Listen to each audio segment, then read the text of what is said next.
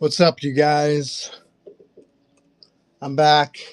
I'm still not prepared, but how easy it is to skip whatnots when you're busy. I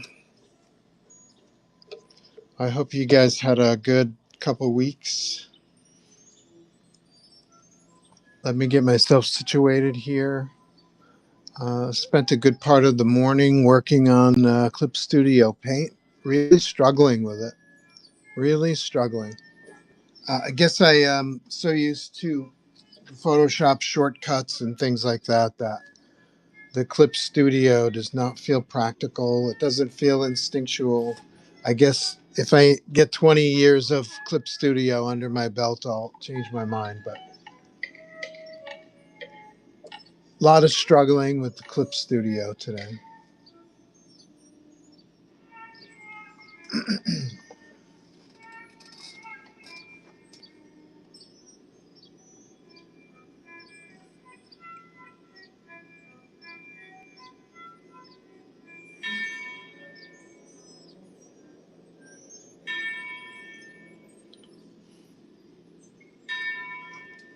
Getting the circle of progress on Whatnot for my Seller Hub.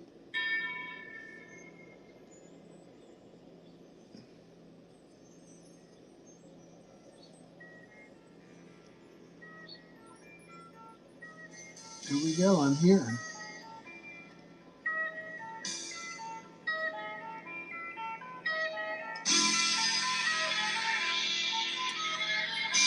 The live stream doesn't seem to be open. Stand by, stand by. Technical difficulties.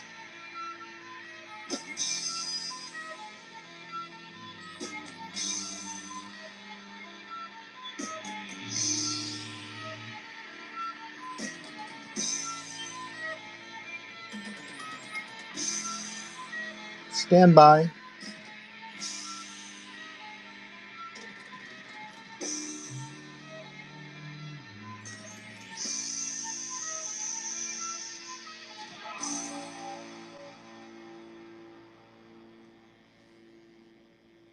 Please stand by.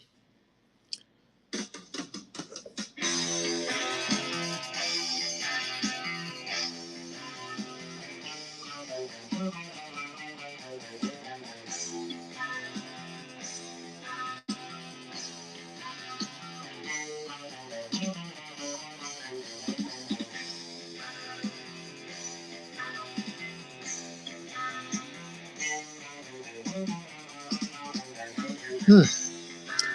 More more problems. Here we go. Wow, that took a long time to load up. But here I am.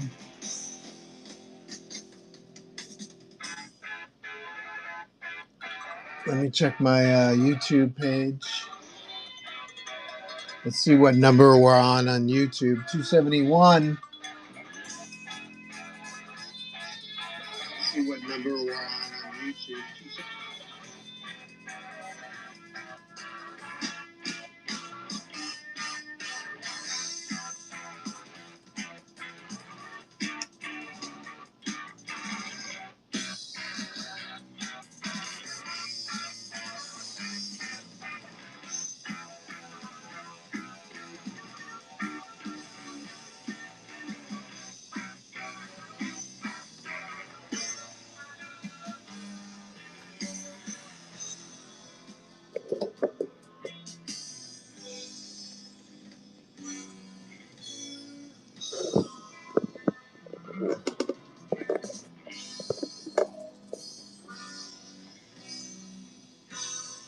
Lion Hearts. This is great. Ghost Rider Remark.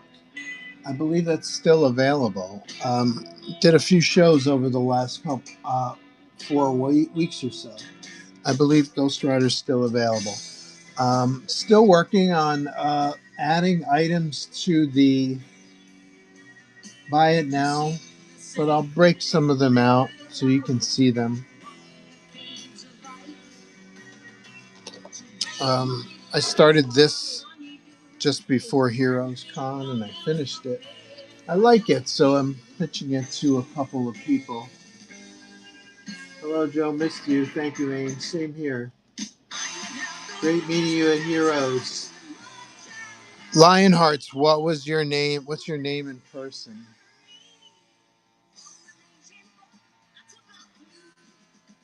Also have a jam piece starter upper that I did in the airport on the way to Heroes.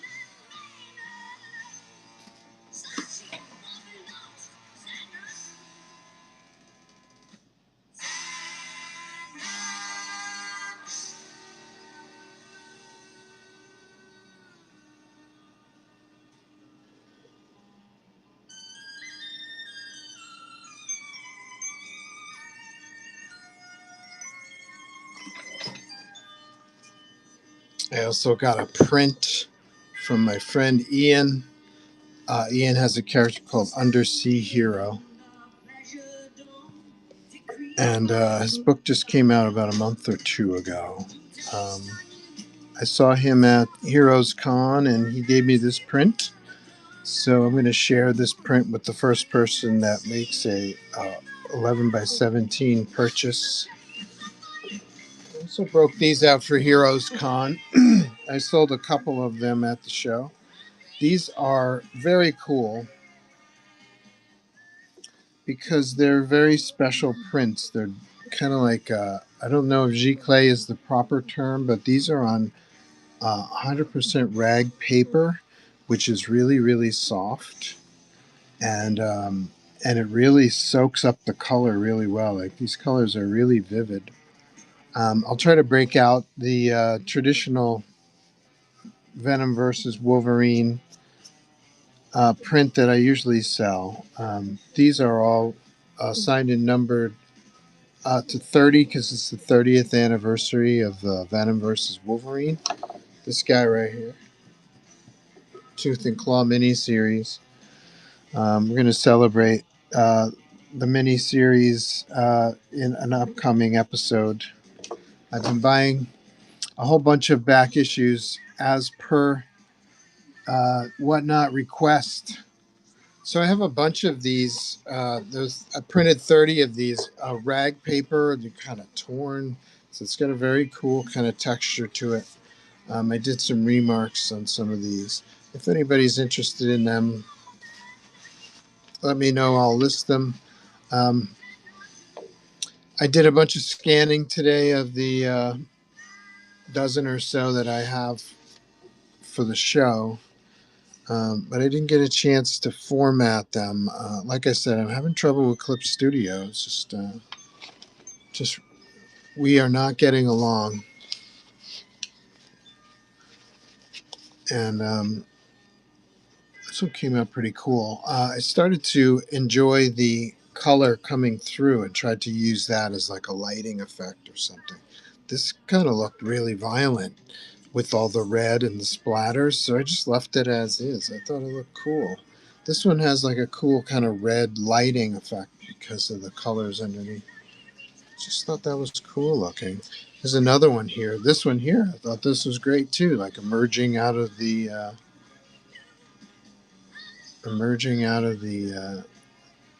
darkness. I didn't want to touch it, but of course I could continue to draw a figure around it, a head and shoulders and stuff. But I just liked the floating, glowing eyeballs and teeth. I sold a couple of these at Heroes. They were Spider-Mans by weird coincidence. It's Venom versus Wolverine, but the two that I sold were Spider-Mans. So on the way during the course of the show, and when I got home, I did a couple more Spider-Mans. Just can't shake the Spider-Man. I'm not trying to. I just find it a curious. I find it a curious experience that even though Venom and Wolverine are going at it, people are still buying the Spider-Man remark. There's another one here somewhere.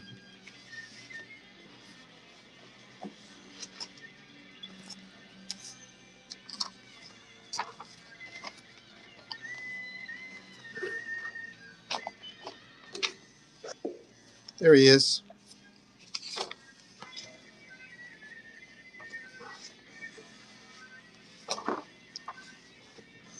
all one of a kind. Only 30 of these printed on this rag paper. That's all I'm going to do.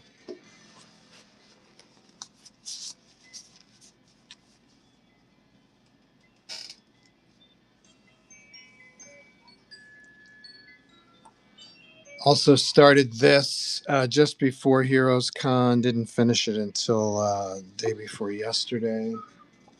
I know Acid has already claimed interest in it.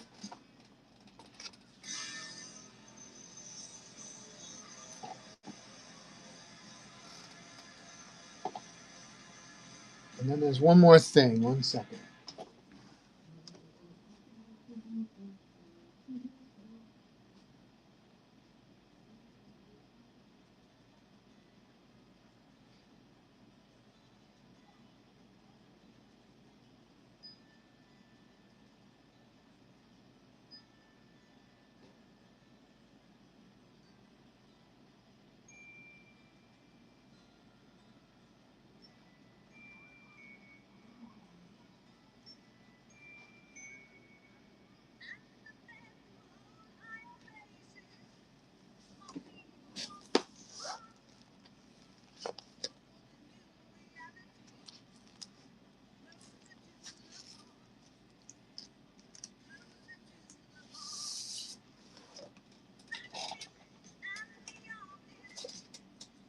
There's a website out there. You know, it's got a generic name. I keep forgetting the name of it, but they're selling the original art for this guy.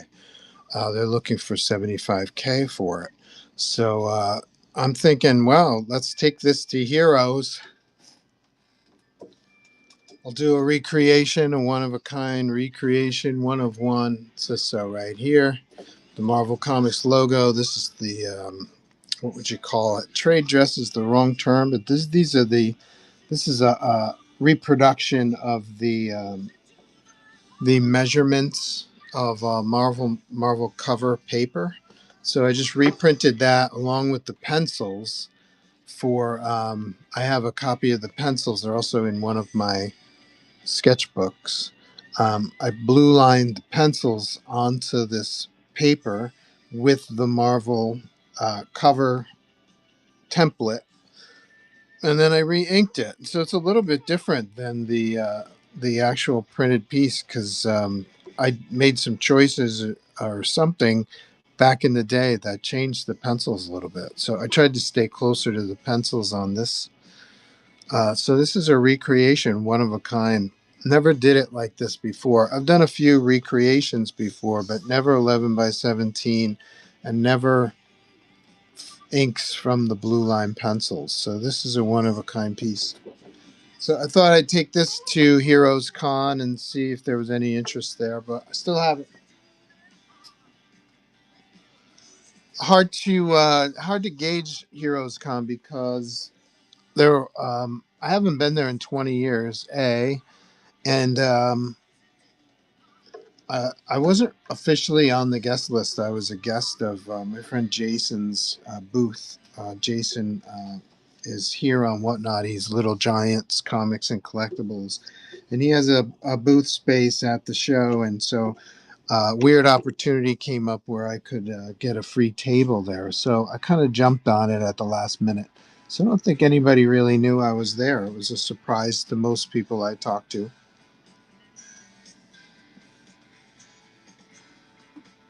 I think I would go again and then kind of go as a guest, you know. Lots going on in the chat. Wow.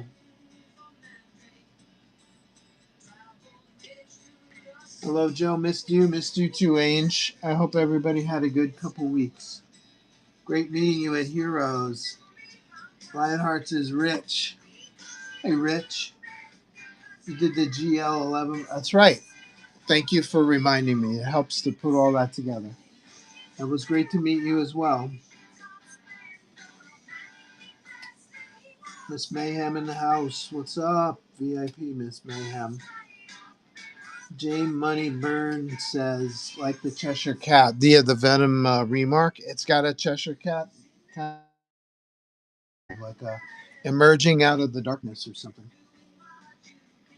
I like your Venom better. Better than what? Miss Mayhem said, saw Donut stream yesterday. He showed me what he got from you at the con. Awesome pieces. Donuts, yes. We did a remark for him. I think I signed some comics. It was fun to meet Donuts in person. It's always cool to meet you guys. And then you tell me your handle, and then I associate you in person, and it all connects. And that's fun. It's fun when my brain cells connect to each other.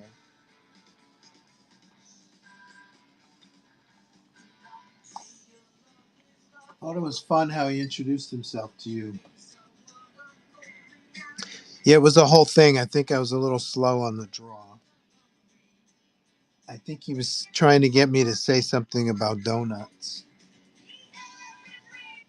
Funny, Ramona in the house. Hey, Joe.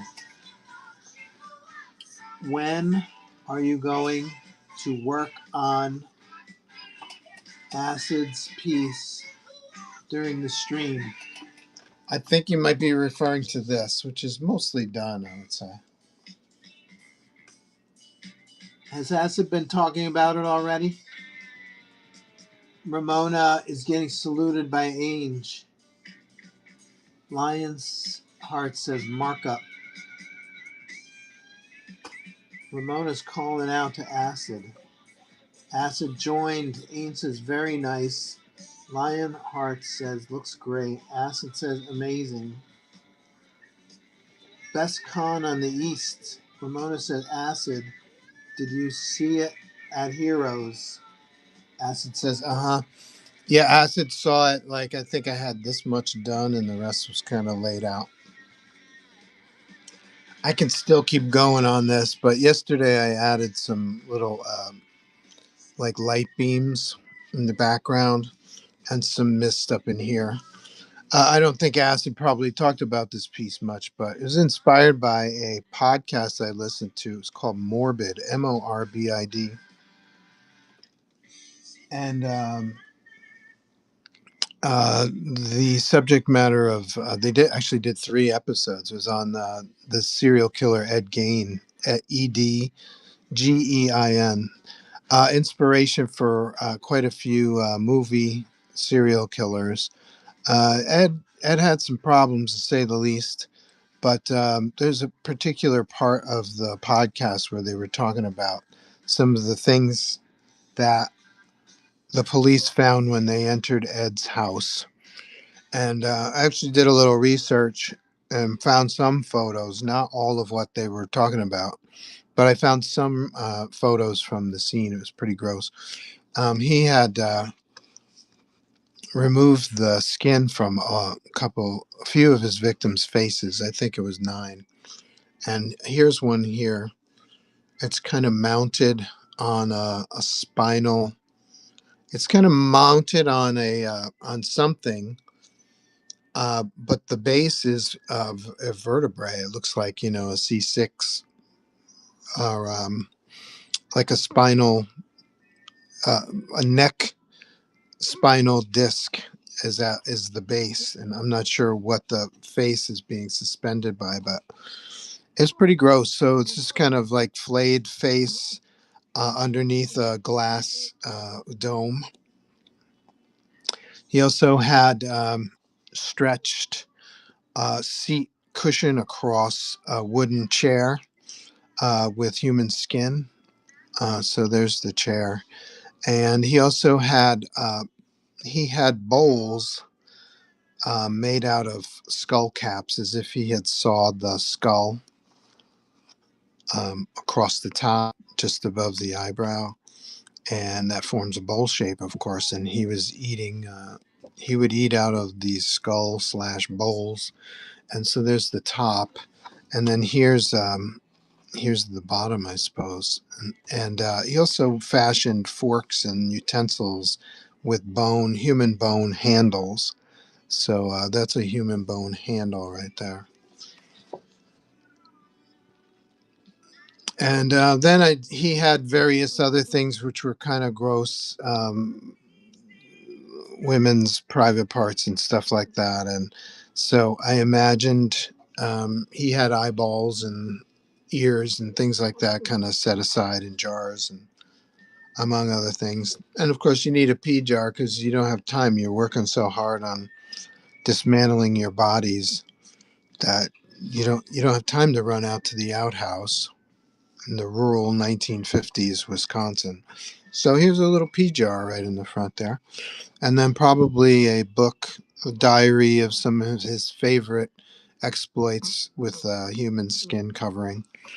I That's just me kind of riffing. And this is a documented case, although the setting is different. He had kind of suspended his victims upside down and kind of gutted them like an animal, like a deer or something like that. How you would kind of strip down a deer. So some of these some of these ideas from the uh, podcast I listened to kind of made their way into Absolute Batman. And I just imagine, like, at some point, Absolute Poison Ivy and Absolute Scarecrow got together, and Absolute Batman chased them down and did them dirty. So this is like a post battle scene. I imagine this is like their their suburban farm abattoir kind of thing. I don't know. I don't know what I'm talking about.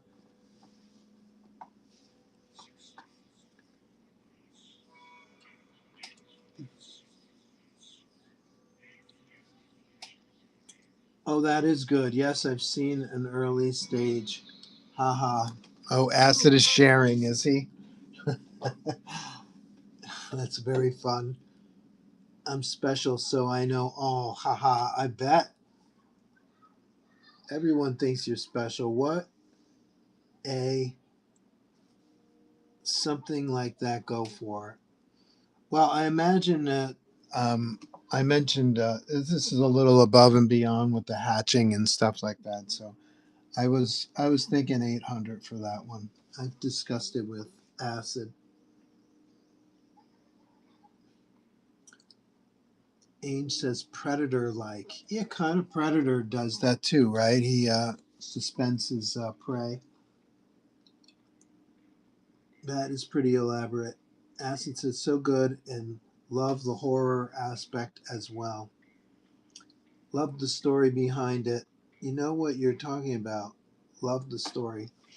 Um, yeah, sometimes things you're listening to or reading or experiencing, they make their way into the drawing, and I don't know why. I don't know why it just kind of worked its way into the drawing. So, and same with this is like you guys have really influenced me on revisiting some of this old shit, and so that's why I did this piece as well. And so this is a one of one cover recreation of Venom Wolverine. I'm not really sure what to add, what to ask for that one, but at Heroes Con, I was asking 95% off of 75 grand, which is roughly 3,500 bucks. Minus 95% is 3,500. So I don't know if that's the right price for that piece. I don't know. We'll take it to another show. I'm going to Chicago in August, going to Boston in August. Um, we'll see what happens. Or if you guys want to take it off my hands, I'll list it. Like I said, I've been having trouble with Clip Studio today. I wanted to list all these pieces, put them all up so everybody could look at them real easy. But just really struggling with the Clip Studio today.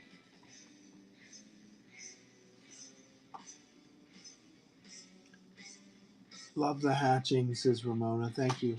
Yeah, the hatching, it's not something I do. Well, my pieces have a lot of detail, but actually I'm wrong. When you look at something like this, one second.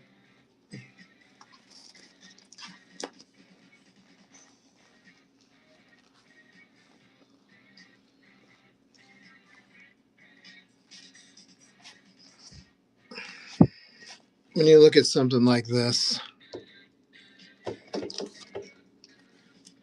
or something like this. Let's see. There you are. I guess I do that kind of shit regular. So this page actually sold my New Zodiacs comic. I kind of snuck a few New Zodiacs pages into my portfolio as an experiment at Heroes, and this one guy just couldn't stop looking at this drawing. So I said, if you like the drawing, I have a comic book that's all worked around that. It's called New Zodiacs Pisces. Strangely enough, I have no copies of it nearby. Someday I'll get organized.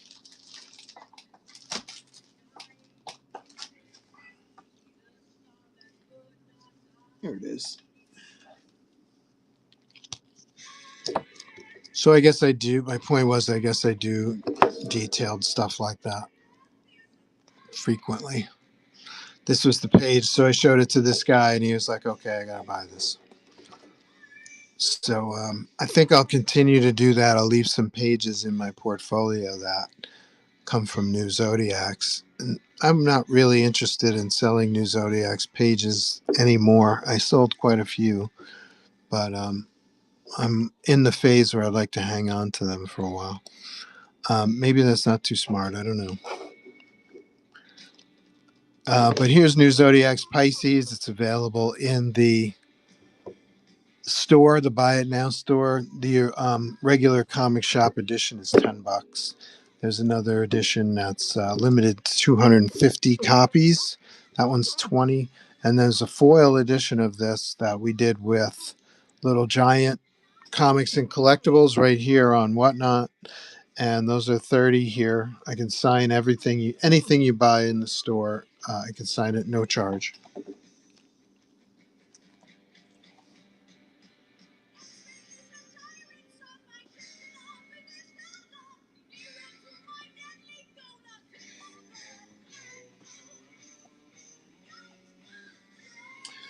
Cool. Should we do some drawing today? I didn't really have much planned. Was trying to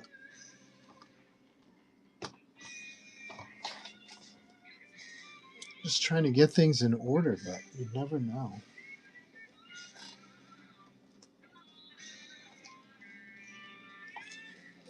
We did a jam piece in the airport.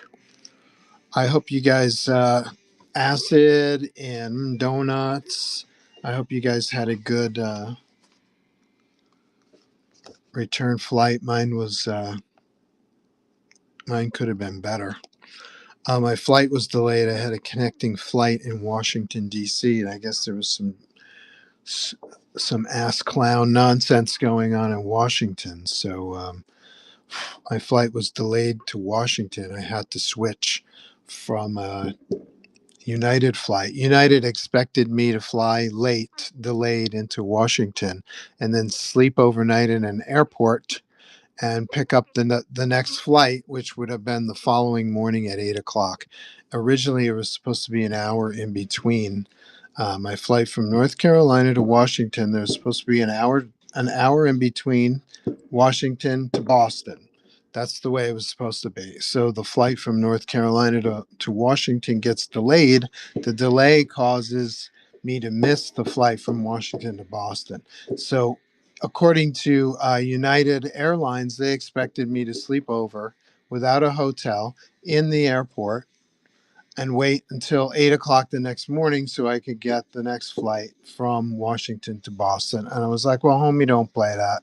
And so they were gracious enough, after arguing with three people, they were gracious enough to switch me to a direct flight from North Carolina to Boston, but it was on American. So I had to switch from United to an American flight, but it was nonstop. So I much prefer that. But in the process, they lost my baggage and actually damaged it. They had taken the banner. It was my big honker banner with my stats on it. It looks a little bit like this, actually.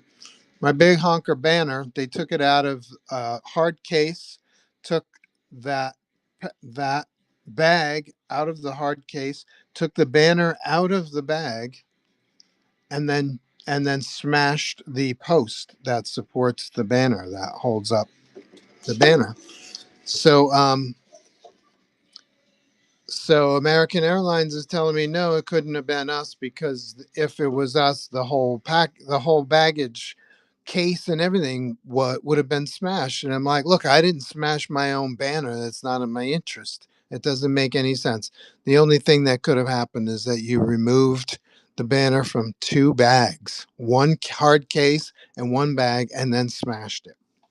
And we're still arguing about that today. So we need to have our banner replaced, or at least the part replaced.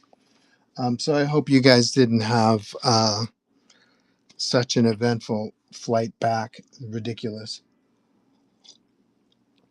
So I won't be using American Airlines or United from now on. They're on my list.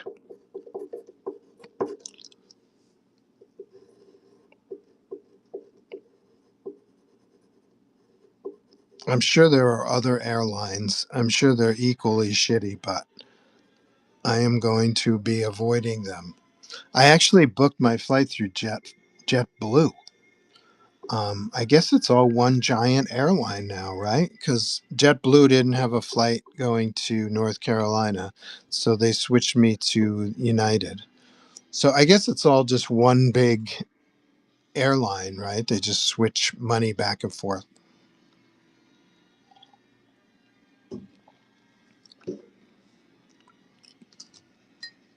So I won't be using American or United, and I don't encourage you guys to use it either. Heroes was awesome. The drive back, not so much. Oh, you had a drive issue. Wow. Ramona says, "Will I?" It's hard, it's hard to read the.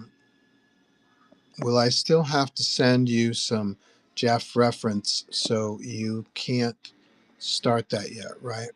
It's always good to send me reference. I might have some. That's why I drove. Yeah, because of the shitty airlines. It doesn't matter, because other airlines just take over. Yep. I booked Lufthansa, and I think I'm flying Delta until now. It still can change. Yeah, that's ridiculous. Just a long drive, but did stop at Buses. I did stop at Buses. I don't know what a Buses is. LOL. The yellow is hard to read, question mark.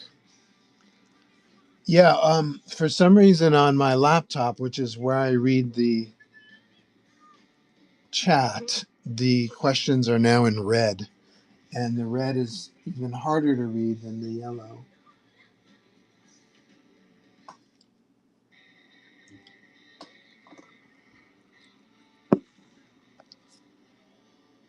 Buck E. Spat.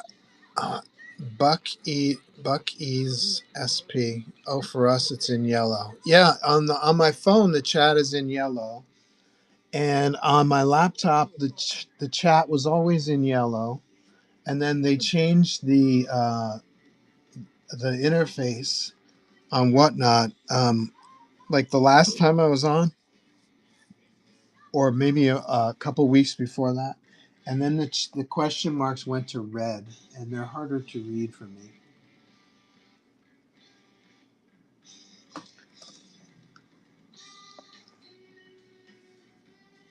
It's called Buck Ease. Everyone raves about it. I don't know what that is. Please explain. What is a Buck Ease?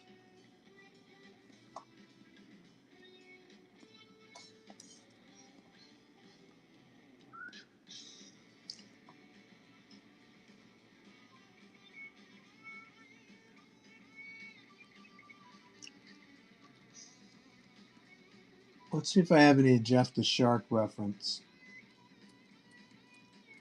I think I might have cleared it out. For some reason, I've got Pikachu reference.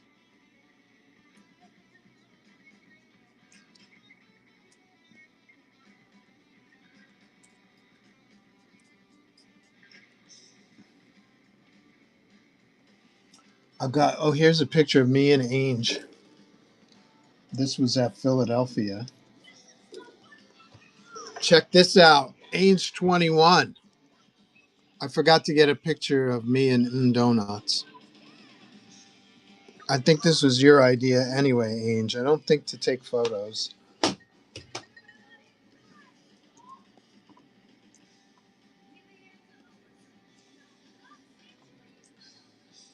And here's a picture of the honker that was damaged in transit by either United or American. For those of you guys who haven't seen me at a show, I have an 8-foot sign.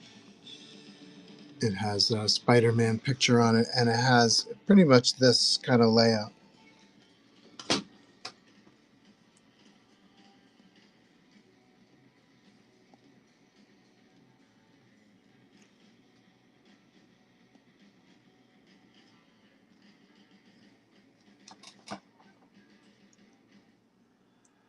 It's like Wawa and Walmart and Cracker Barrel had a baby. I don't, okay.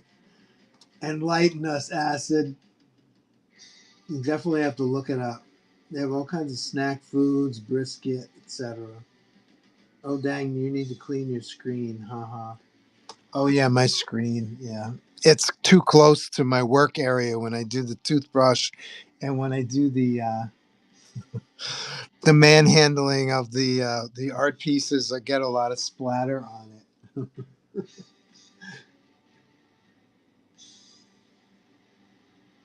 You can draw Jeff basically as the bulldog.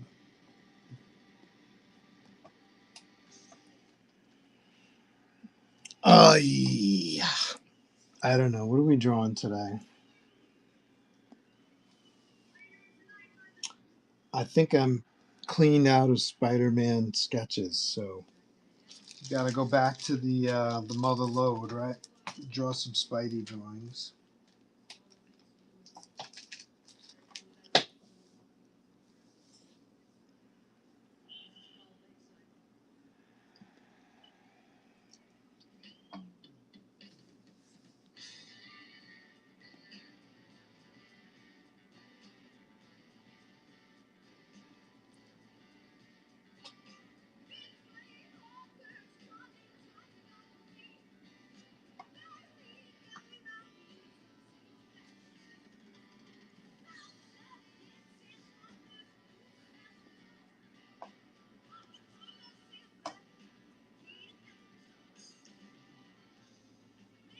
Manhandling gives me an other vision. Oh, not that manhandling, just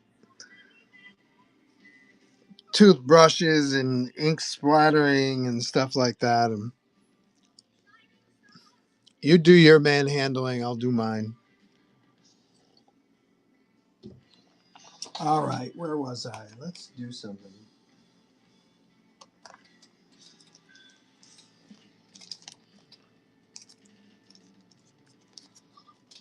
Here's a comic my friend Bob did. That's his last name. I'm sorry, I don't know how to say Bob's last name. I just know him as Bob, but he did his own comic. He claims this is his first comic he ever did. It's quite good for a first comic. Recommended. What else we got over here?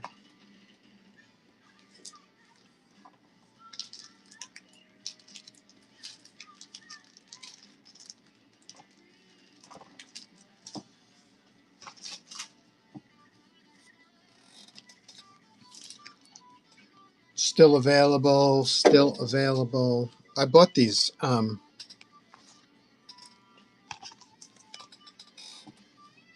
top loaders for the comics, and they're not as sturdy as you might think, but they're sturdy enough, I think, for transit, and they're sturdy enough for presentation. I like when I stand them up on tables and stuff like that. So they're pretty good in that way.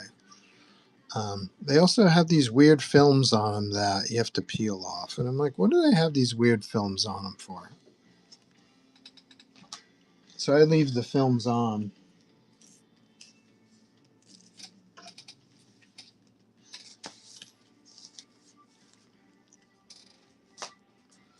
I think people instinctively know that I don't often draw Ninja Turtles. So this guy's still available.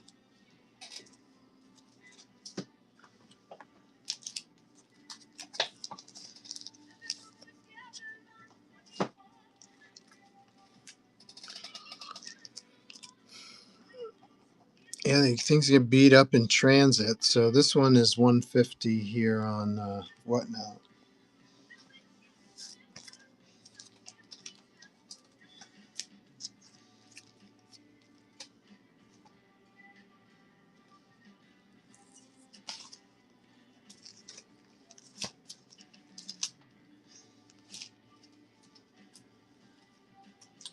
I don't think this one is in the store yet.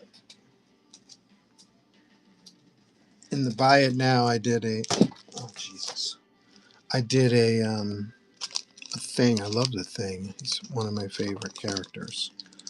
I did a Thing remark on the sketchbook. That must have been me just feeling like drawing the Thing. I also have a Marvel team up with Invincible. Maybe I should do something with this. Let's set this aside. See if something in my brain kicks loose. The guy who was next to me at Heroes Con, his name was DJ, also known as Dawson, and he got a lot of um, Invincible requests. Like he's on Whatnot also. Um, he gets a lot of Invincible requests. He has to go online and buy like $50 blanks so that he can do sketches for people. It's pretty cool.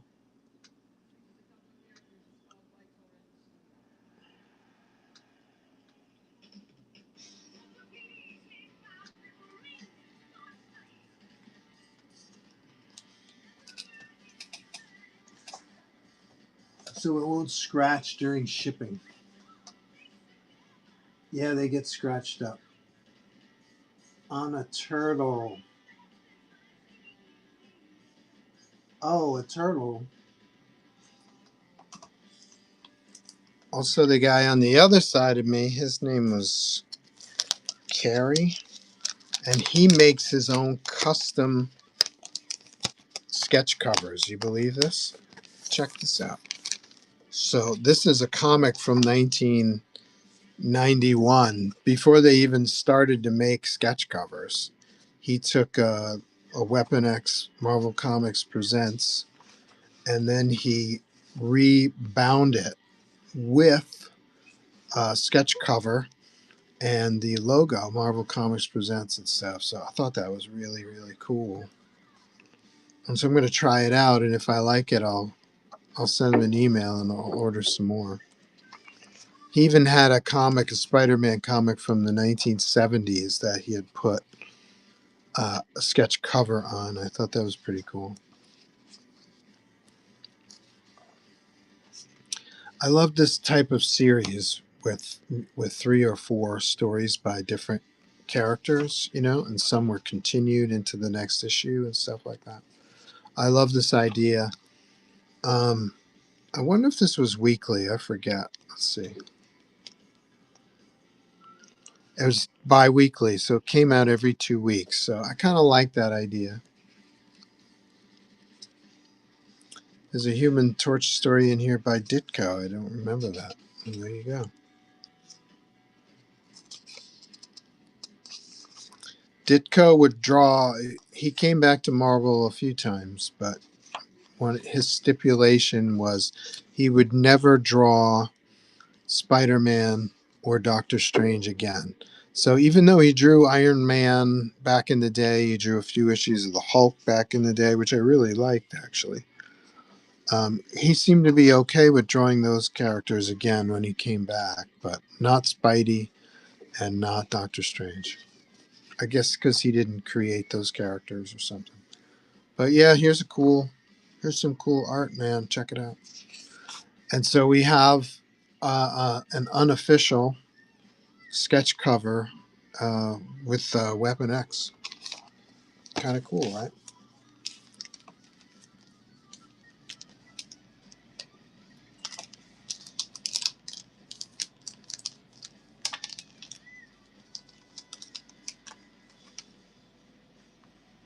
Lorraine, that's amazing and smart. Yeah, that's amazing.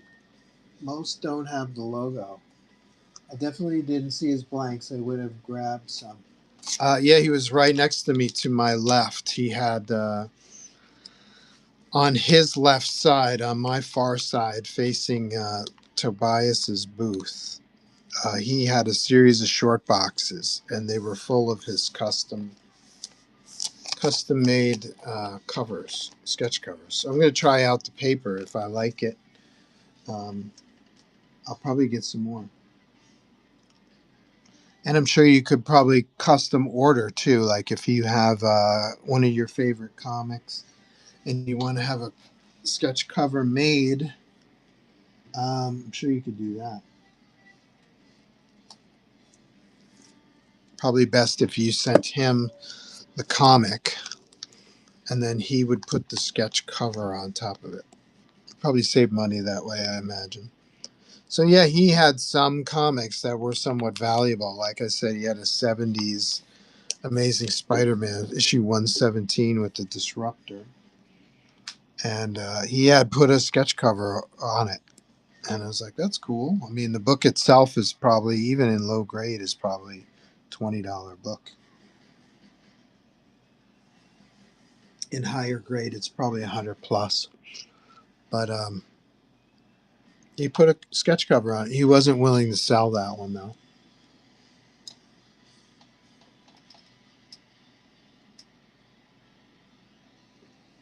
Wow, lots going on.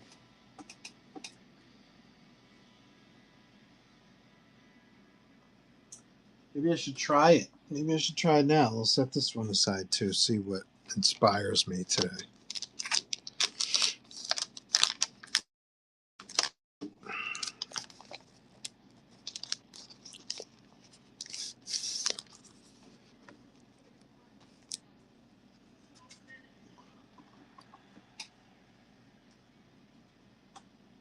Some Max would be cool too. Acid, I know you're a Max guy.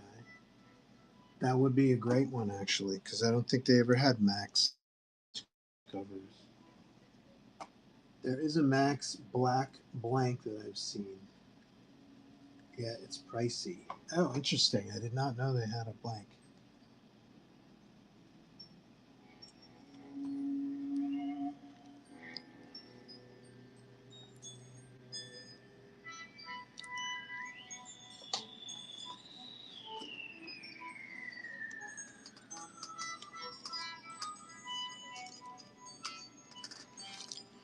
I must say I miss my blue leads. I gotta look up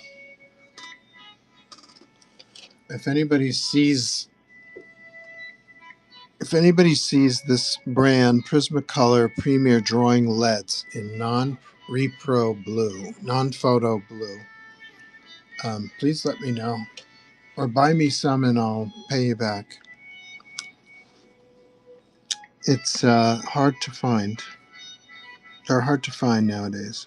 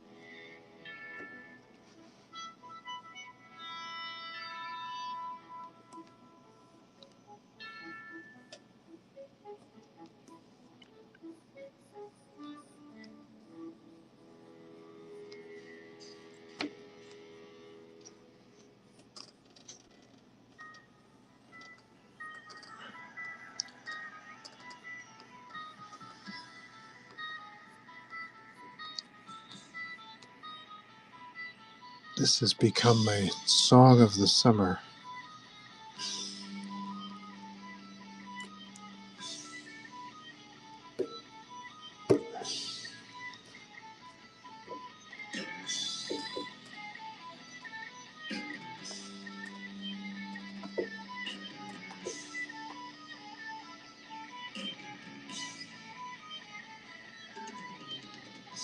Whippersnappers know something these days. Yes, you whippersnappers, you know your thing. Some things you know, some things you don't know. They did Batman Max Arkham Blanks. I missed that one totally.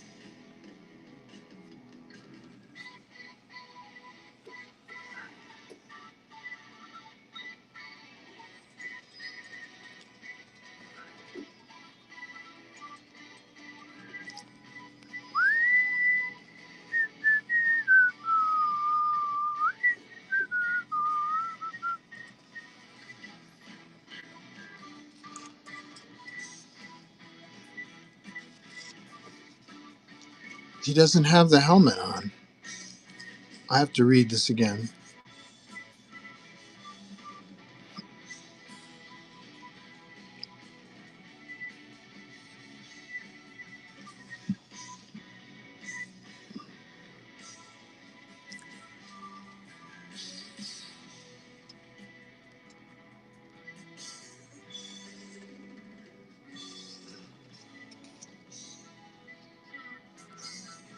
Ouch.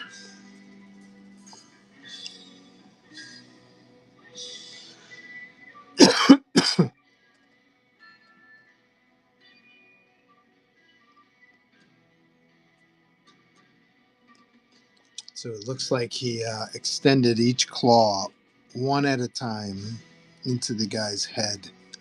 Nice.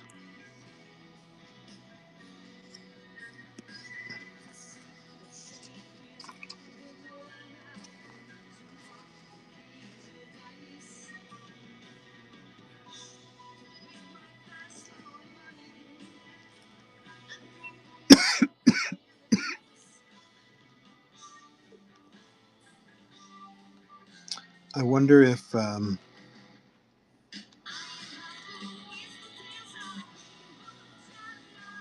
Weapon X helmet is intentionally supposed to look like Cyclops.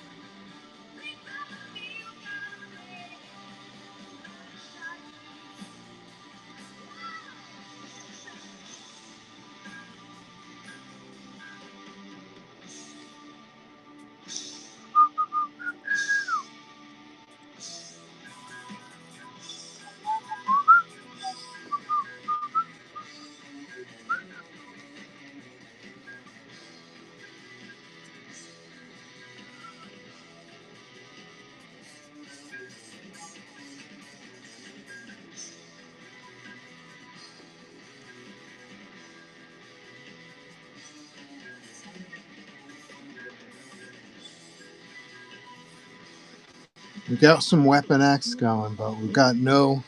This is a torso shot, so there's no dick in the box today. Sorry, folks.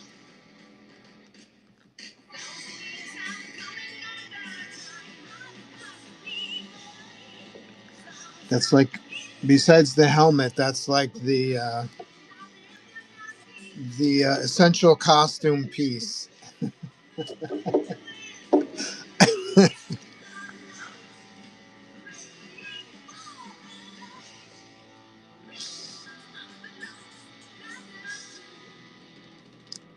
Xanadu.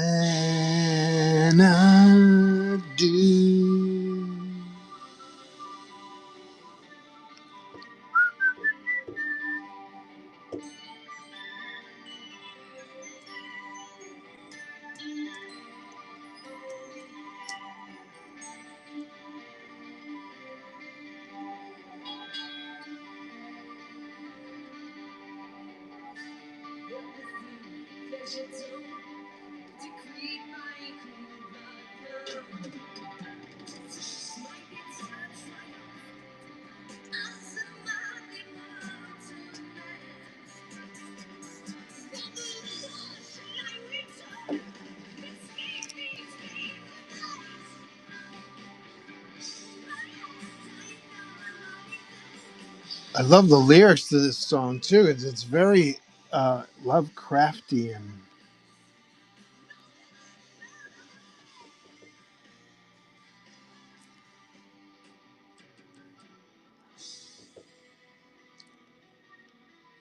He's in search of this mystical land and he finds it.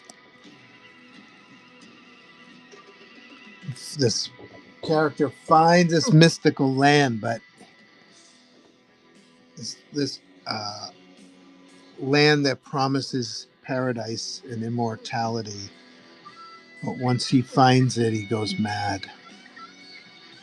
The quality of the mystic land drives him insane. Love it.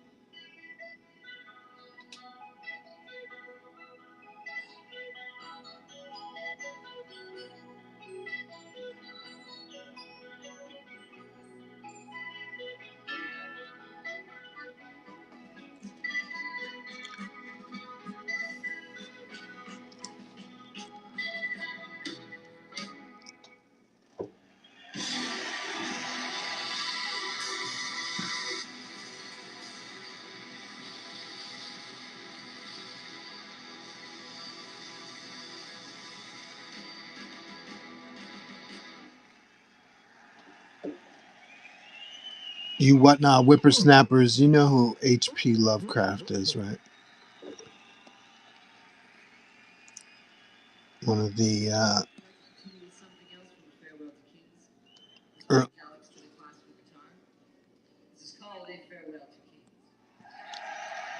early horror universe, one of the first horror universes.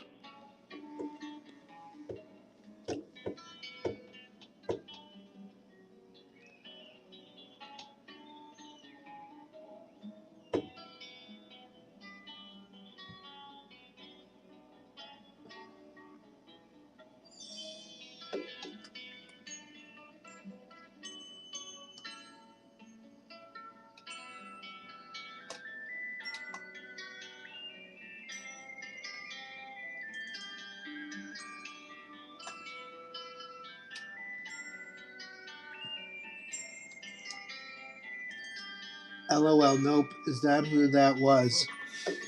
No, the lyrics for the song, they give off a vibe that reminds me of H.P. Lovecraft. So H.P. Lovecraft is he's an early.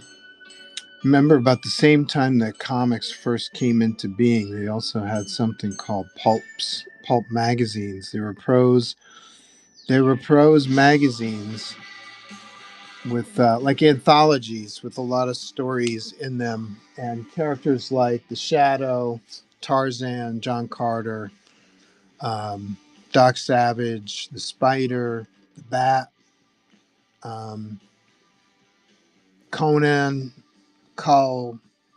These characters all came out of these prose uh, pulp magazines around that came out in the from starting in the 20s into the 30s. And they're very contemporary with the early comics that came out about that time. So they had similar adventure themes and stuff, a lot of the pulps. So there's a writer who came out of the pulps. The people like the guy who created Conan is Robert E. Howard. We know who that guy is, right? Um, going blank on the guy who created Doc Savage, something Lester. Um, the Shadow. I'm going blank on the music is distracting. Actually, I can't think and listen to music at the same time. But anyway, H.P. Lovecraft was a uh, similar writer. He would write these prose stories for these pulp magazines, and it turned out it had kind of like a Edgar Allan Poe kind of vibe. They were horror themed stories, but he started to create something of a universe of characters and a pantheon of what he called elder gods. One of which was a character called Cthulhu, Cthulhu. Cthulhu is this kind of otherworldly alien devil god who frequently visits people on Earth and drives them insane. So you would read pulp, these Lovecraft stories. It's just short stories, 8 to 10 pages sometimes. And then if you read them as, in bulk, you started to see certain characters and a certain universe start to connect all of these stories. And so you can find Lovecraft collections all over the place, and highly encouraged. So the Rush song Xanadu that we were just listening to, it has that similar vibe of like a guy who was obsessed with finding this lost city of paradise, and consequently, once he found it, he would become immortal. And then he finds the place and he spends his time there, and now he's immortal and he's gone mad. So that's a similar theme to a lot of the Lovecraft stories about people who visually witness the presence of one of the elder gods, either Cthulhu or I think there's another guy named Yog. I'm going blank now. Sothoth, something like that. They had really cool names. Um, Humans who interface with these characters are almost all driven insane. So there are stories about guys, people visiting guys who are in insane asylums, and they tell stories about how they saw this creature, and that's how they ended up in the uh, asylum. Batman's Arkham Asylum comes directly from a Lovecraft story. They totally swiped the name Arkham from Lovecraft story. So fun little tidbits. Highly encourage you to read it. Lovecraft, he's one of those guys, he's not PC anymore. He's a fucking racist prick. Did not know it at the time, but super racist. Um, but the stories are kind of cool. And like I said, give him creative credit for creating a universe of like horror gods. and a series of stories that all connect inside that universe.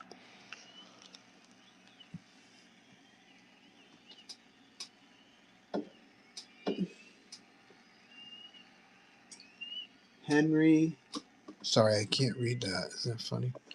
Henry Ralston, H.P. Lovecraft. Henry Ralston, I wonder if that's his actual name. H.P. Lovecraft it feels like a stage name or a pseudonym, but I could be wrong. I don't know that much about him as a person.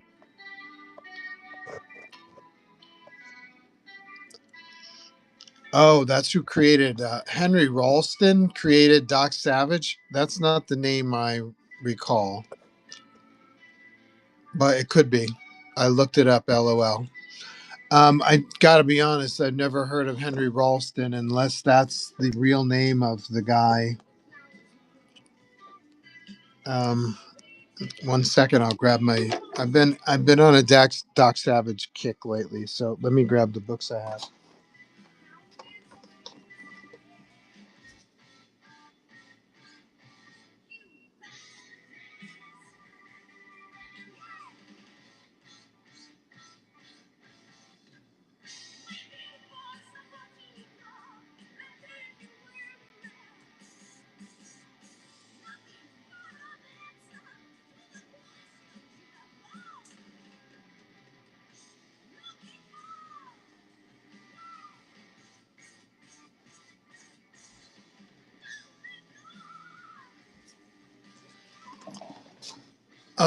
Let's see. So I was way off. Kenneth Robeson was the name I was trying to think of, not Lester. Kenneth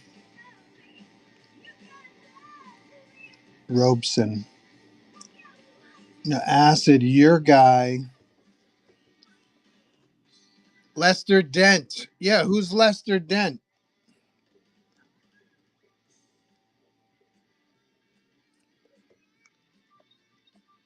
That was that was Henry Ralston's pseudonym. Yeah, Lester Dent is the guy I was trying to think of. He's associated with Doc Savage. Well, so is this guy, Kenneth Robeson. Kenneth Robeson may have written as Lester Dent. Oh, this can get confusing. Um,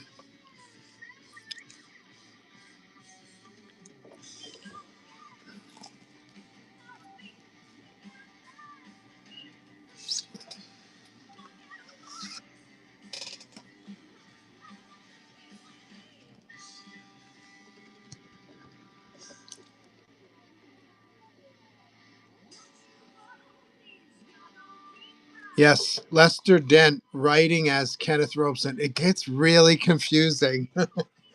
So there were a few writers. There's over 100 Doc Savage stories that were originally published in the pulps. Here's some of the here's some of the pulp covers. Doc Savage had his own magazine, so it's an 80 page wow story. That's very long form. I wonder if there's any other stories in there. I'm not sure. Anyways, so Lester Dent, I'm pretty sure Kenneth Robeson wrote a lot of the stories, but I don't believe he wrote all of them because there's over 100 of them.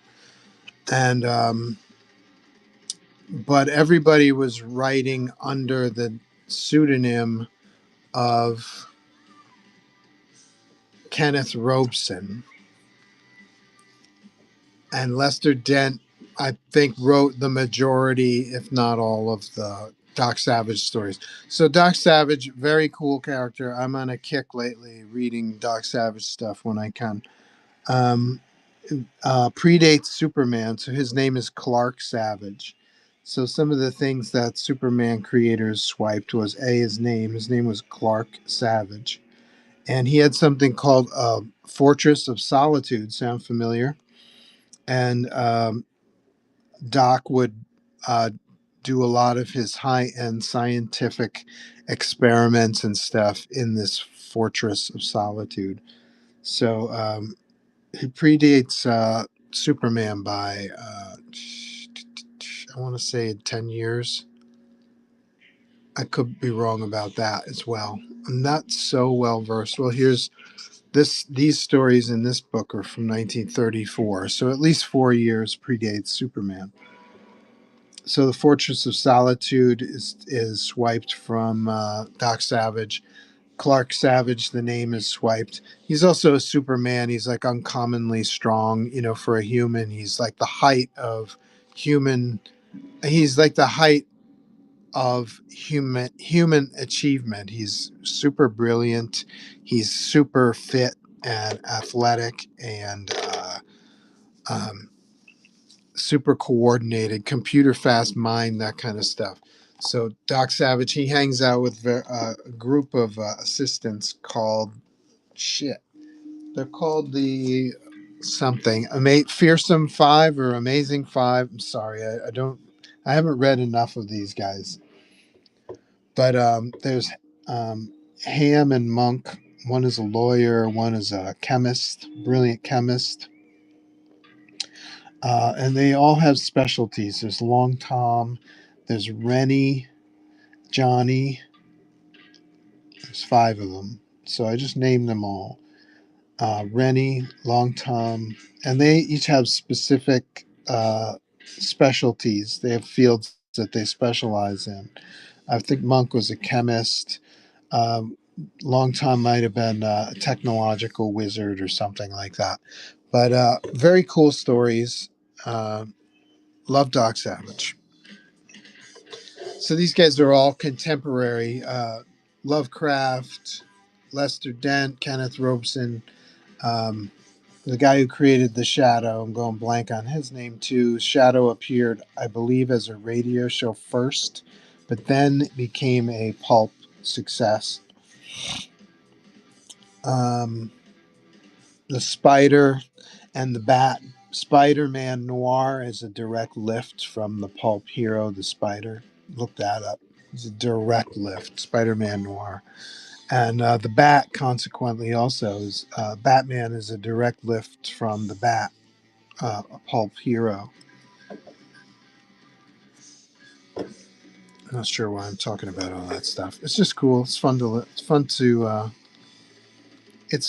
find the influences, the original influences on things, right?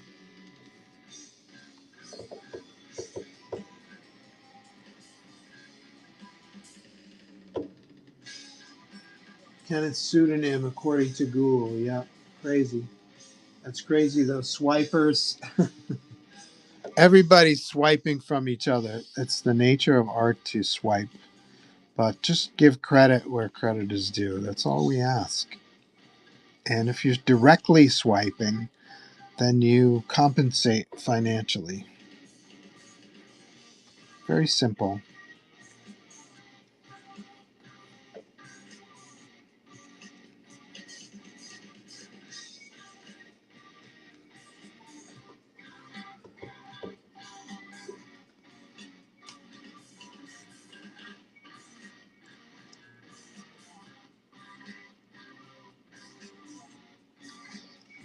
Sometimes other creators will bring something to the mythos as well, like Jimmy Olsen's Superman's pal. His first appearance was in the radio show, the radio serials. First appearance of the Batcave was in a Batman radio serial. So all these things, all these creators kind of add to the mythos. The mythos gets larger and larger. Everybody starts being influenced by one another. That's kind of fun.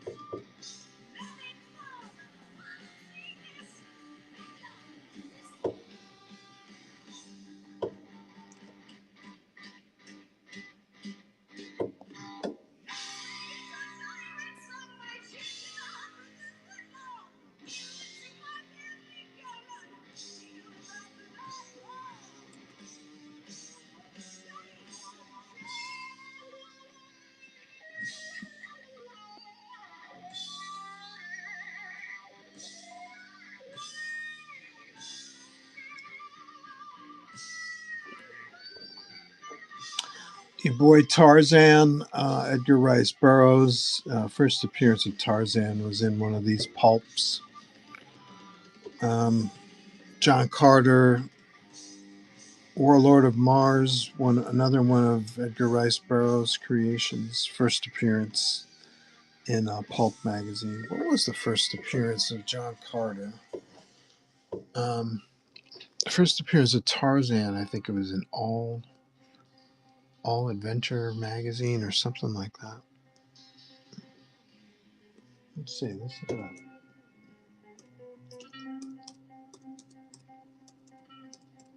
Somewhere around 1910, if I remember right.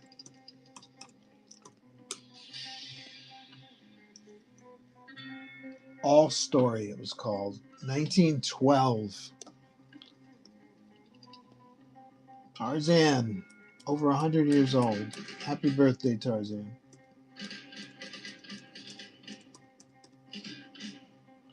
All Story magazine. Oh, Holy Cats. A Princess of Mars first appeared in All Story in 1912. Same year? Actually, same year, but he appears before.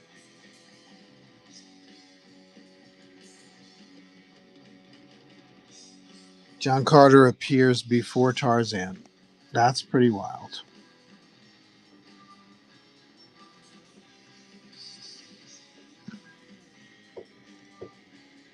Just learning that today.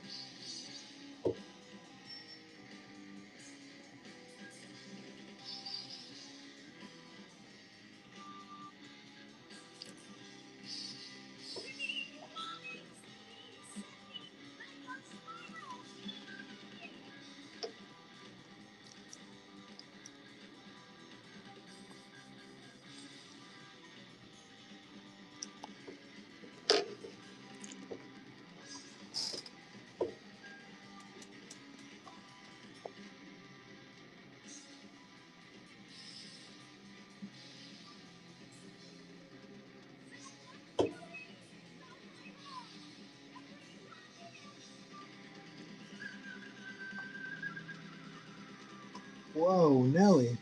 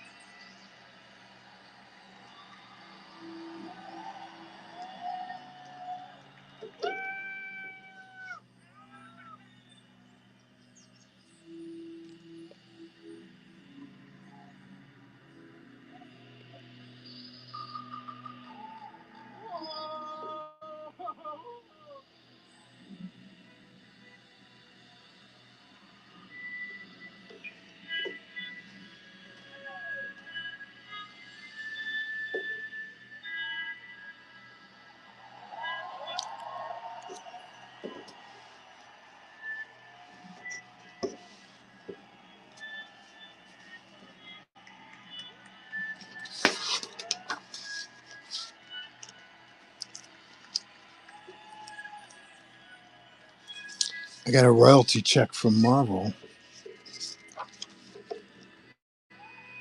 on what's today? Wednesday? On Monday. A whopping $14.25. And then I got another check from Marvel yesterday. Same amount. Same check number. Same accounting. I guess it was for digital downloads of certain comics I did. So this is a first. I've gotten two checks. They're both the exact same. I didn't know you could even do that. So I have to send myself an email to Marvel, see what's up with that. Boom, boom, boom.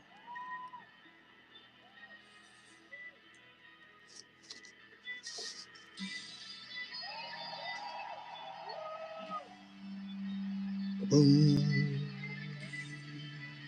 boom.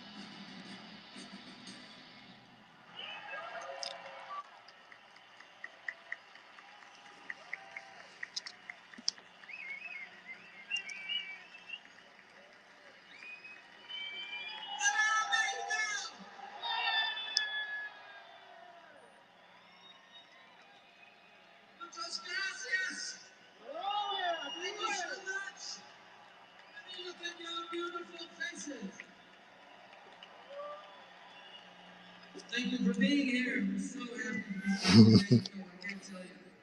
Very pleased. We've come here for a lot of reasons. We've come here to celebrate 50 years of rock music. We've come here to pay tribute to the partner that Alex and I had for so many years, the great Neil Peart. We can't do this alone, of course, so we've got some sausages with us. Aside from my great club sausage, Mr. Benson, marvelous Annika Niles.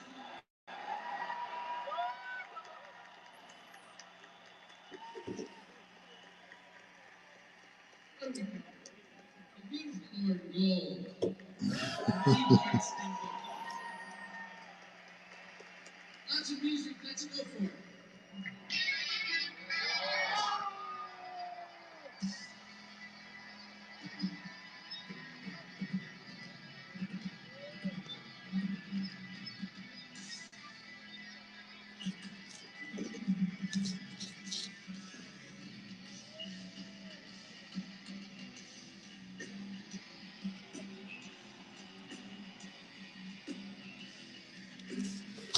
We're drawing Weapon X.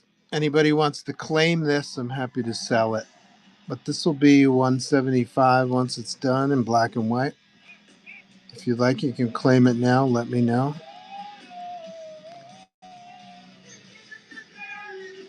Type C in the chat and I'll run the auction.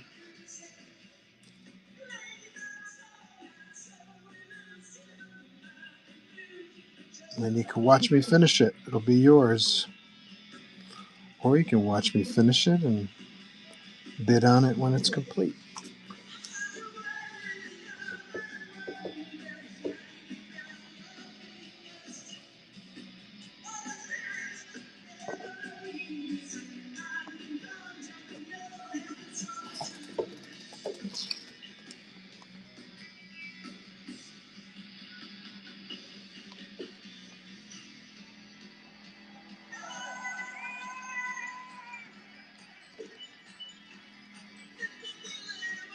Cracker with life.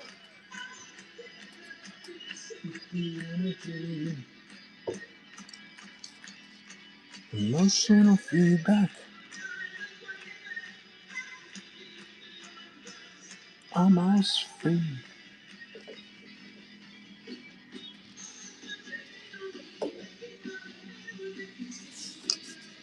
All that.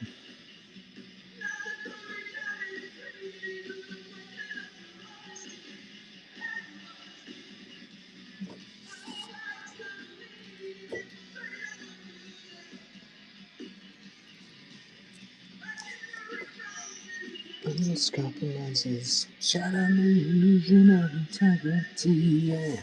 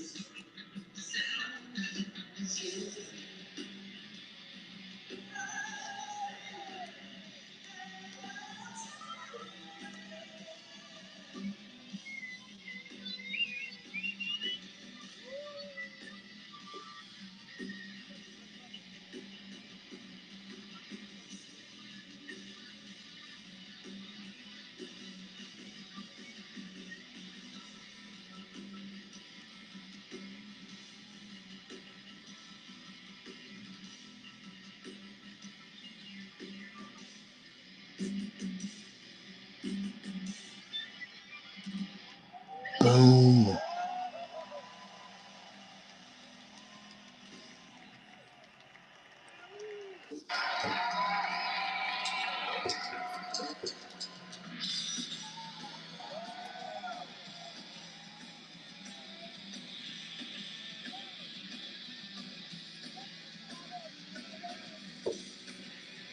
Market Toes says, that looks awesome. Thank you, bud. Wait till it's done. You'll really love it, I predict.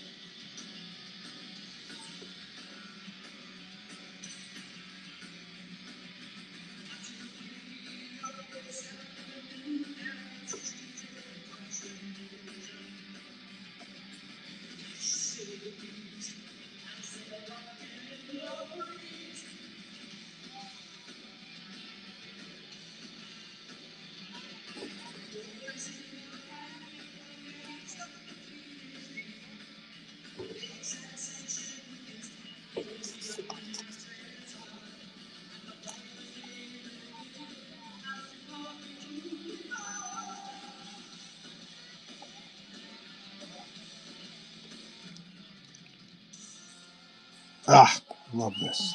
Love it.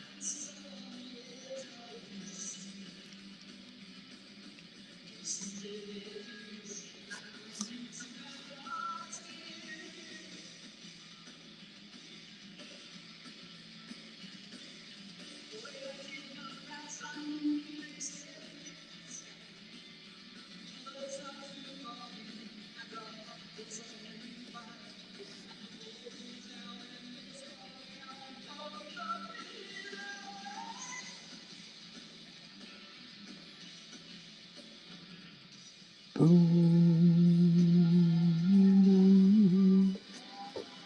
Boom.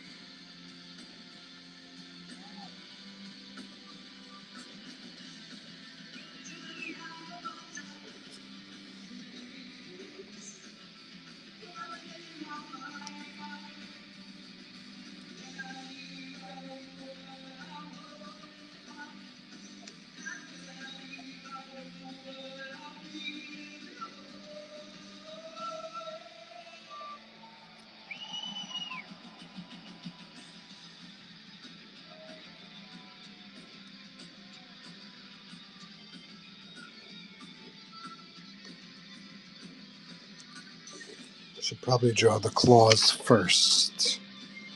since they're popping out of the hands and appear in the foreground.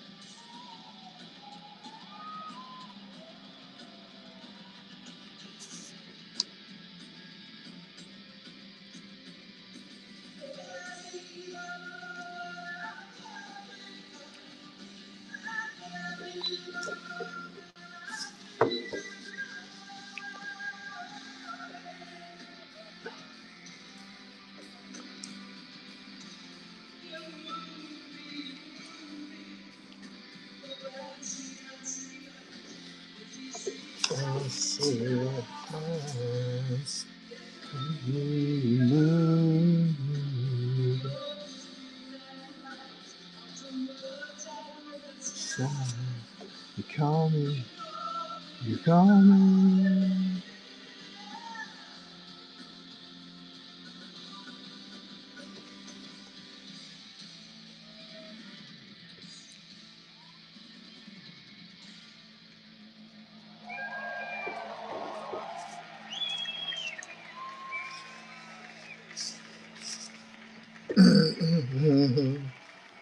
Beady beep beady doo. Beep beep beep. Gracias. Thank you so much.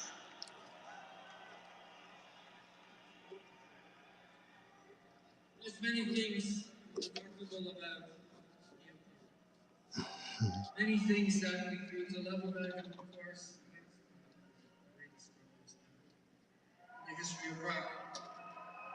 There's no doubt about that.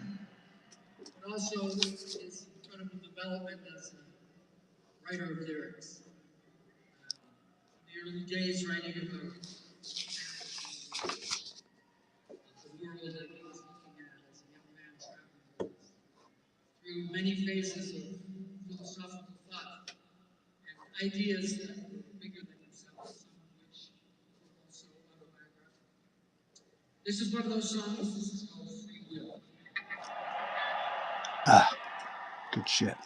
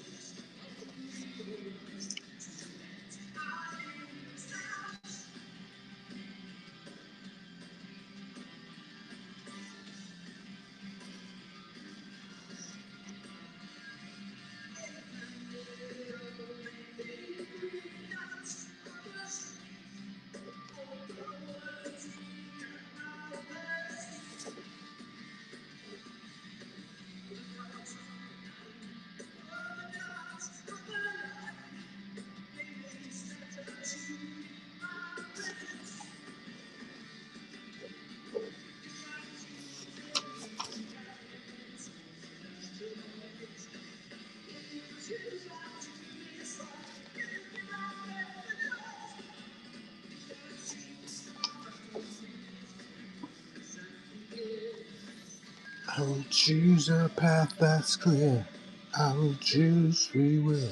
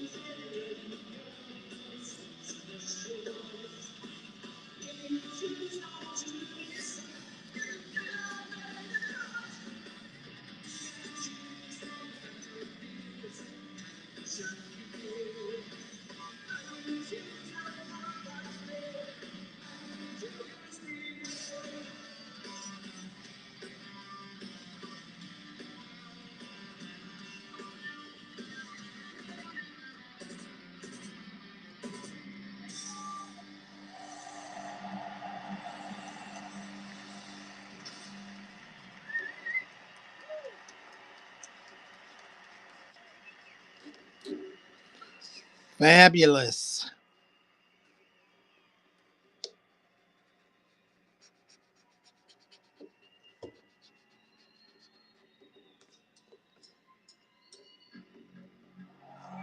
Oh, here we go. More great shit.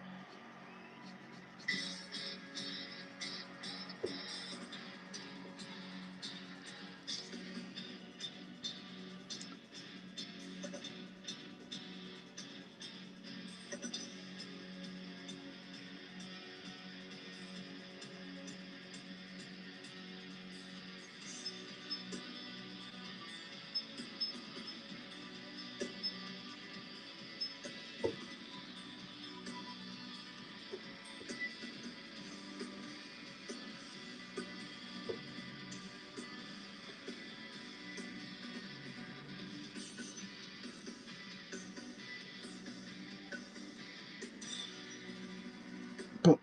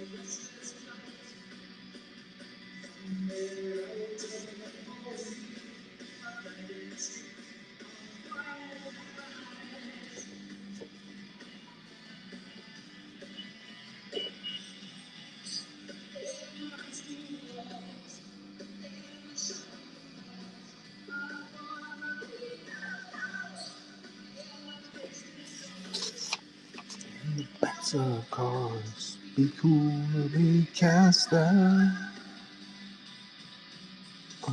Escape might help soon.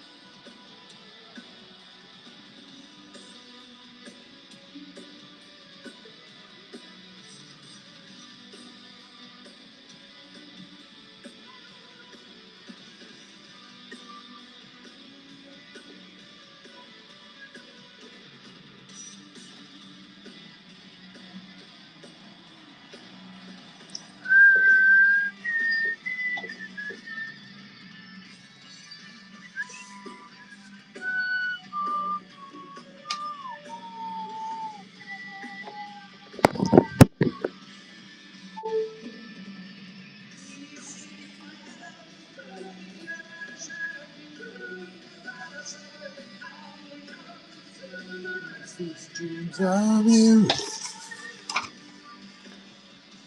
We're drawing Weapon X today. This is a custom cover, sketch cover. My new friend from Heroes Con down in North Carolina, he was my next door neighbor. He makes custom covers. So he grabbed one of these. Marvel Comics Presents 1991. This predates sketch covers. So he bought one of these comics and then custom made it with a sketch cover. So I thought I'd take advantage of it. Try it out. It's actually working pretty good. It's taking ink very well.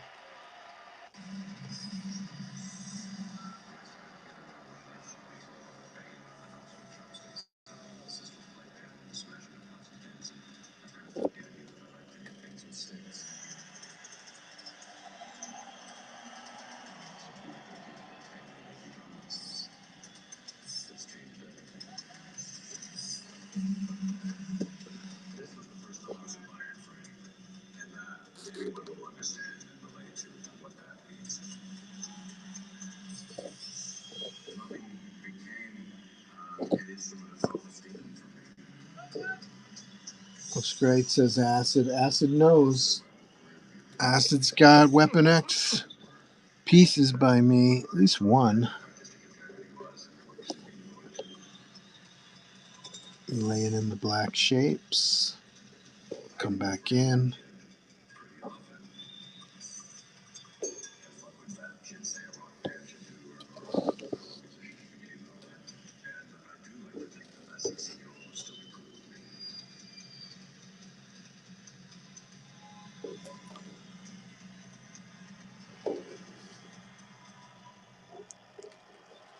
Do do do do.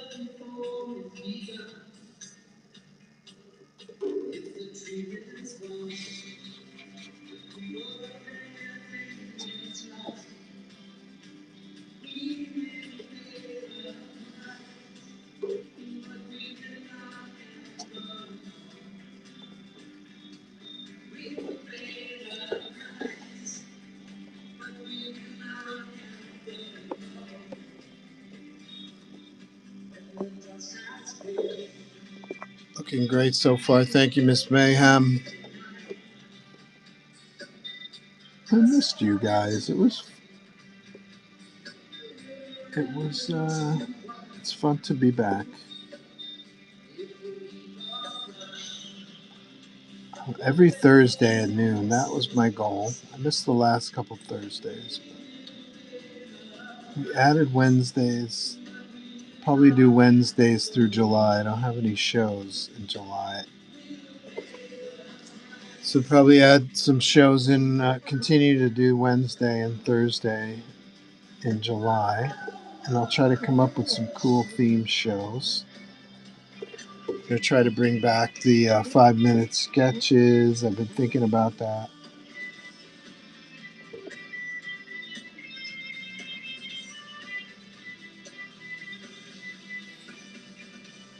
I'm thinking about mental metal, give away some prizes.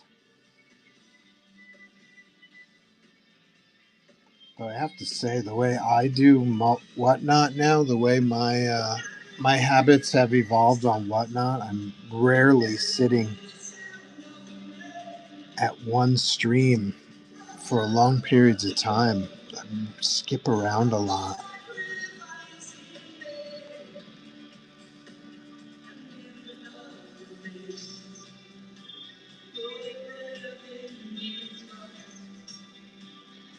We will pay the price.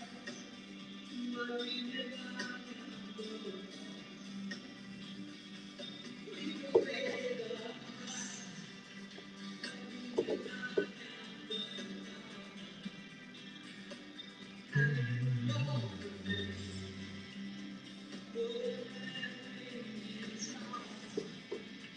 will pay the price.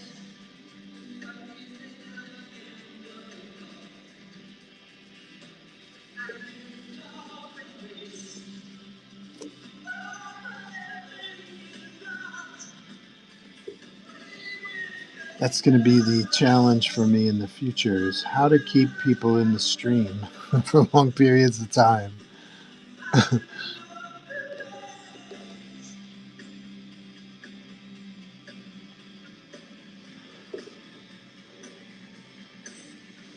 Every 5 minutes a giveaway, every 5 minutes an auction. I don't know.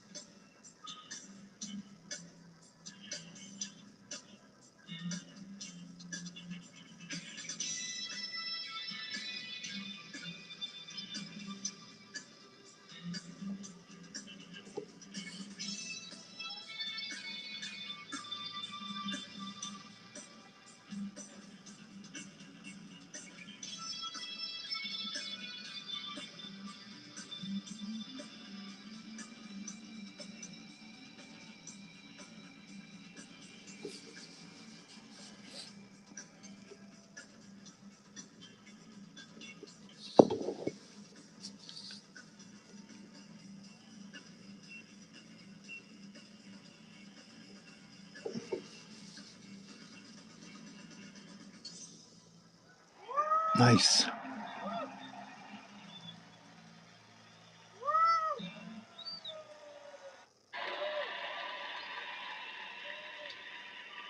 you so much. I'd like to do something that takes us into the woods. This is the truth.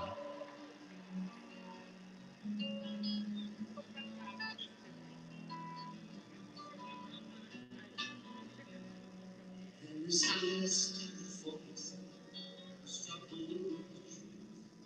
All the labels want to listen.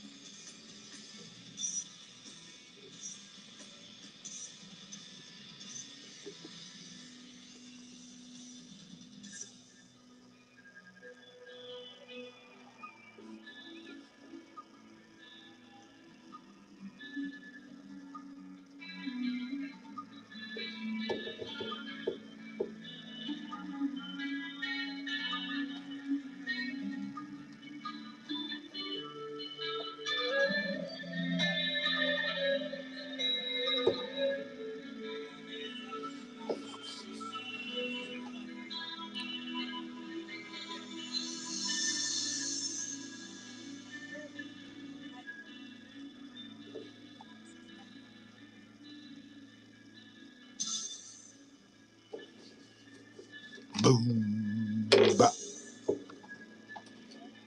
Ba-da-da. Pop.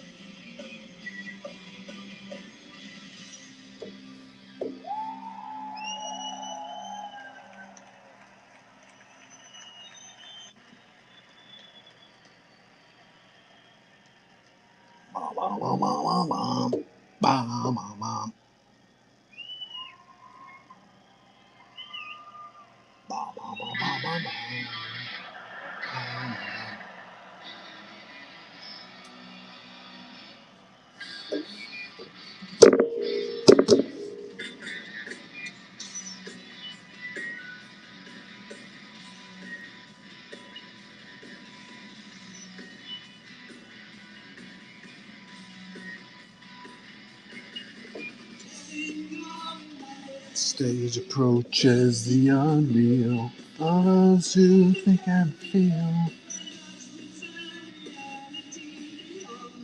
Give their cage.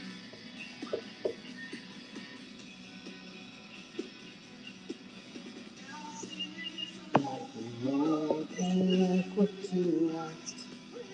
Sufficient to keep oneself intact.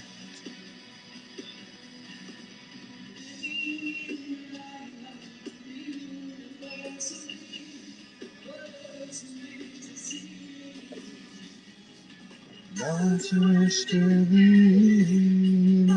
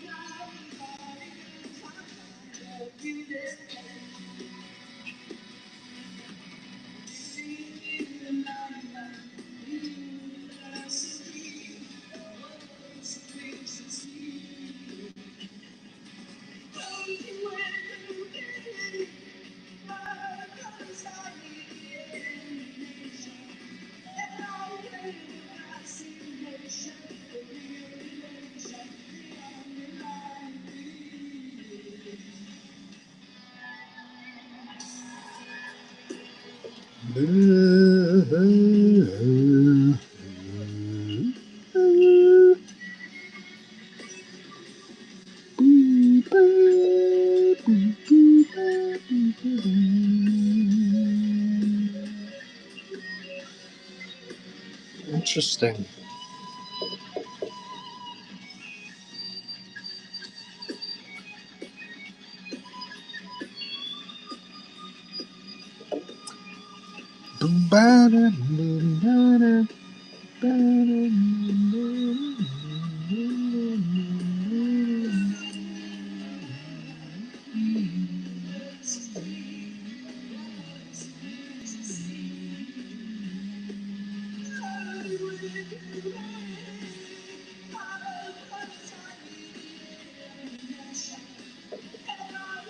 Fascination and revelation.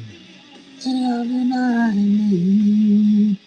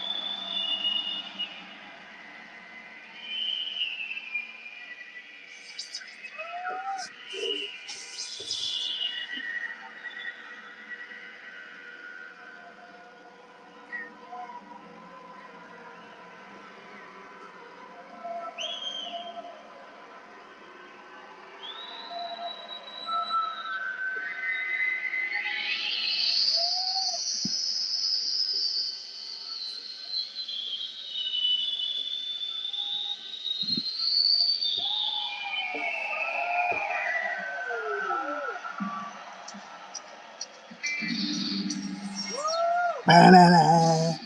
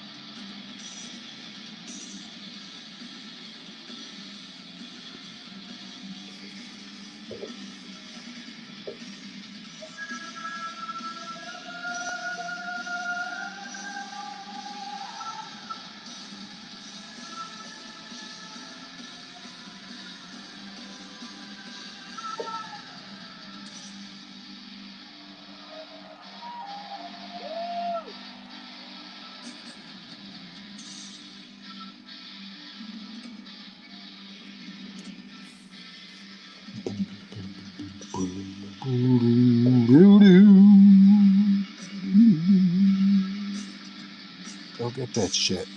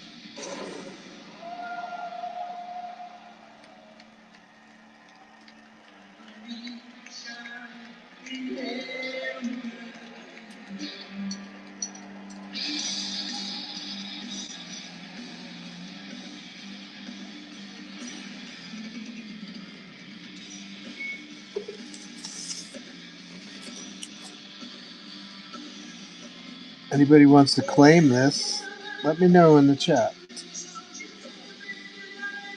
I'll run the auction for you. This would be torso, which would be 175.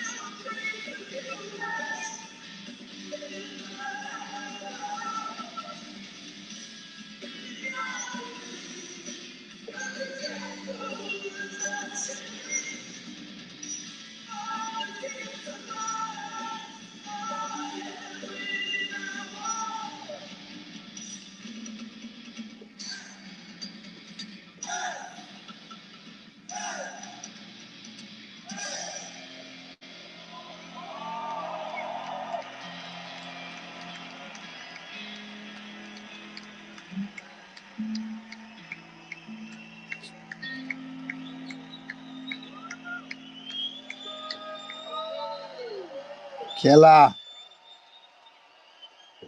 Killer.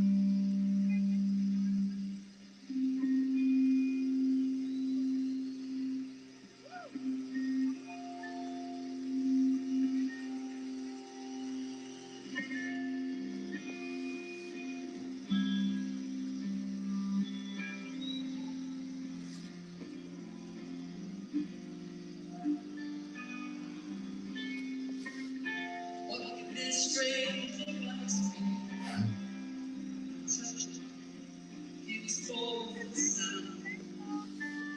It's got the voice of fire. I hear music. What can I see?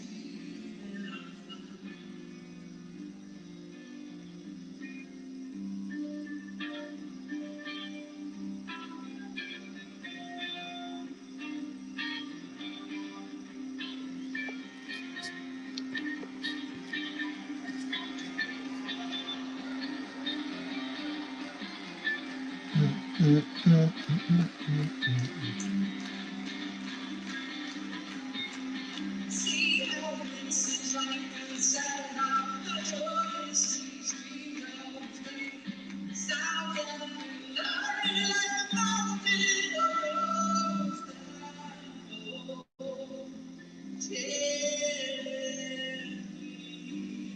like rain.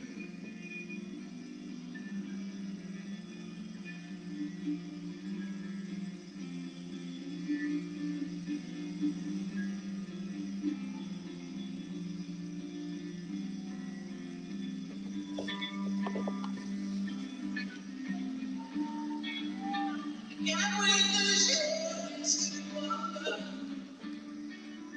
The people are lost. It's time. Let them all wait where music. The breeze burning my name on the sky. Beep,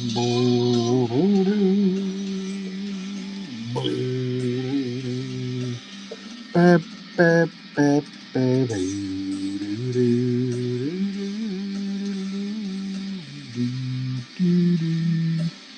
beep, beep, beep, beep, beep,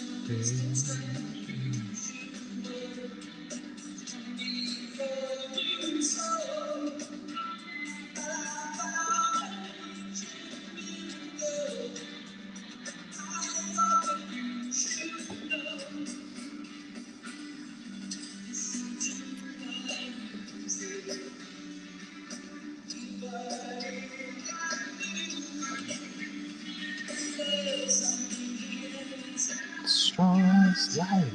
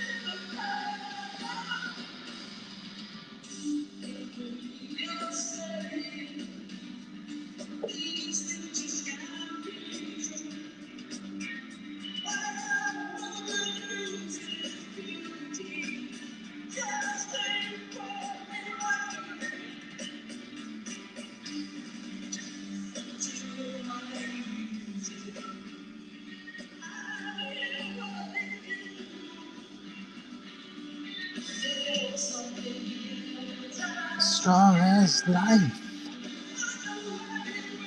It's you.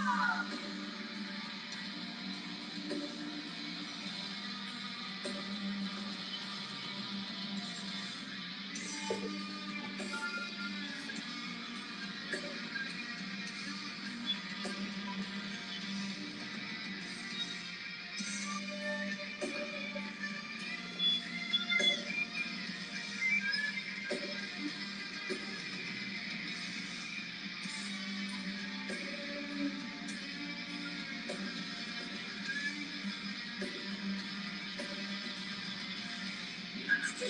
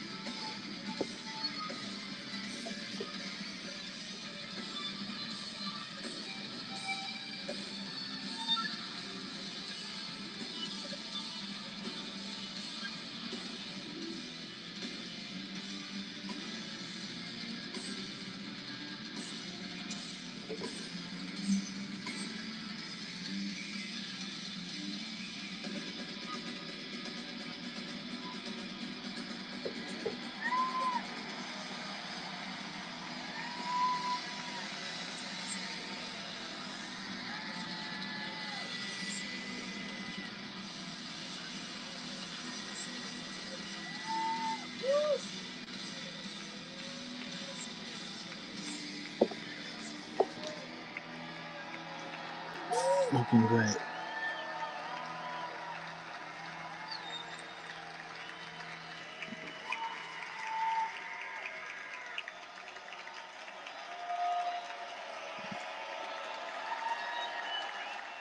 But I have a few more songs we'd like to say for us today. This one's called Animate.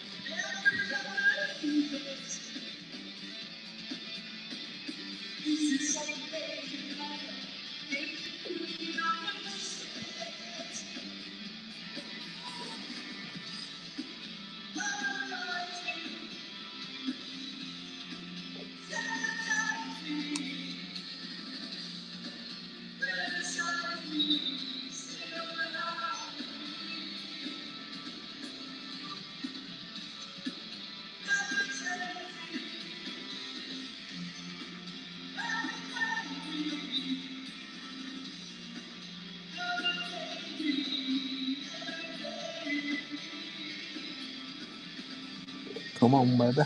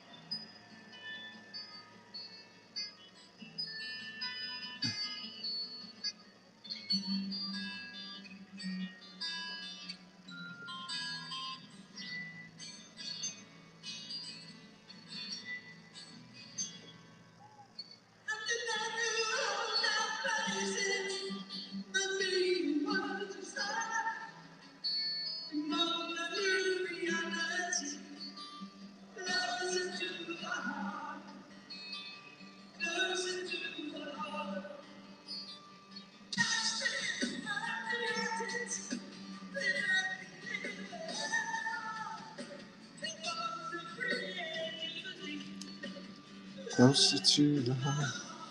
Yeah. Closer to the heart. Yeah.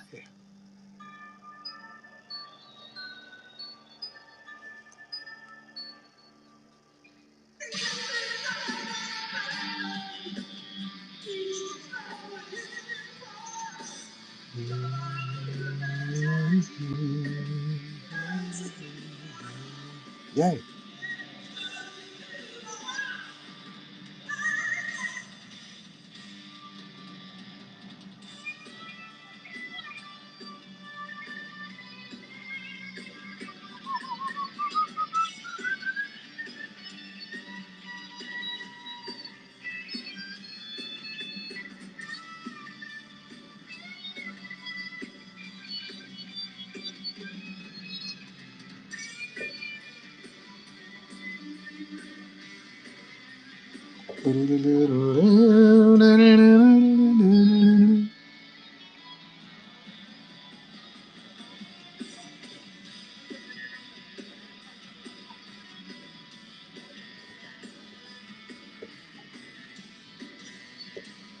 Bye.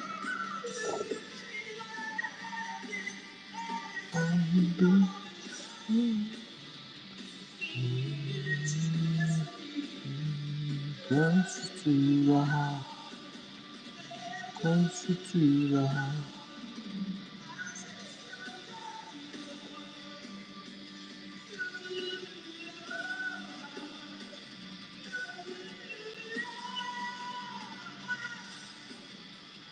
It's okay, man. You don't have to do. You don't have to hit them all. You don't have to hit all the notes. It's perfectly fine.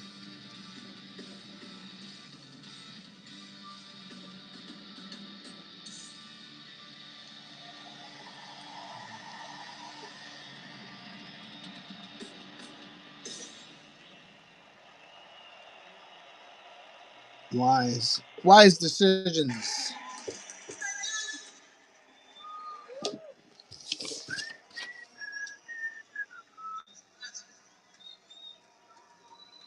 If you want to listen something from my people, it's nice to see you. Here, it's so great. It's very hot. It's hard to breathe. Had a heart attack, but it's still so much fun.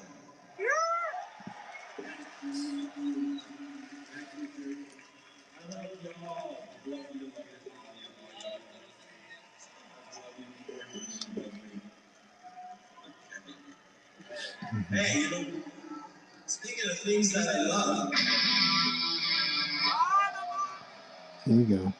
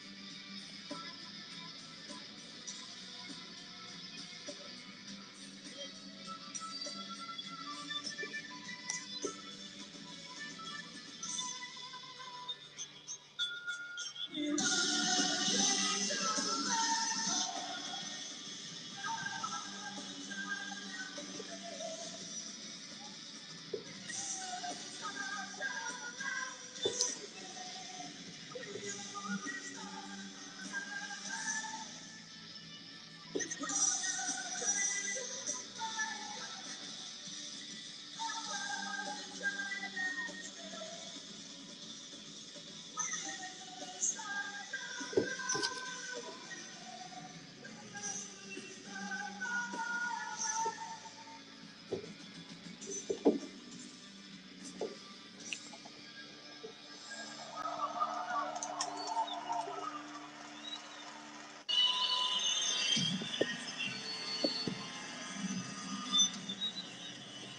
all this talk and all this demonstration, my music, my drumming is very much a reflection of my character, the way I am. I like to be well planned, but at the same time, I like to be spontaneous. Don't leave spontaneity to chance. I have to be organized, but at the same time, I'm restless for change, for movement, for learning, for traveling. That's my essential contradiction. That's my yin and yang. My ideal of life is not a quiet room with everything in its place, but rather my dream is to have a well-packed suitcase and to be on my way somewhere interesting. In drumming, as in life, it's the same. You want to have a well-packed suitcase or a well-stocked toolbox, and then set off on a journey to somewhere strange and beautiful.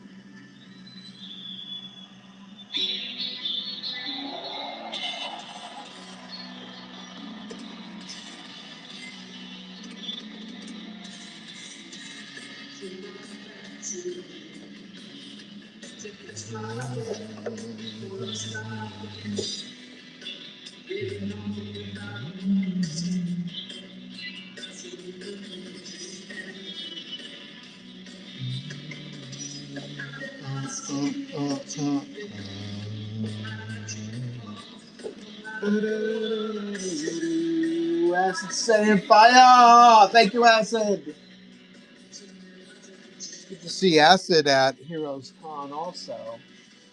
I met Donuts, Lionheart, and Acid. Well, I met Acid before, but it was good to see everybody in person.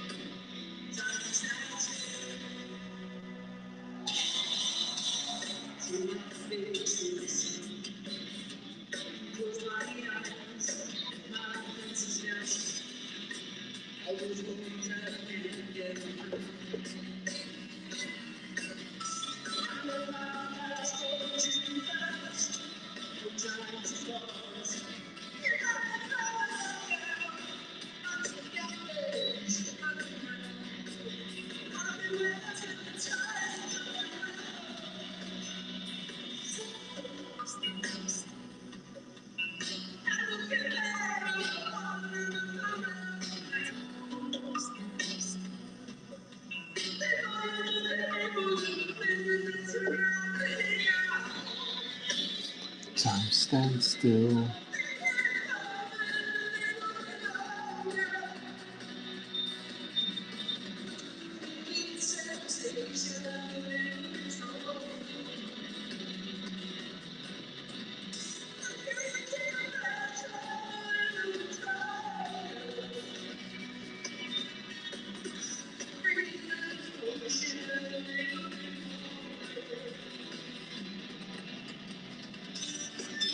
It slips away.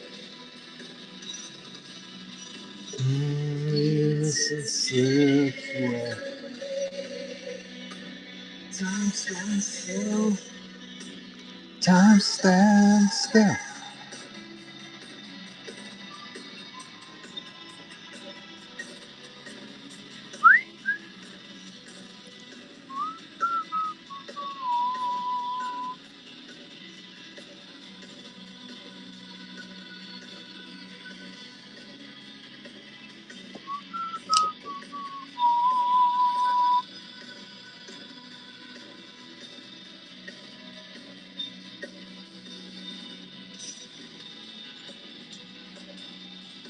Time stands still.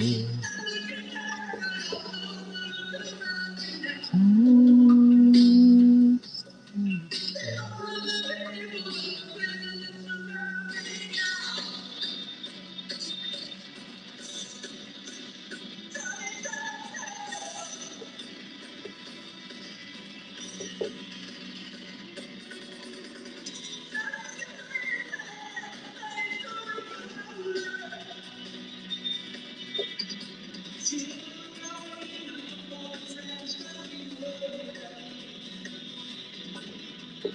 Boom.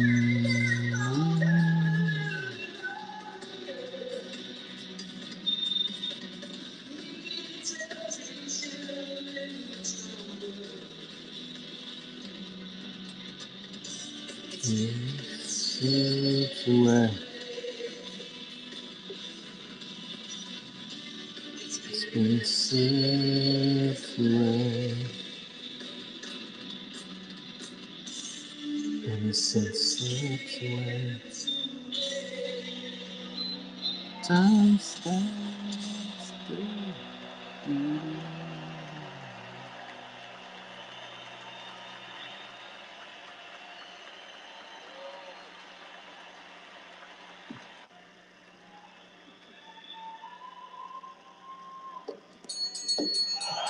Oh shit.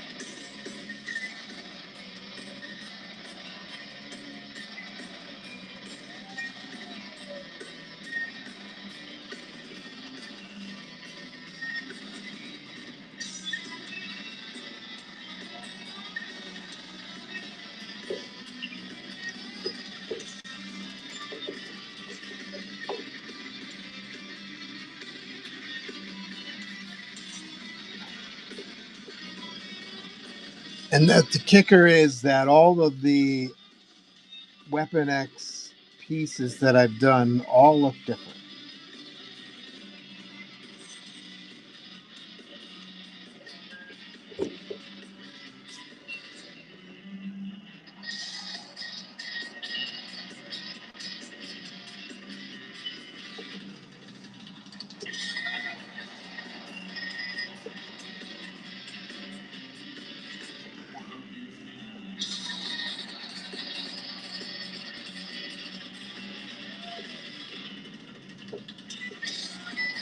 Bap, boom, rap, boom, bap, boom, rap, bap, bap, bap.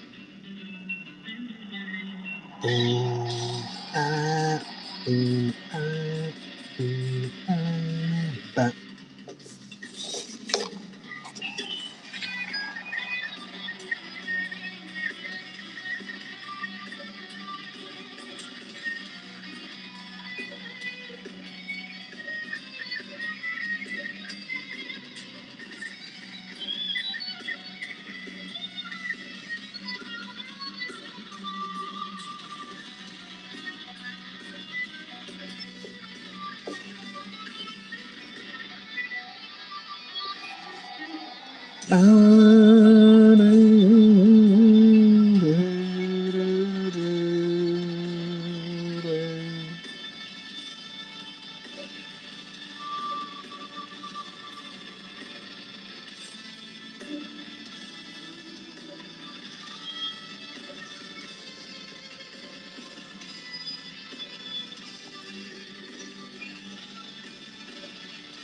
And we're not done. We still got to put all hair on his ass, too.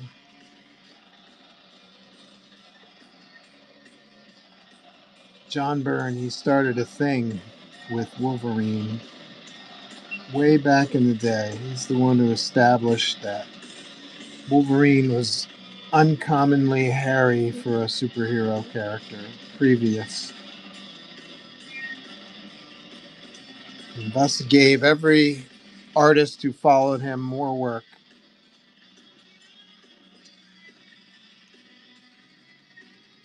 Thanks, John.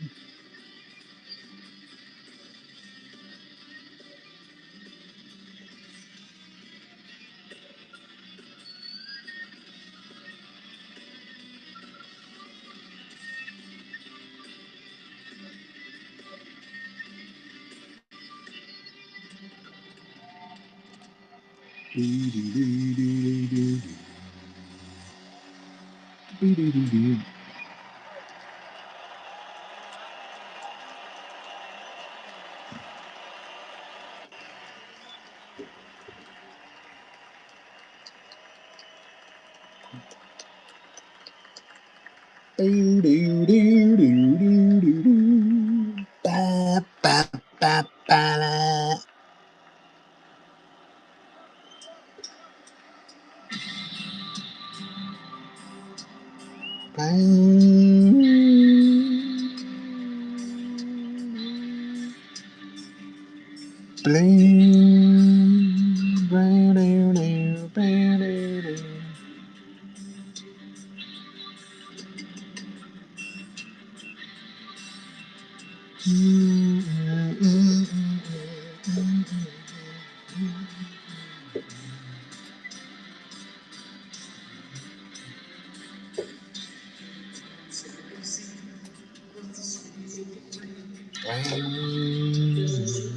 Heavy water singing in the acid rain. Red alert. Red alert.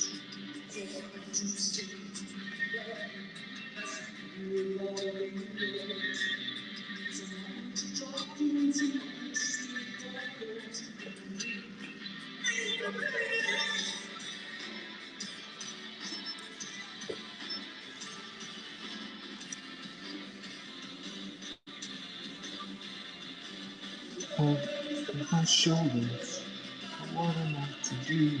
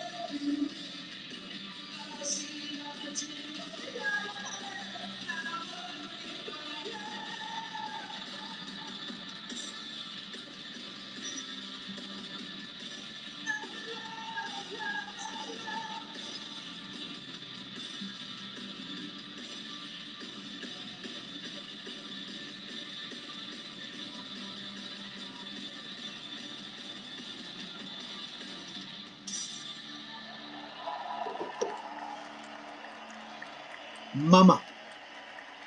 Donuts, there he is. We were talking about him earlier. What's up? Donuts. We got to meet Donuts in person at Heroes Con a couple weekends ago. You guys are amazing tonight. Thank you. It's always fun to You're so welcome here. meet the Whatnot Whippersnappers in person. I'd like to do a couple songs from the same album. This first one is about.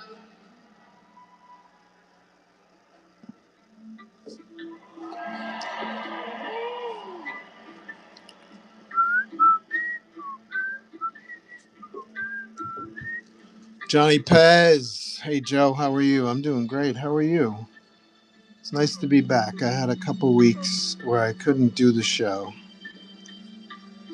So I'm back at it, back in the mix. Got a lot of stuff that I'm planning to put in the store. I guess I'll put it in tomorrow. Well, here's a few things. This was a something I did for Heroes Con that didn't sell. This is a one-of-a-kind recreation. Inks from my Blue Line pencils. Venom versus Wolverine #1.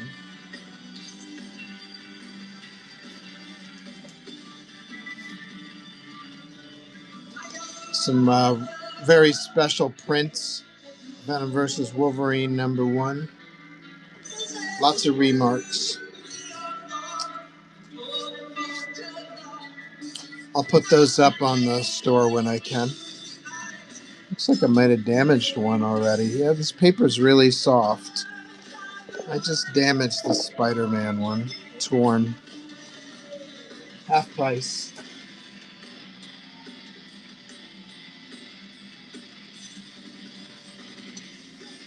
If anybody's interested in Weapon X here, he's up for sale.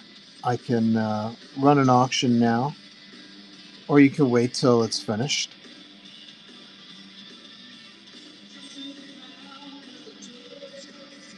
What's up with you, Johnny Pez? This piece is badass. What's the latest?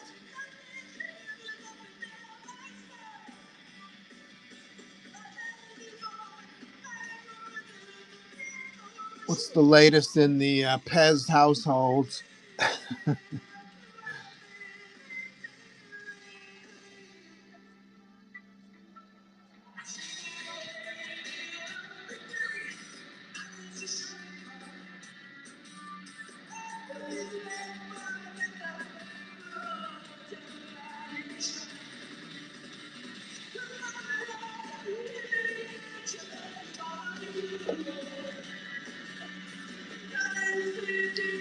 Just living the dream. Oh, you and me both. Summer camps with the kids. Is that a good thing when the kids are away? You get to relax a little bit.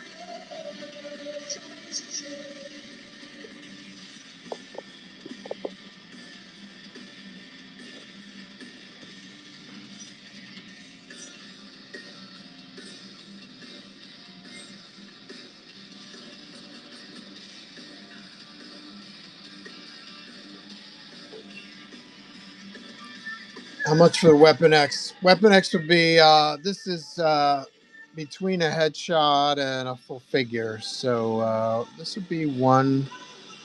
What is it? 100 here. 125.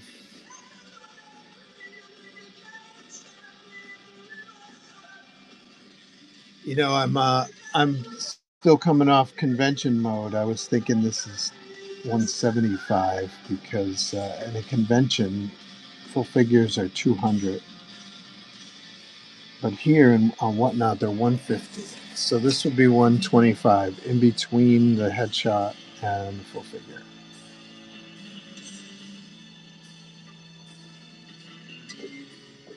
Run it, says Johnny Pez. Johnny Pez, I'm going to run it for you, and then you get to watch me finish it right here on the stream.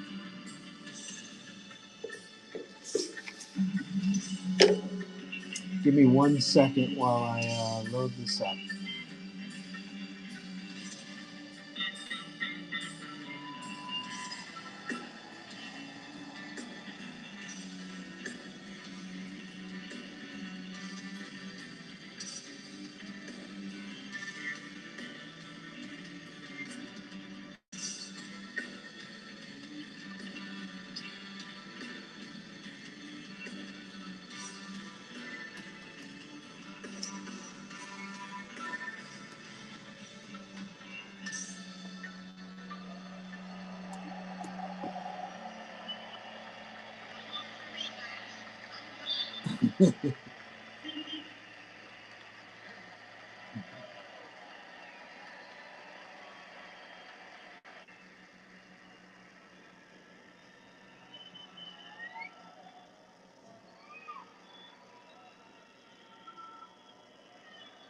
I'm having some trouble with this.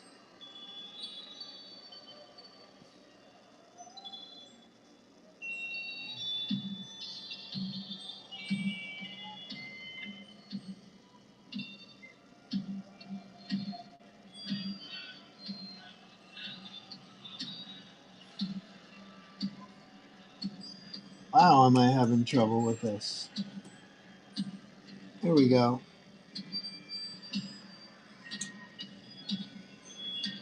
Start auction. We'll do a 20-second auction for Weapon X, this guy right here.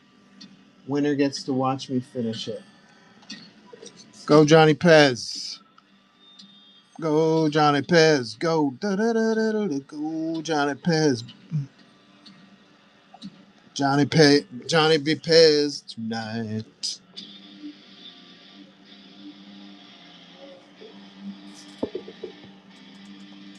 Good job, Johnny. Thank you, sir. I appreciate it. What a way to welcome me back. I appreciate it very much. That cover looks great. Oh, FYI, this is a custom cover.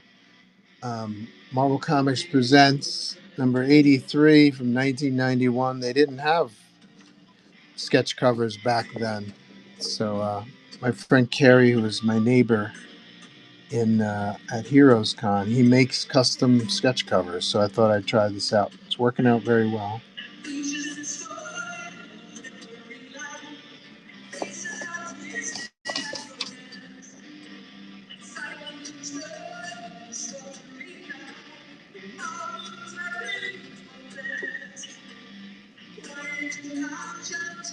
And as confident their ways are best.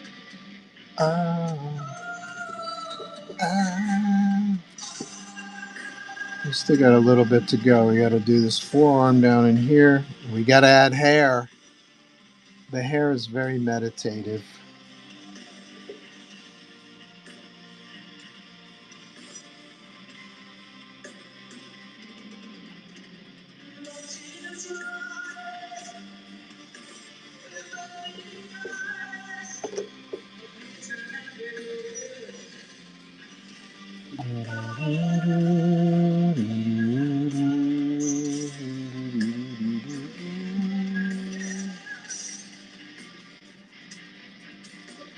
Nice pickup, says Miss Mayhem. I agree. This is nice. This is a fun piece.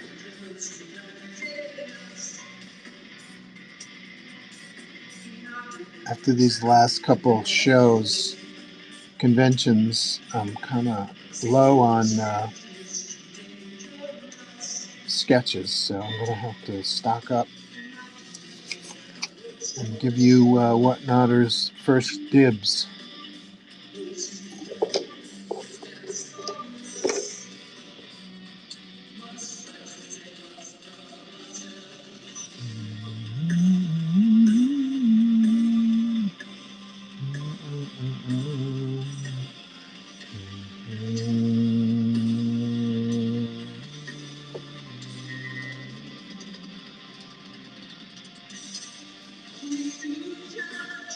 Quick to anger, slow to understand. Prejudice and fear walk hand in hand.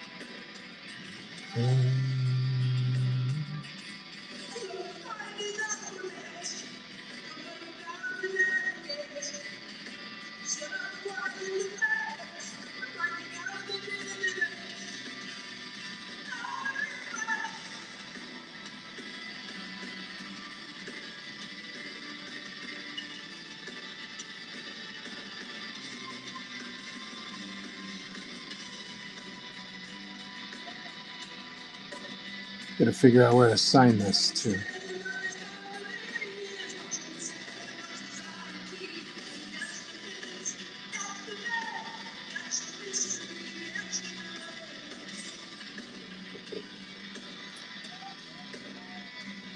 Have you ever done the character Maverick from Marvel? I bet your version would be badass. I have no memories of ever drawing Maverick. I thought his mask design was pretty cool. I've never drawn Maverick.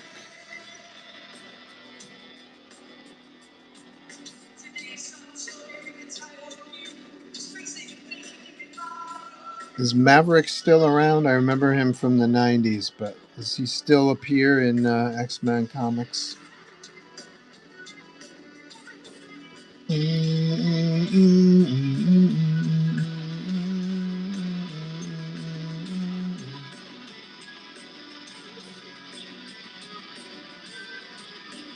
I wonder if I did a Gambit fill-in way back in the day. I wonder if he was in that.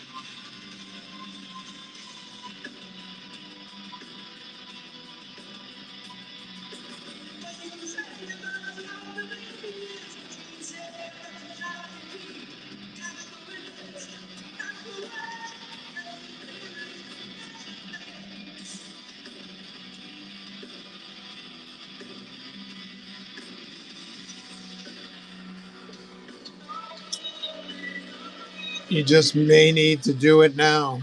I don't think so recently. I just like that 90s costume design. Yeah, it was a cool costume. I like the kind of like the that kind of Kyle Rayner face mask. It's almost like a tribal kind of thing, you know, the flat.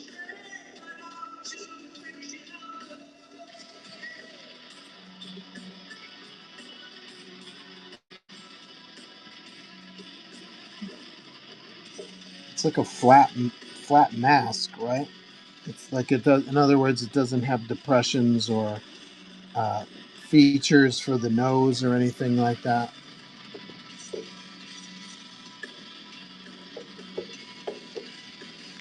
That is Maverick is definitely a character I would not think to draw on my own. That would be something I would need to be asked to do. he's not my he's not a character I'm familiar with. I wonder if he was in the Gambit issue that I worked on.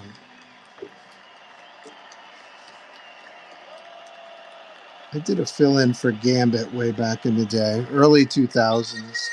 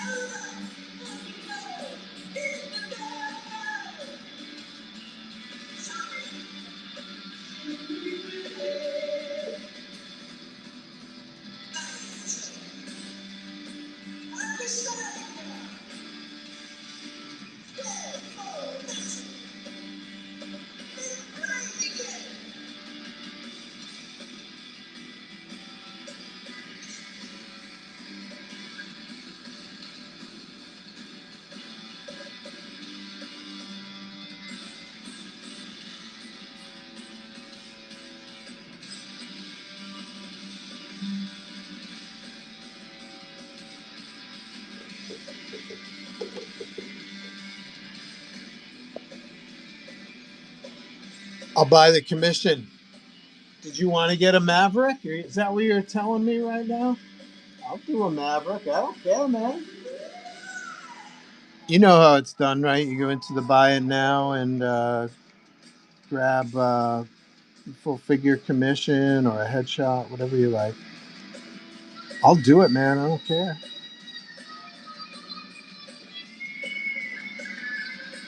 I'm back in the saddle, man. I'm back in the saddle. I'm here on Whatnot. I don't have another show for a while, so happy to get back in the mix.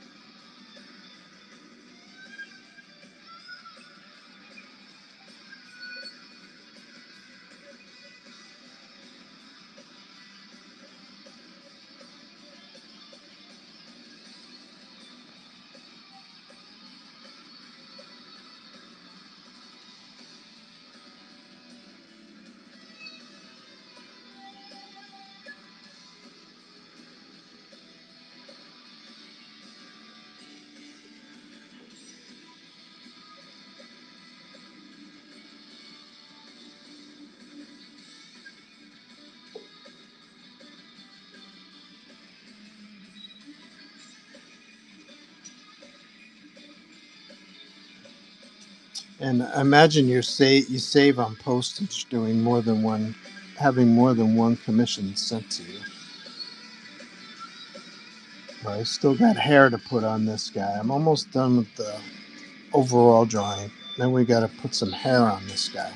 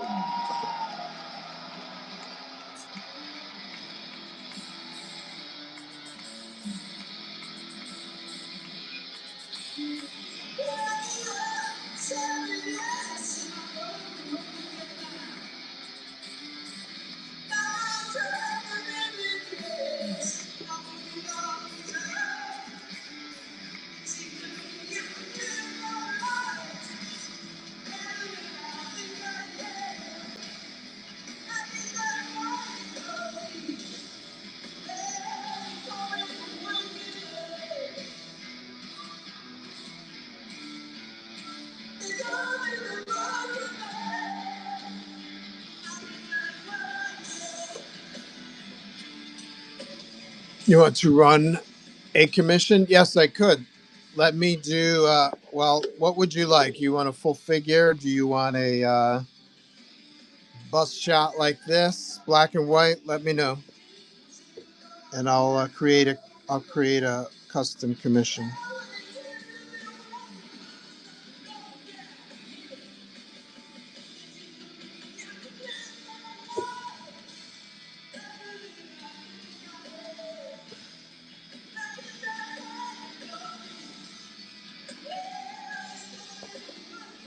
Let's bust shot like that in black and white so it could show him holding his gun. How was Heroes? It was good. Especially considering no one knew I was there. Let's see, bus shot. Let's create a bus shot of Maverick.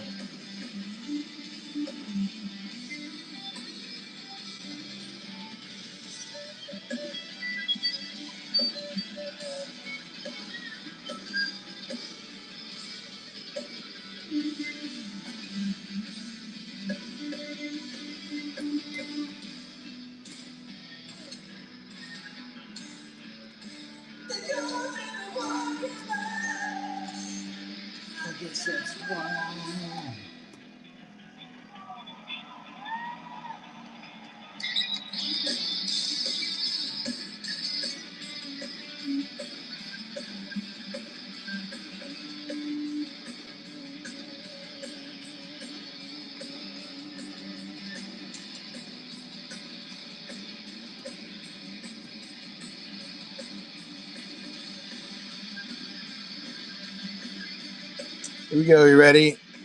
You ready, Johnny? I'm going to run the auction. Here we go. Maverick. We'll have to pick a. We'll have to pick a blank for you. Let me finish Wolverine. Almost there.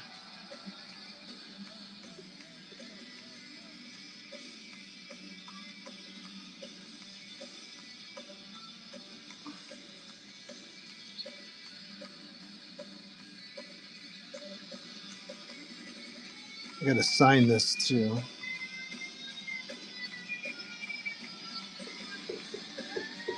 Thanks, Johnny. Appreciate it. We're going to do a Maverick drawing. Oh my God. I don't remember ever drawing Maverick. That's going to be different. Don't forget, Johnny, to send me some reference, especially for somebody like Maverick.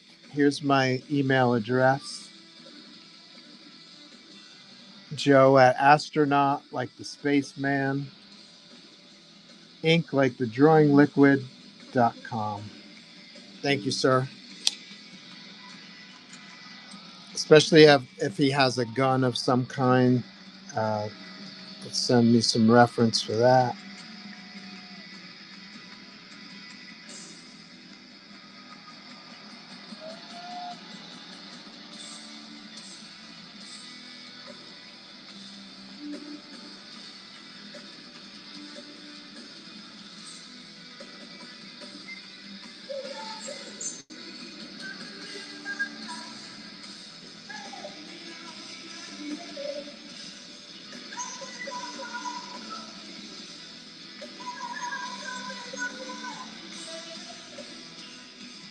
All right, let's do some hair.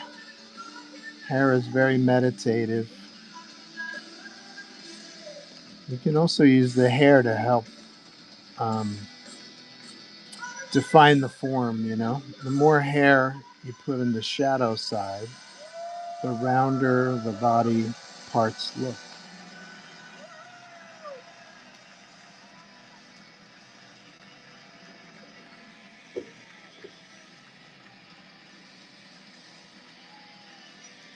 Oh,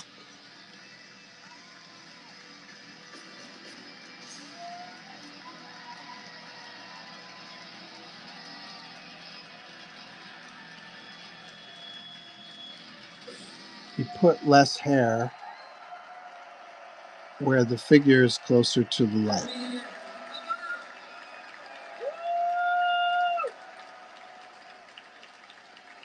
You put more hair where The new Infinity QX80. that was my favorite set list of all so far. Great.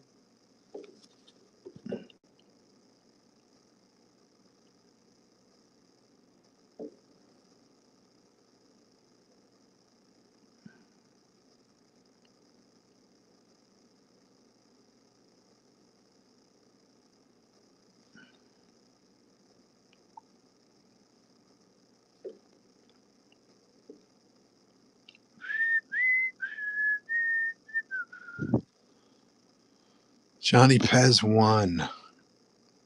Johnny Pez is now digging up his favorite Maverick comics so he could send me some pictures.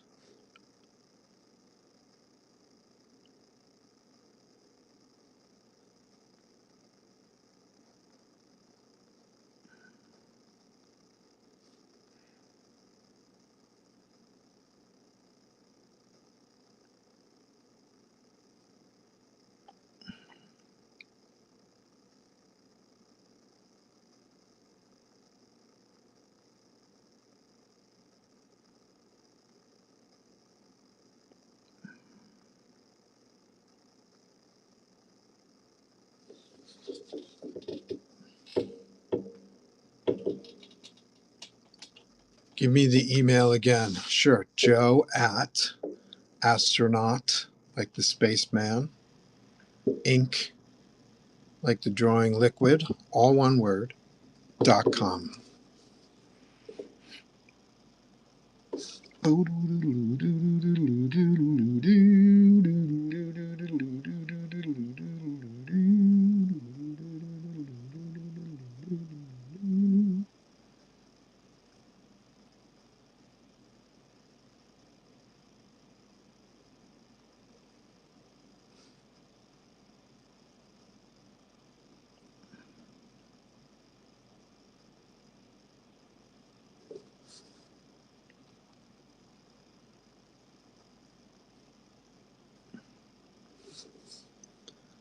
Less hair where it's closest to the light. The hair becomes a crosshatch at the same time.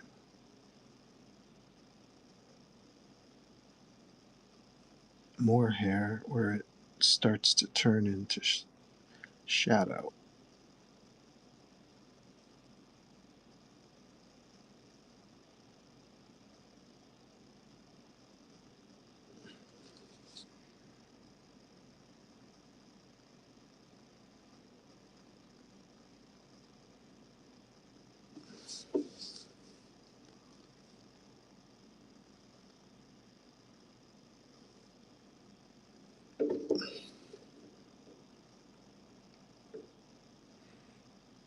I'll probably get flagged by YouTube again, right? For playing the music.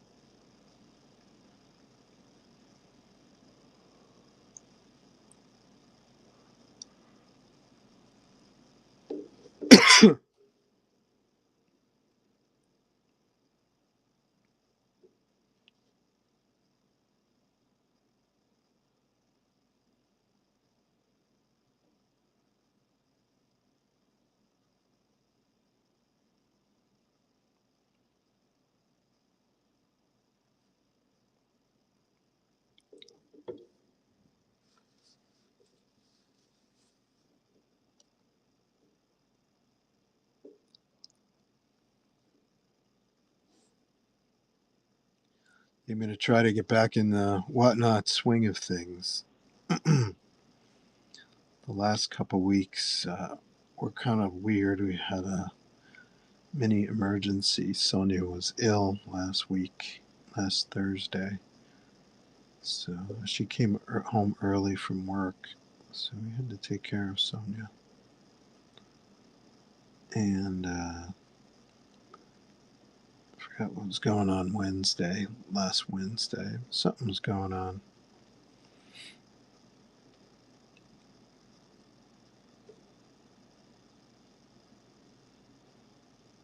I met a guy, he's an old school Valiant fans. You whatnot whippersnappers don't know what Valiant is, but this guy does for sure. He had a sketchbook full of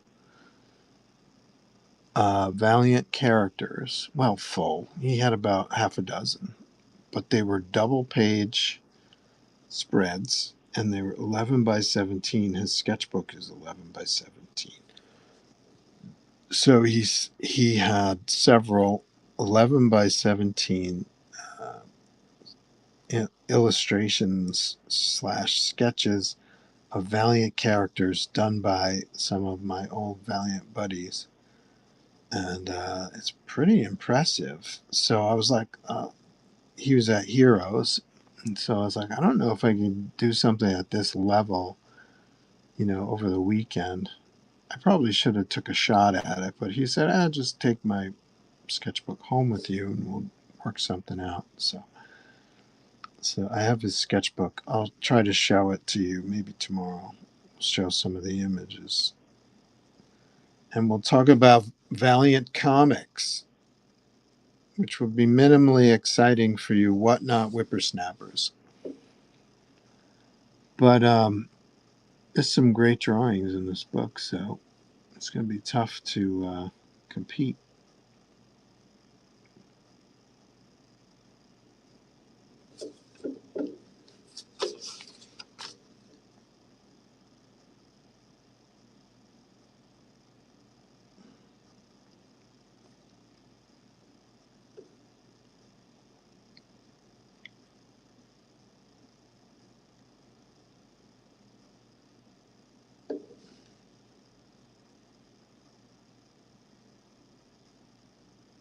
how all this chest hair helps to pop this cable that's coming off his helmet. That's helpful.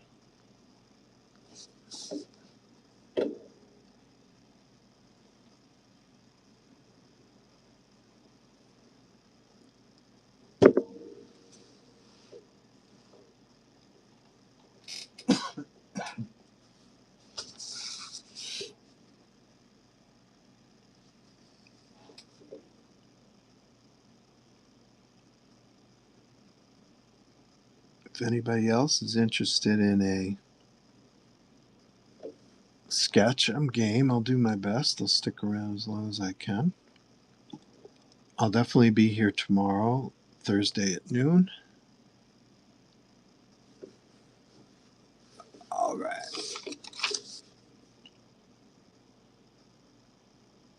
Just head into the bin area and go to the items marked with the prefix 100. And that's where you'll find all of the personal custom commissions that I can do. All of the items that begin with a 0 are my books that I've published or books that I've worked on for like Marvel or DC, or sketchbooks, or my personal published books, or CGC graded books. Got a few of those.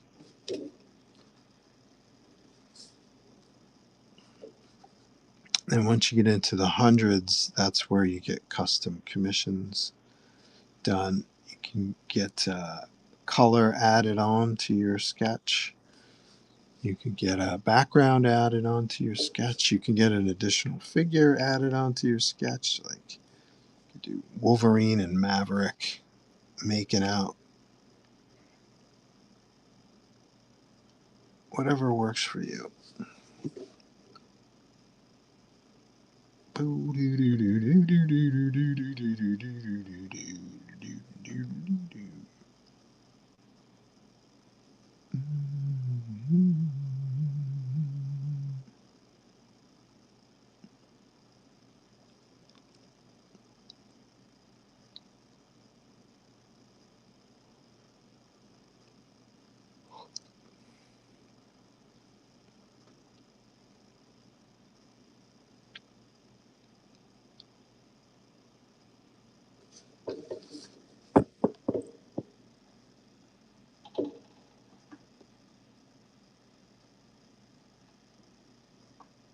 Your mechanic doing good? Yeah, my mechanic is doing good. Thanks for asking.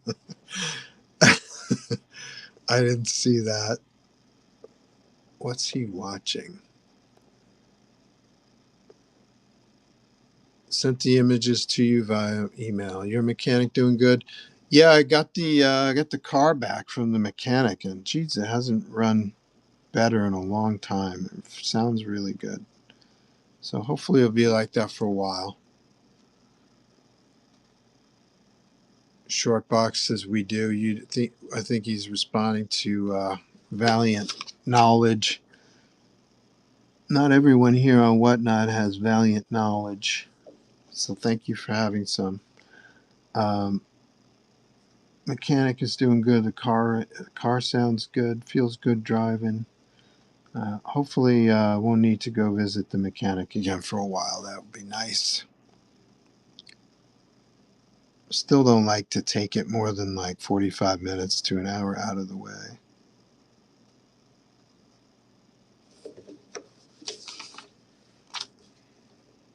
Just to be safe.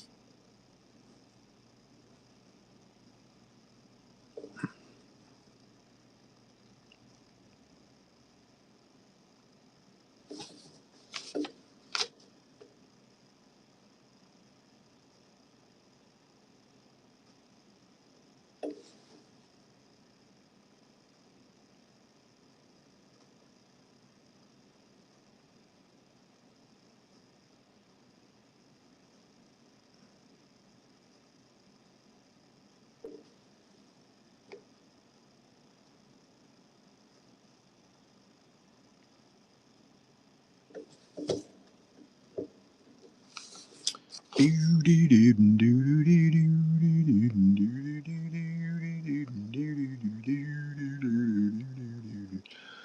going on in the comic news? Maybe we could play a podcast or something. Let's see.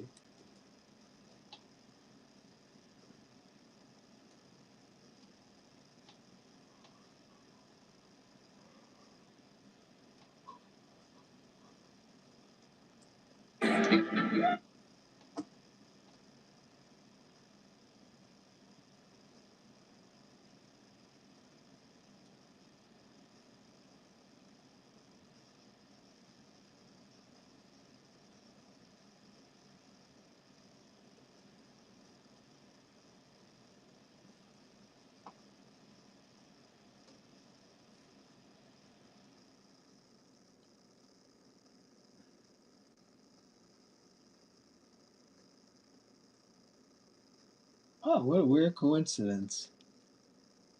My computer must be monitoring me on the side because we just watched Escape from New York on cable TV. I hadn't seen that movie in a long time. It was always fun to watch. I have fond memories of it. And here's a podcast where Billy Corgan talks to John Carpenter. Weird coincidence. But I was looking for comics, some kind of comic thing.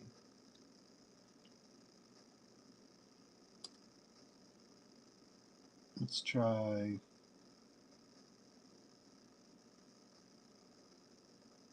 Absolute Batman Drop. What is that? Waiting. Oh, it's not till 2 o'clock. Wait, what's going on? It's past 2 o'clock. Okay, let's try something else. Time to sell everything and buy. Let's see. Buy, finance, and service your vehicle on your own commercials. On your own terms. And right now, you can. Is it time to invest all of our money into blind bags? Number 10 on the list, the most trending comic books in the world, is ROM number 1, Image Skybound, a one-shot written by Robert Kirkman, included by surprise in his new Mask number 1 blind bag. This is insane. When I started seeing the reports that ROM number 1 was included in this blind bag, I felt bad that I didn't order more of them. A foil cover by Lorenzo De Felici. You know him from Oblivion Song. You know him from Die, Die, Die. Robert Kirkman likes to work with him a whole lot. You know what this means? Rom is joining the Energon universe, right? Like, he's just acquiring everything from the 80s that he liked. Robert Kirkman killing the game. Yeah, 80s toys. His option for an animated, series. And we got G.I. Joe, Transformers, and so many more. Mask, obviously.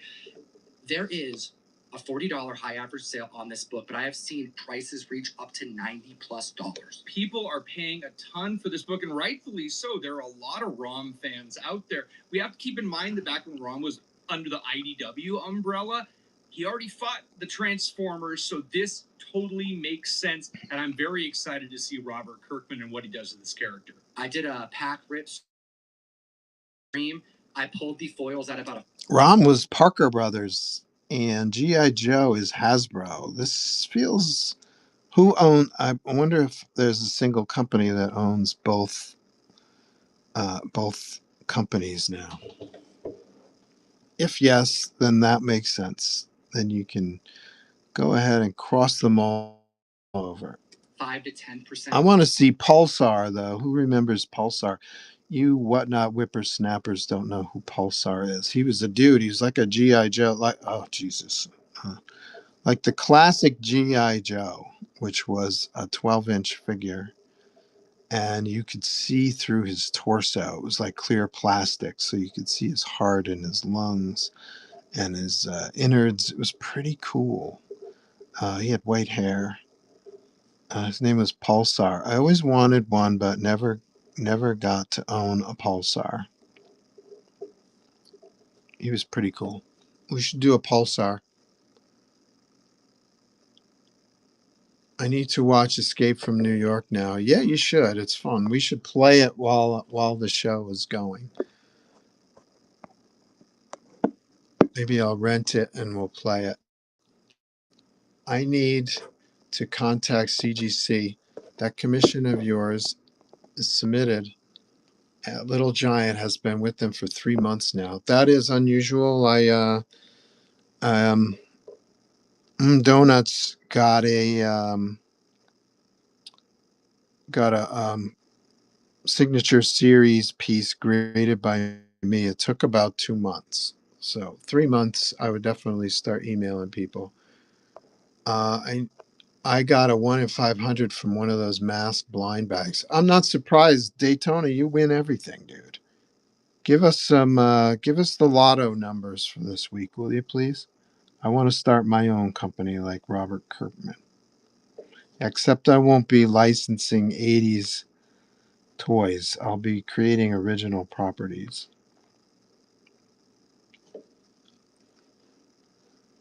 0000. Okay. Try. I doubt those numbers will come out. I don't think they even have a 0 in the lotto, do they? I don't think so. Watch, we'll be watching the news tomorrow and it'll be like some freak event. The lotto drawing was 0000. Am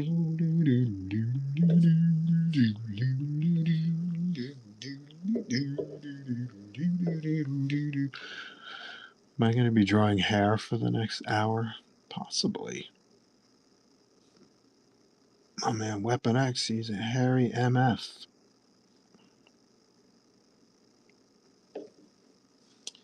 People in Connecticut love playing these numbers in the Play 4. Oh, really? Is there an actual 0 allowed? That's cool.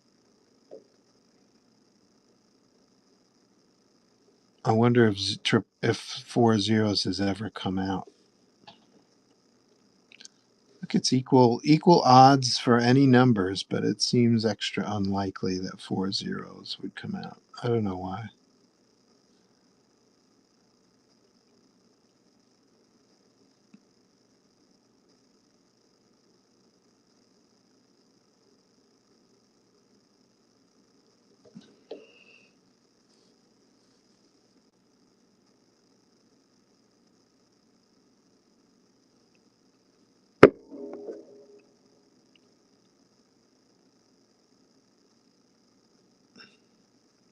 They say the statistics are the same either way, but numbers like 4 of a kind or 1, 2, 3, 4 or 5, 6, 7, 8, they seem like they wouldn't come out. I don't know. I'm not a mathematician.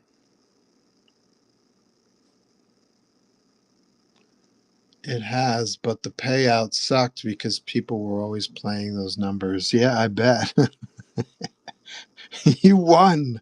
Congratulations. You won the first time in your life. $2 because you're one of a million people.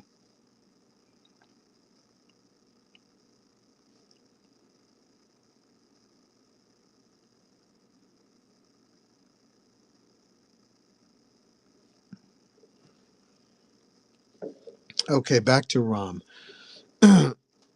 It's a way to generate interest in Rom, I suppose, to slip him in a masked blind bag. But Rom doesn't.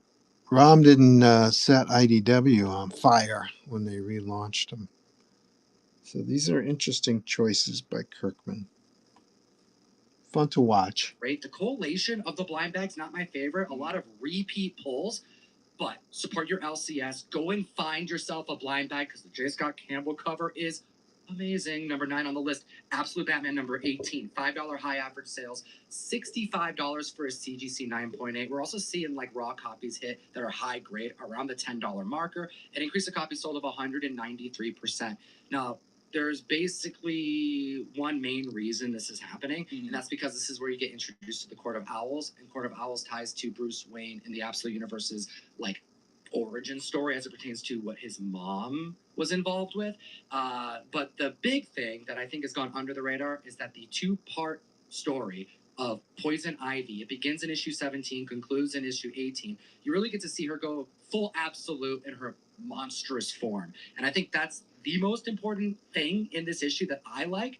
outside of the fact that you get a first appearance of a major villain cast. Number 8 on the list, Dork #1 from Image. Back in February of this year, we were talking about this book right when it came out. Well, it is back on the list, $75 raw sales, and we are seeing $225 for a CGC 9.8. Keep an eye out for the Ryan Stegman, the Ryan Otley. Those are the lower print books that clearly are going to maintain the longest.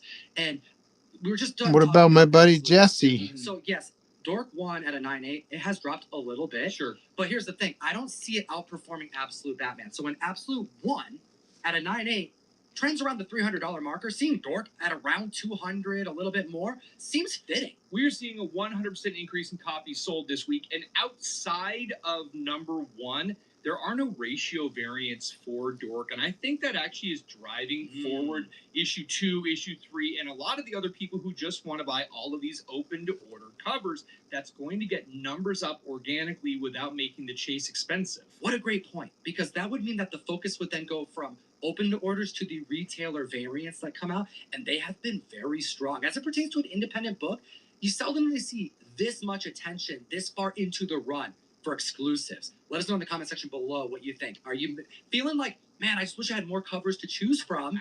I don't think so, but you tell us. Number 7 on the list, Gem and the Holograms #1 out of freaking nowhere. $3 high average sales. The production who brought Westworld to the screen, Fallout to the screen, are bringing this to Amazon. Now, the only thing I know about Gem and the Holograms, outside of it being a cartoon from the 80s, which I never watched, is Jen Bartel. Yeah, that's probably the reason why most people would know this run, and that's why people aren't going to have issue #1, because Jen Bartel's first professional artwork in comic books was the open to order variant for issue #7. The #1's on the list, a 300% increase in copies sold this week. Live action Gem and the Holograms. Still drawing hair, Joe? Yep. Why do you ask? When it came out. A lot of hair on this guy. Flying under the radar. There aren't a whole lot of the main covers. There are some of the plugged-in variants, but the one that I think is going to be the toughest to find, there is an Art Germ variant that I thought was a ratio variant. Did a little bit more digging. It is from a shop called Comics and Ponies. I don't think they exist anymore, but they did variants. They did about 10 or 15 variants in that time frame. This book is going for $150 raw to $300 or $400 graded. The Art Germ variant is gorgeous. The Jen Bartel 7B is gorgeous. If you like Gem and the Holograms, these are some fun books that you might find in cheap back issue bins, because this is not a book that anyone was specking on. Yo, Jen Bartel did a bunch of other variants for this run. This is like the start of Jen Bartel covers, and the best way to... I've never heard of Jen Bartel. Anybody in the chat have a Jen Bartel? To do a search for Gem and the Holograms, to do a artist search of Jen Bartel, and to see all the covers with price guidance all along the way. Number 6 on this list of 10, God of War #1. Wildstorm, May 2010. $100 high average sales, a 9.8 going for $325 this month in June. What? And yo, that second printing is the spec play. It's hitting $300+ raw. And it's weird to see that there was a second printing, because there were fewer than 10,000 of the first print. Kind of surprising, isn't it? So all of a sudden we got to throw out a second print that didn't have that many copies at all. But the diehard video game fans, they bought this back in the day, and well, it's very collectible now. An increase in copies sold of 260% after the God of War Laufey trailer dropped. Faye, the lead character in this, Laufey the Just, is portrayed, motion capture and voice, by Deborah Ann freaking Wool. All right, you know her from True Blood. Right. You know her as Karen Page from Daredevil. Oh, Karen Page. This right here is a game that I was going to play no matter what, but after seeing the trailer, I have to play it now. We all love Deborah. Everyone loves Deborah. Everyone loves the 9-9. This is what happens. You wait for God of War information to drop, and yeah, you check the 9.8, you check the second. Sure, I'm still drawing hair. Why do you ask? The last time Hair is hair. Where it broke $600. I think if that book Words of wisdom. Year, it's going to break records. And speaking of breaking records, number 5 on the list, Absolute Batman. Number 14, where we have the introduction of Absolute Harley Quinn. Well, there have been so many people who have retailer variants for issue number 22. there's a pretty good chance that Harley Quinn is coming. Tom, I think you're doing a variant for 20. Do you have Harley Quinn on your cover? We all have Harley Quinn on the cover. So it's going to be a focus of Harley Quinn, which is why this book is wrapping up. And it makes sense. So only $8 for a raw copy of Absolute Batman book seems like a steal, especially because it's her introduction and basically the end of the Bane story arc. It's 131% increase in copies sold this week. If you can find one out there, less than $10, probably just pick it up. Yo, this is also one of my favorite battles that happened in Absolute Batman. You know, I was like legit worried about Bruce. I'm like, how's he gonna beat Absolute Bane? Like, you know, I'm over here so silly. Like, I know that it's gonna be fine, but there were parts of that story. 3 pages left. What's gonna happen? Like, are they gonna get out of this? What's gonna happen? And Harley was a key part of that battle. I digress because you guys got to read it. Number 4 on the list is TMNT Last Run, and number 1. Never thought I'd say this. $65 high average sale. Let me bust the numbers. The 9.8, sure, $300. It was like $250 prior to this week. Right. Skip the 9.8. Hell, in my opinion, this is a hot take. Skip the 1 in 10 and the 1 in 25. Oh, absolutely. Remind me, when this initially came out, this was 2020. Paper shortages. I think people would be surprised that they didn't do a 1 in 50, 1 in 100, 1 in 200, 1 in 500, 1 in 1,000, 1 in 2,000. Like, I think if this came out now, that would be the plan, and that didn't happen. Yeah, the big consideration of a book getting released in October of 2020 is that they were still sourcing paper from inside the States. They couldn't import things from other countries. So they really scaled it back as much as they could, and it still had a 130,000 print count. Even with all the retailer variants, they did not have more than a 1 in 10 and a 1 in 25 ratio variant. I have 2 books by Jen Bartel. She did a cover for Marvel Tales Black Widow. It kind of blew my mind how little. That explains a lot, because I didn't know there was a Marvel So Tales. naturally, with that information, I people didn't said, know there was a let's Marvel stick with the Tales cover. with Black And Widow then they in go it. to the I haven't 9.8. seen But that then they either. stand back and go, damn, there's so many 9.8s, and there's a lot of 9.9s and 10.0s, and I think that's where the spec is now. So officially, skip the 9.8. I never say that on, especially modern books. Right. 9.9, $450. Okay, that just happened. And then back in January of this year, $4,500 for a CGC 10.0. Now, why is this book spiking this week, and why is it at number 4? I mean, the movie was okay. There's no actual announcement that it's been canceled, but it went from 2025 optimism, Kevin Eastman saying no, it's still happening, to the changes up at Paramount, to now reported this is likely either shelved or just straight up canceled, not happening. So the video game is what's keeping it alive, and we got a trailer for it this last week. People calling it a trailer drop. I don't know, man. This is a little bit more of a teaser. Yeah, no gameplay or anything. It has Black Widow, major appearances. Great cover by her, similar to Jenny Frison. Cool. Ninja Gaiden, I think 4. Oh, Marvel Tales, they're reprinting Black Widow comics. Blood pressure. I think this is going to be a fun one. Even if we're only getting the video game, I think that might be enough. Yo, I want to be your comic dealer. Go to comictom.com. I list books for pre-order. Like first appearance, like when she had the bagged and boarded, shipped in a femme fatale outfit with the mesh hanging over her face. What do you call that? It's kind of like a net. The movie's coming out. 210 A net covering her face, and she was hanging out with Hawkeye. 210% increase in copies sold. Shout out Madam Web. You knew it was coming. We have the first appearance of Krem. You know, it's going to be probably the villain of this movie. For the amount of times that I've said on the mic over the last 8+ years, hit the subscribe button. That's how long we've been making this video. Every single week without ever skipping one single week. I need a day off, dude. We have one of the few exceptions, maybe, because this comic book is so damn good. But in the past, I've always steered people away from comic books that the movies were based off of, because there's such a loose adaptation typically that the spiking is not warranted and the price typically drops pretty mightily. But this could be one of the few occasions that I'm wrong. All right, normally I would agree with you on this one. I think this may be the exception to the rule. A lot of times you see a comic book's based in the movie, it's 30 to 45 seconds of screen time. Sure. Tom King actively working with the script, actively working, and coming out and saying, this is going to be the comic book with some extra stuff. Extra stuff like Jason Momoa's Lobo. Yeah, I think that's going to be the heavy hitter in this movie. Let us know what you think in the comment section below. Get your Omega Man 3s ready. We're all waiting to see this performance. And, yo, I love the comic. It's a great comic to read. There's reprints of the comic. The best cover, variant cover, was released by Walmart. There's a trade dress and a virgin foil. It is a gorgeous shot of Supergirl. Reports of Jared Leto covered in blood on a movie set.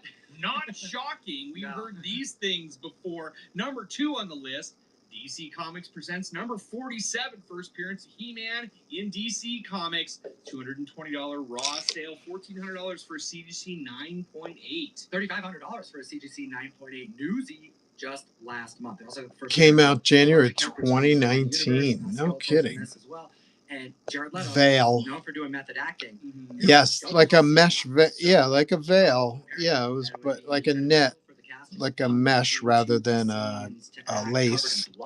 To try to be a bit more Yes. daunting. And after seeing some of the Her and Red Guardian trailers of attack the movie, Iron Man in New we're here. York. He was the best part of the Interesting. movie. We got to see this movie. And at any point over the last few months that we've been talking about He-Man, over the last year that it was rumored to be happening and still in production, at any point you could have lost me. You could have said, Tom, this movie's going to be poop. I don't want to see Anybody it. have There's any no way it's thoughts gonna on be the good. Amazing I can't believe Spider-Man even to this day, the week of the 1000 I'm cover still optimistic. I am by optimistic as well. My hope is that Jared Leto has Romita slowed Jr. down and enough to do Paulo really well Rivera. in this movie. Method acting or not, James Gunn is not a fan of his, and I don't think he's going to be seeing this movie. So I'm glad that James Gunn's doing the whole Supergirl stuff, and Jared Leto's working on something different. 367% increase in copies sold this week. Hit the like and subscribe, and let's talk about the number 1 book in the world, because the Energon universe is Still drawing hair, Joe? Yeah, I am actually. Thanks for asking. A lot of hair here, but we've got a Maverick sketch that I'm going to jump on after this. $247 for a CGC 9.8. The only Character I've never, have no recollection of having drawn before. So we're going to draw Maverick.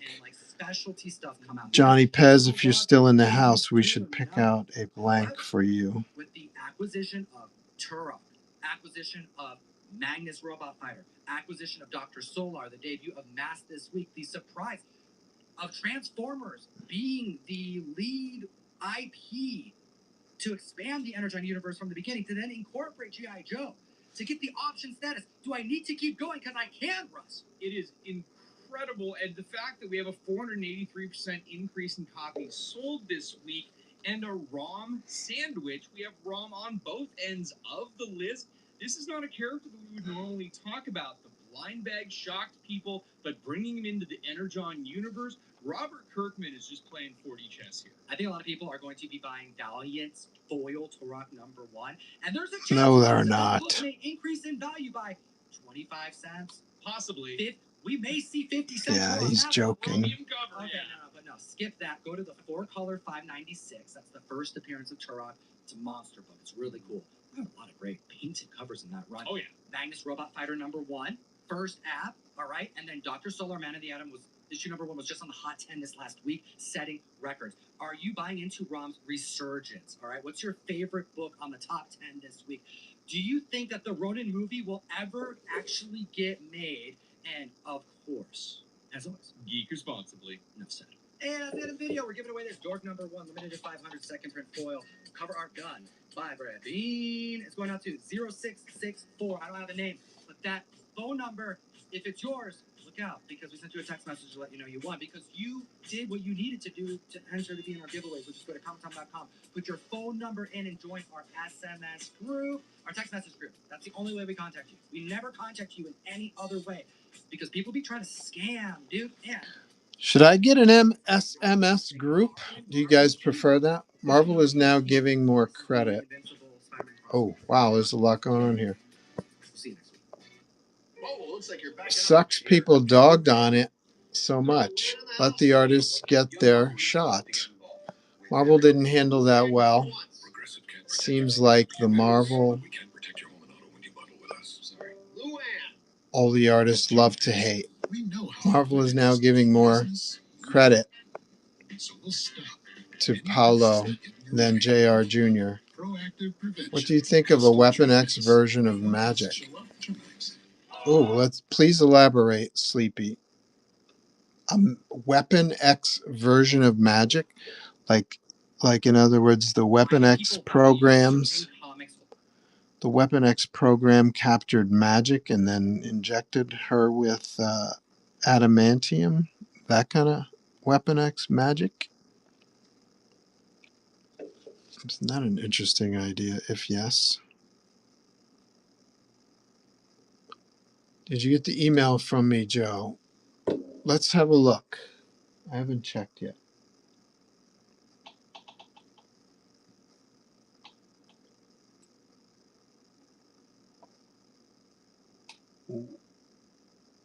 Maverick Images. Oh, yeah. Great. Fantastic. Thanks so much. Looks good.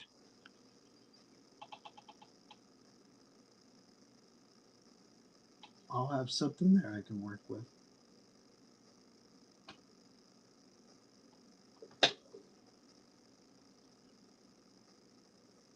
I'll get right on that. We've got to pick a cover, probably an X-Men cover, right? Or a Wolverine cover, I imagine.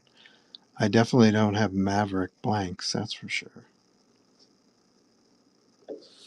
Still drawing hair. Almost done.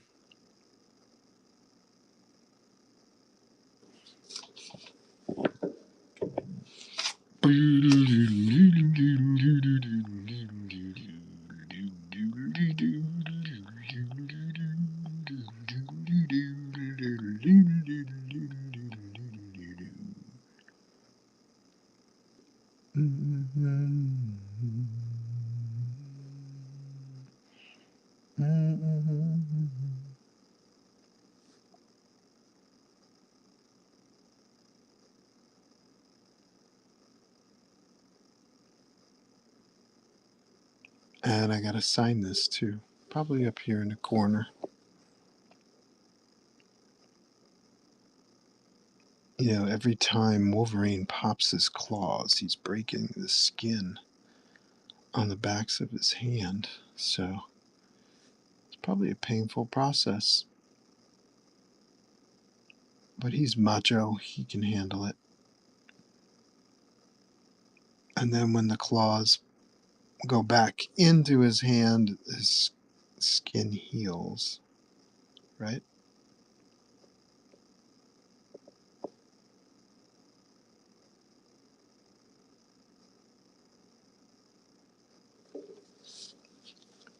Qui est muy macho, Wolverine or Maverick?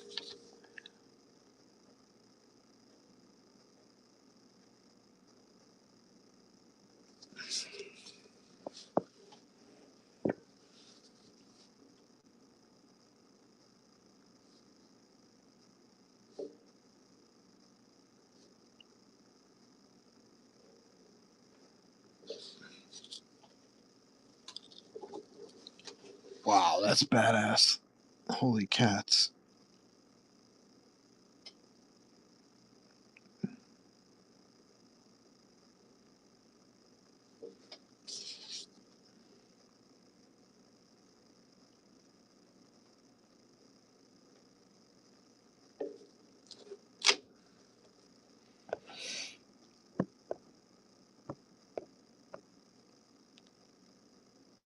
Yes, not so much the adamantium, but definitely play on the experimental aspect. So magic in a Weapon X, they probably add all this kind of machine parts to her.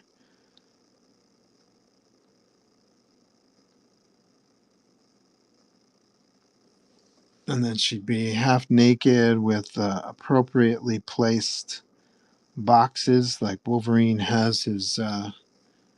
Wolverine's got his dick in a box, appropriately placed machine in front of his junk. So that's part of the Weapon X program, you know, creating machines that cover your junk. Beady beady beady beady beady. Look at that. What do you think?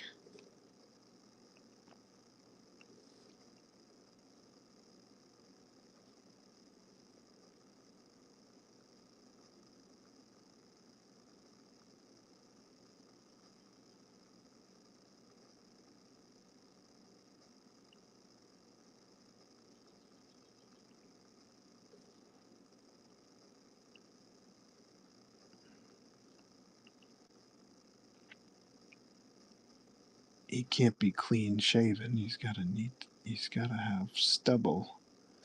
He Can't be that hairy and then have a clean shaven face. That's just not credible.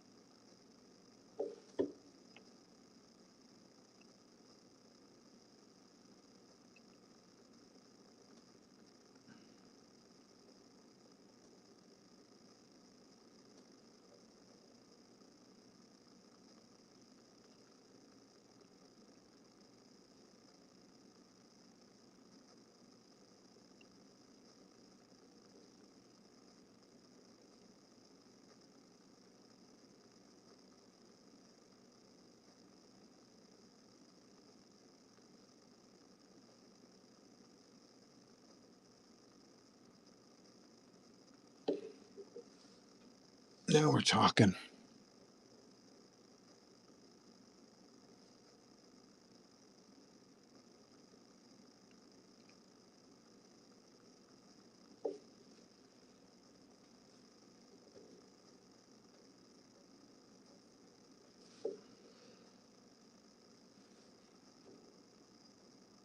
Oh, he looks like some kind of feral beast man.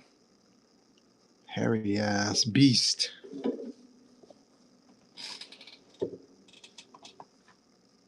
Cool. Let's grab some X-Men comics, and then I'll look at it again when I come back. We'll choose an X-Man comic. Let's put this away first. This is in the way. Let's see. Doc Savage. Look at this. Oh, iconic.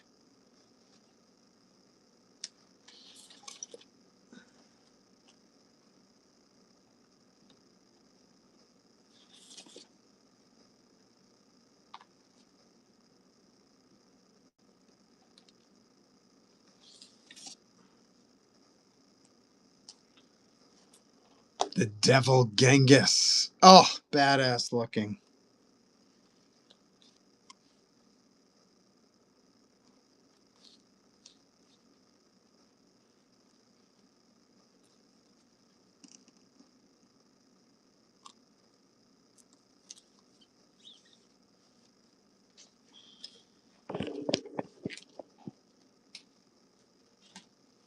Okay, let's find some X-Men comics.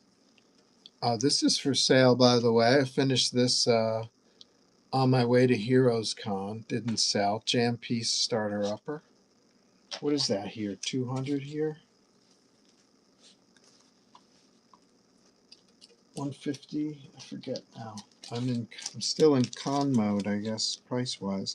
I think it might be 150 here on this stream. So I'm gonna grab some X-Men comics.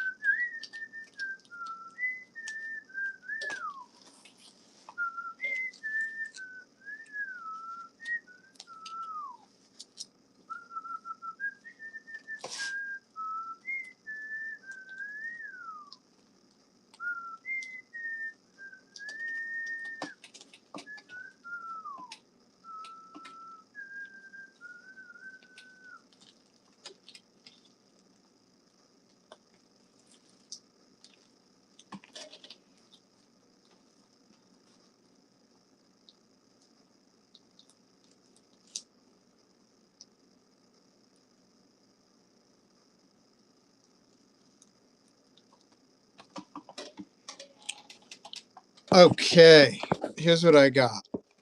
I got X-Men, I've got House of X, and I've got X-Men.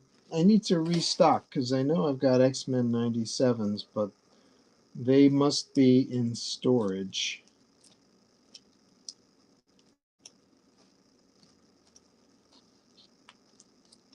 I don't see them here. If X-Men 97 is something you really dig, Johnny Pez, I can run to storage, but that would mean I would start your piece tomorrow. But if either of these three works for you, let me know.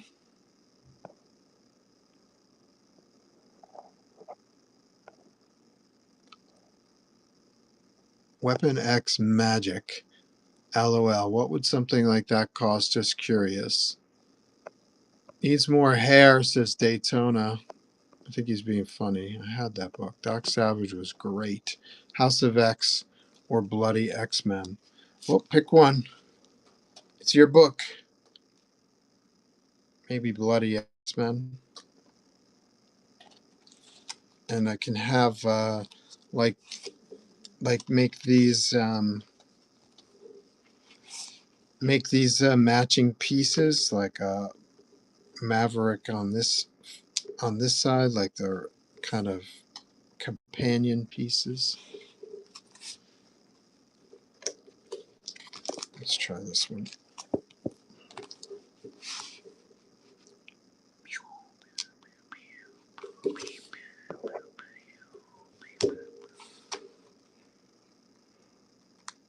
You still there, Johnny? Pick one, please. Please. Excuse me. We're going to jump on Maverick.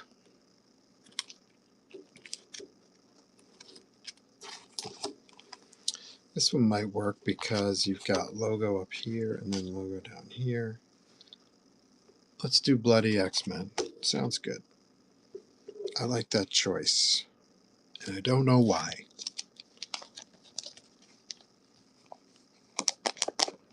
Let's dig up my reference.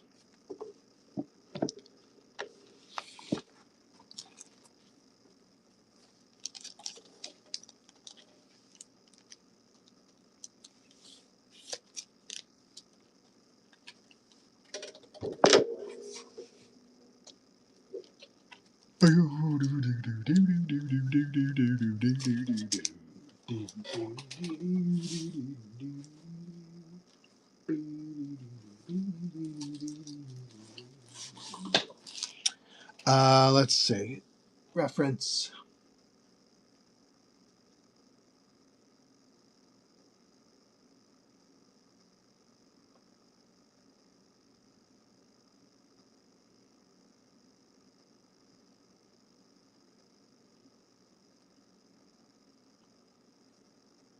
Standby. Desktop. Reference.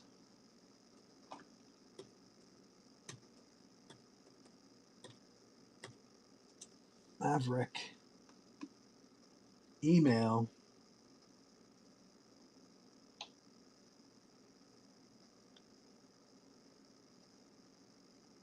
Johnny Pez.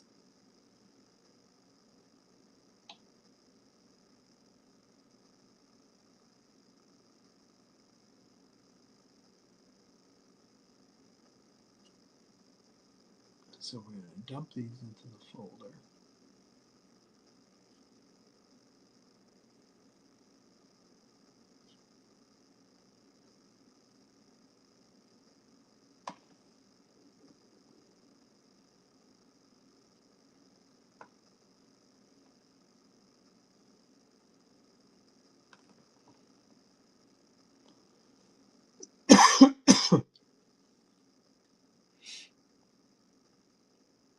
All right, here we go.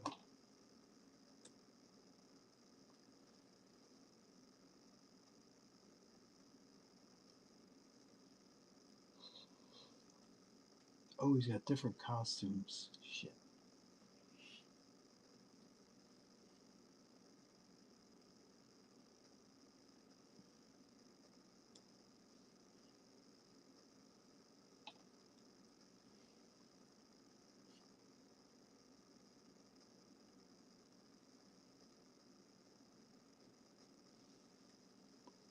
I'm going to work with the Jim Lee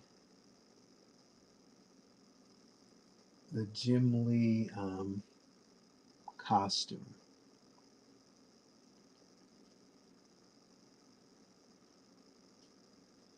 There's a shot of Maverick with Wolverine. I'm going to work with that costume, if that's okay.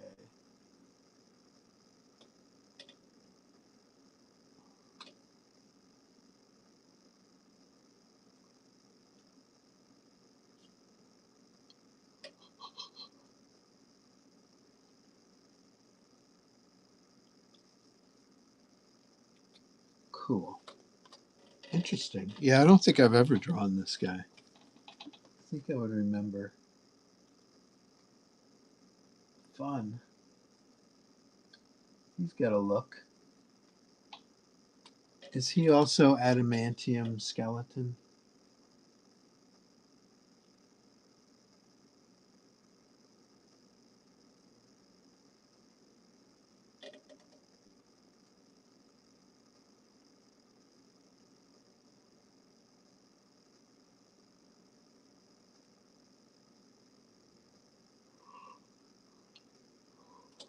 He's got different colors too. I'm glad I'm not coloring this one. It'd be more confusing. All right, I'm going to use the bathroom real quick. Listen to Comic Tom. He's going to give you some investing advice. And I'll be right back. And we'll jump on Maverick. Here we go. Over others. Let's talk about the hottest comic books in the world. Jeff, over $130,000 was spent above the recent 12-month average. And number 10 on the list is DC Comics Presents number 47. First appearance of He-Man, first appearance of Skeletor. Have you seen the movie yet? Nope. Are you going to? I've been wanting to watch this movie, but I have been distracted because I have a teenager graduating high school, and if you haven't gone through that, it's a freaking busy week. Congratulations to you, and congratulations to anybody who's graduating this week. Did you take your loved one to go see He-Man to celebrate such a major accomplishment? Let me know in the comment section below. 9.8 went for $1,400, up 11%. Now, what's fascinating is this is already being considered a major theatrical disappointment. $54 million worldwide opening weekend is abysmal. However, an 87% audience score currently tells me that the people who are watching it that enjoy it probably went in with a little bit of a bias. Yeah, I think it's one of those situations where parents are trying to like relive their childhood and introduce that to the kids that they have now. And it just seems like there's a disconnect because we grew up on He-Man, but that relationship between this generation is just not there. This list today, brought to you by Key Collector Comics. Use code TOM101 to unlock a free 2-week subscription of the app. You get this whole list before we even hit the mic. There's something about it that's screaming at me, and that is 2 words: premiere issues. We'll get into it this video, but I want to start it off strong by just asking, what would you consider is the premiere issue of He-Man? Because although this number on the list is the first appearance, what would you then deem as the first solo moment that is getting that added layer of collectability?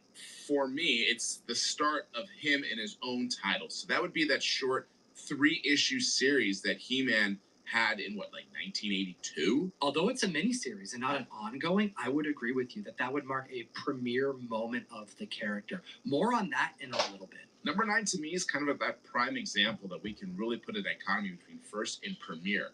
Because we have Amazing Spider-Man 252, which we have talked about so many times as the go-to issue for the first appearance of Spidey in the black suit. May 1984. There were 2 other books that were released within 14 days of one another. Some, like myself, would even argue so close, probably on the newsstands at the same time, that they could be a 3-way tie. And that's Marvel Team Up 141 and Spectacular Spider-Man issue number 90. We define premiere as being in your own title. And this, to me, is the premiere issue because this is the main title that everyone knows Spider-Man. Amazing Spider-Man. It isn't Spectacular. It isn't Web.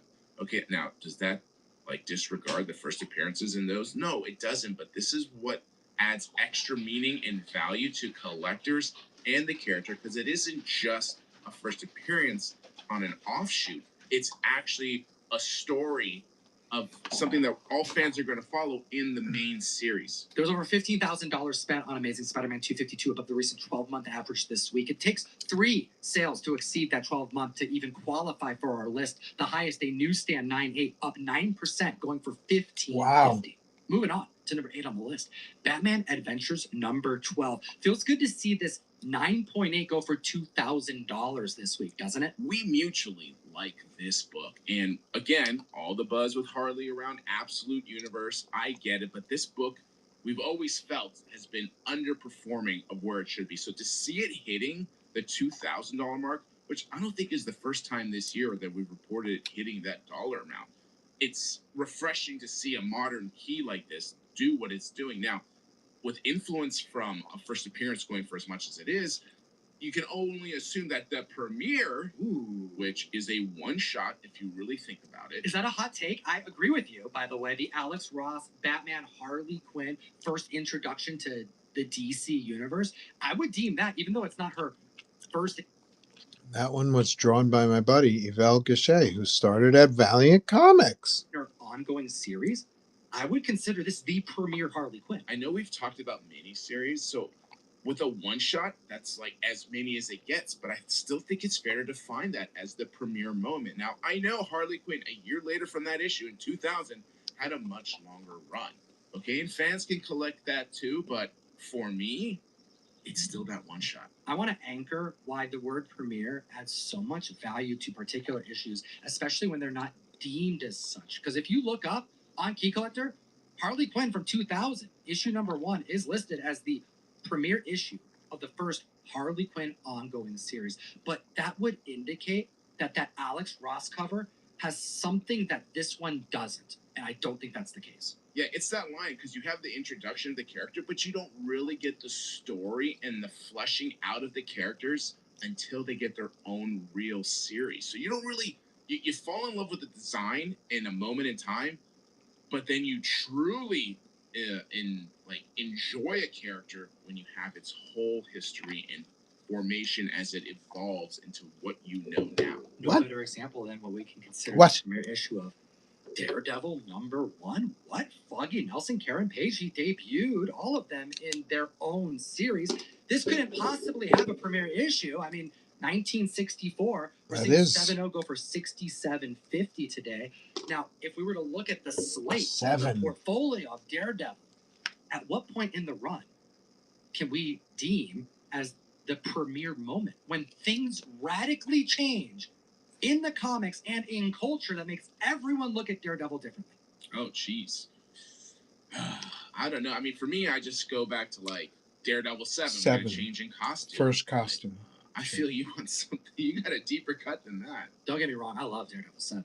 And arguably, yeah, I mean, it changed First red the character costume. forever to see him in that classic red suit. But I think characters have different key worthiness based off of how they were debuted, you know, whether there's multiple titles, multiple keys to look at how the characters were changed over time. And there is no moment greater to me where Daredevil changed than when it was with Frank Miller, Elektra. when Elektra gets introduced in issue number 168. This is the Daredevil that everything's based off of. This is when Daredevil became a likable character to the masses, really. I would signify Daredevil 168 as not just an electric key, but as well as a premier key, because this is when Daredevil changed forever. Comment down below if you think that's a stretch. Not So, really. ranking That's a 168 stretch. premiere. That's a stretch. It's first appearance of Why go Elektra. with That's good Elektra enough. Spike all throughout Daredevil Born Again season 1 and 2 with zero reason to spec on Elektra. She's badassery. If we want to continue the stretch, though, I think we need to continue the stretch to the next number. All right. Number 6, first appearance of Electro. Ooh. Amazing Spider-Man number 9. Okay. And I got to see, you have to tell me if you are continuing down this stretch path, what you think a premiere would be for this character. Okay, first Electro, Silver Age, over $14,000 spent, an 8.0 went for $3,900, a 3.5 went for $1,000. All right, this is a tough one. It's a villain. Yep. Spider-Man's Rogues Gallery. I got a book in mind. I'm curious. One of the greatest Rogues Gallery in all of comics. Okay? The first thing that I go to, Amazing Spider-Man Annual number 1, first appearance of the Sinister Six. This right here is the moment that this villain becomes a great villain. He moves up a notch. He joins the first villain team in Spider-Man history. And it's also in issue 1. And it's also technically a one-shot. Team appearances as a premiere. Put that aside for now. We're going to touch on that. Number 5, though. Iron Man, number 1. This book has been on this list I don't know how many times this year already. It's labeled as a big premiere, so it must be true. And it is, because we just had Iron Man in Tales of Suspense. And now he's here. Okay? This ongoing series has fleshed out the character the way we really know him now. $10,000 over the 12-month average spent, $24.50 on a 9.0, $400 for a 3.5. There's a bunch of different characters that get premiere issues. I'm thinking of Submariner number 1, for example. And these are books that randomly show up on our list And we have to kind of like do a little bit of a deep dive because it's like, wait, what's going on? Like, why are these books so collectible? And that's kind of why we are standing back today trying to like map out where this extra attention is coming from. This is Because there's different. no reason This to is a spend on Iron different Man right now. stock. Not I for a prefer really this long stock time. I was So it's gotta working be on. beyond Robert Downey Jr. It's got to be more about how badass the book is, and there's a level of badass that you This get when guy. you can deem a Already, my premier buddy is issue getting more business from me because one this premier is issue good that I think paper. goes undervalued. This one has like a Incredible Hulk clay coating. It's a 102. little That's shiny. so accurate because you have, like It's I gonna said, be a Hulk little at 102, challenging. and I wonder if it began again with Hulk number 1, would that have made a difference? Because you also look at Captain America 100, another premiere, but it doesn't outsell an Iron Man 1 or a Silver Surfer 1 here at number 4, by the way, with a total of $9,248 in sales. We had a 9.0 sell for $3,087 and a 1.0 hit $200. I think you're onto something there because as soon as we look at a book selling for less because it doesn't have an issue number 1 on it, but it's still a premier issue, tells me that there is an added layer of collectability that's kind of gone undefined. Something that we all know, we feel it, and it gives reason to why some of these books are landing on the list. People are spending a lot of money on them, even though there are multiple comics that they could be shopping that came out prior to these particular issues. By the way, I want to be your comic dealer. Go to ComicTom.com. Put your orders in for comics. You got to be doing it every single week. ComicTom.com, pre-order, cover price, bagged and boarded, shipped in a custom box to support the show. I want to be your comic dealer. Number 3 on the list. You kind of alluded to it, Jeff, because by definition, first appearance is first appearance.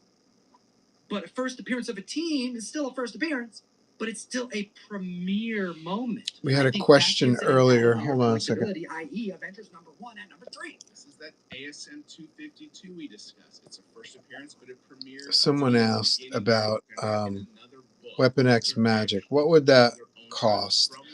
A single figure is $150 in black and white, pen and ink.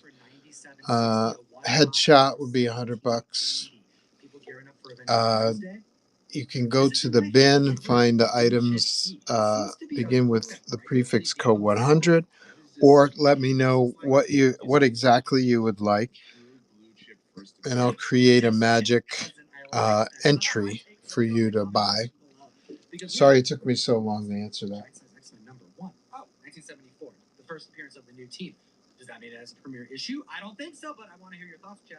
$23,000 plus was spent over the recent 12-month average. A 9.4 went for $56.12. A 3.0 went for $1,400.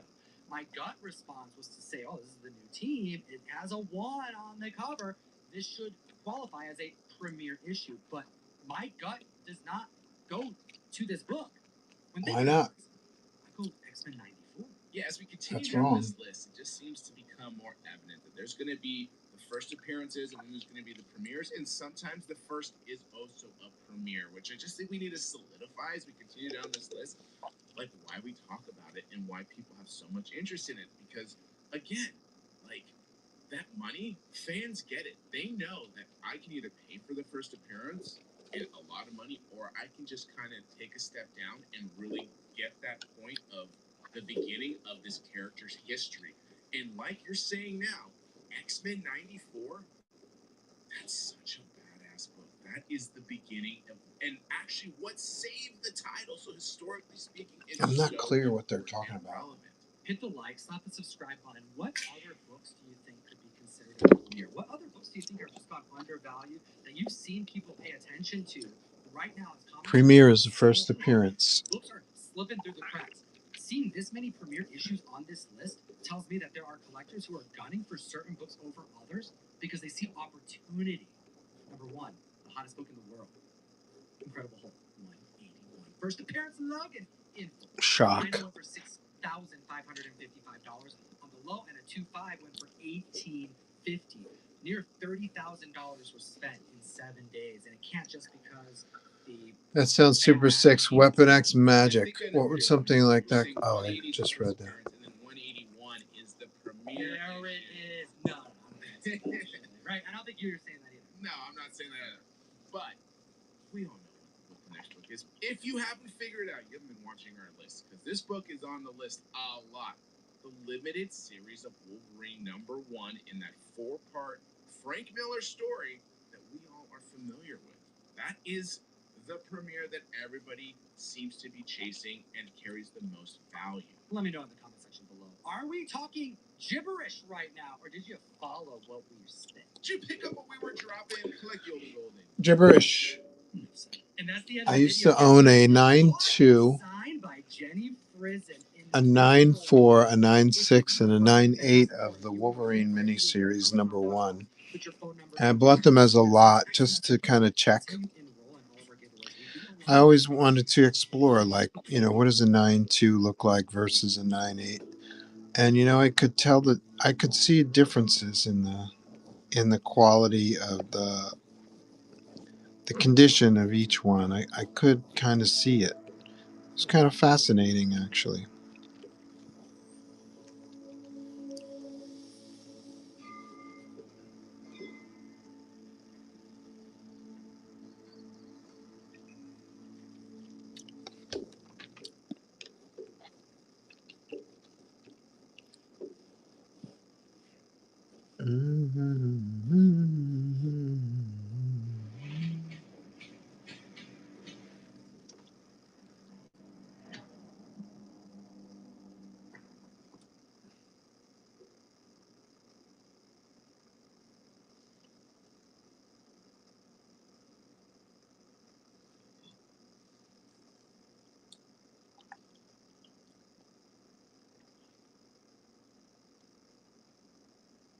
We love you. We miss you. We got a 900% increase in copies sold on this book because it was just optioned.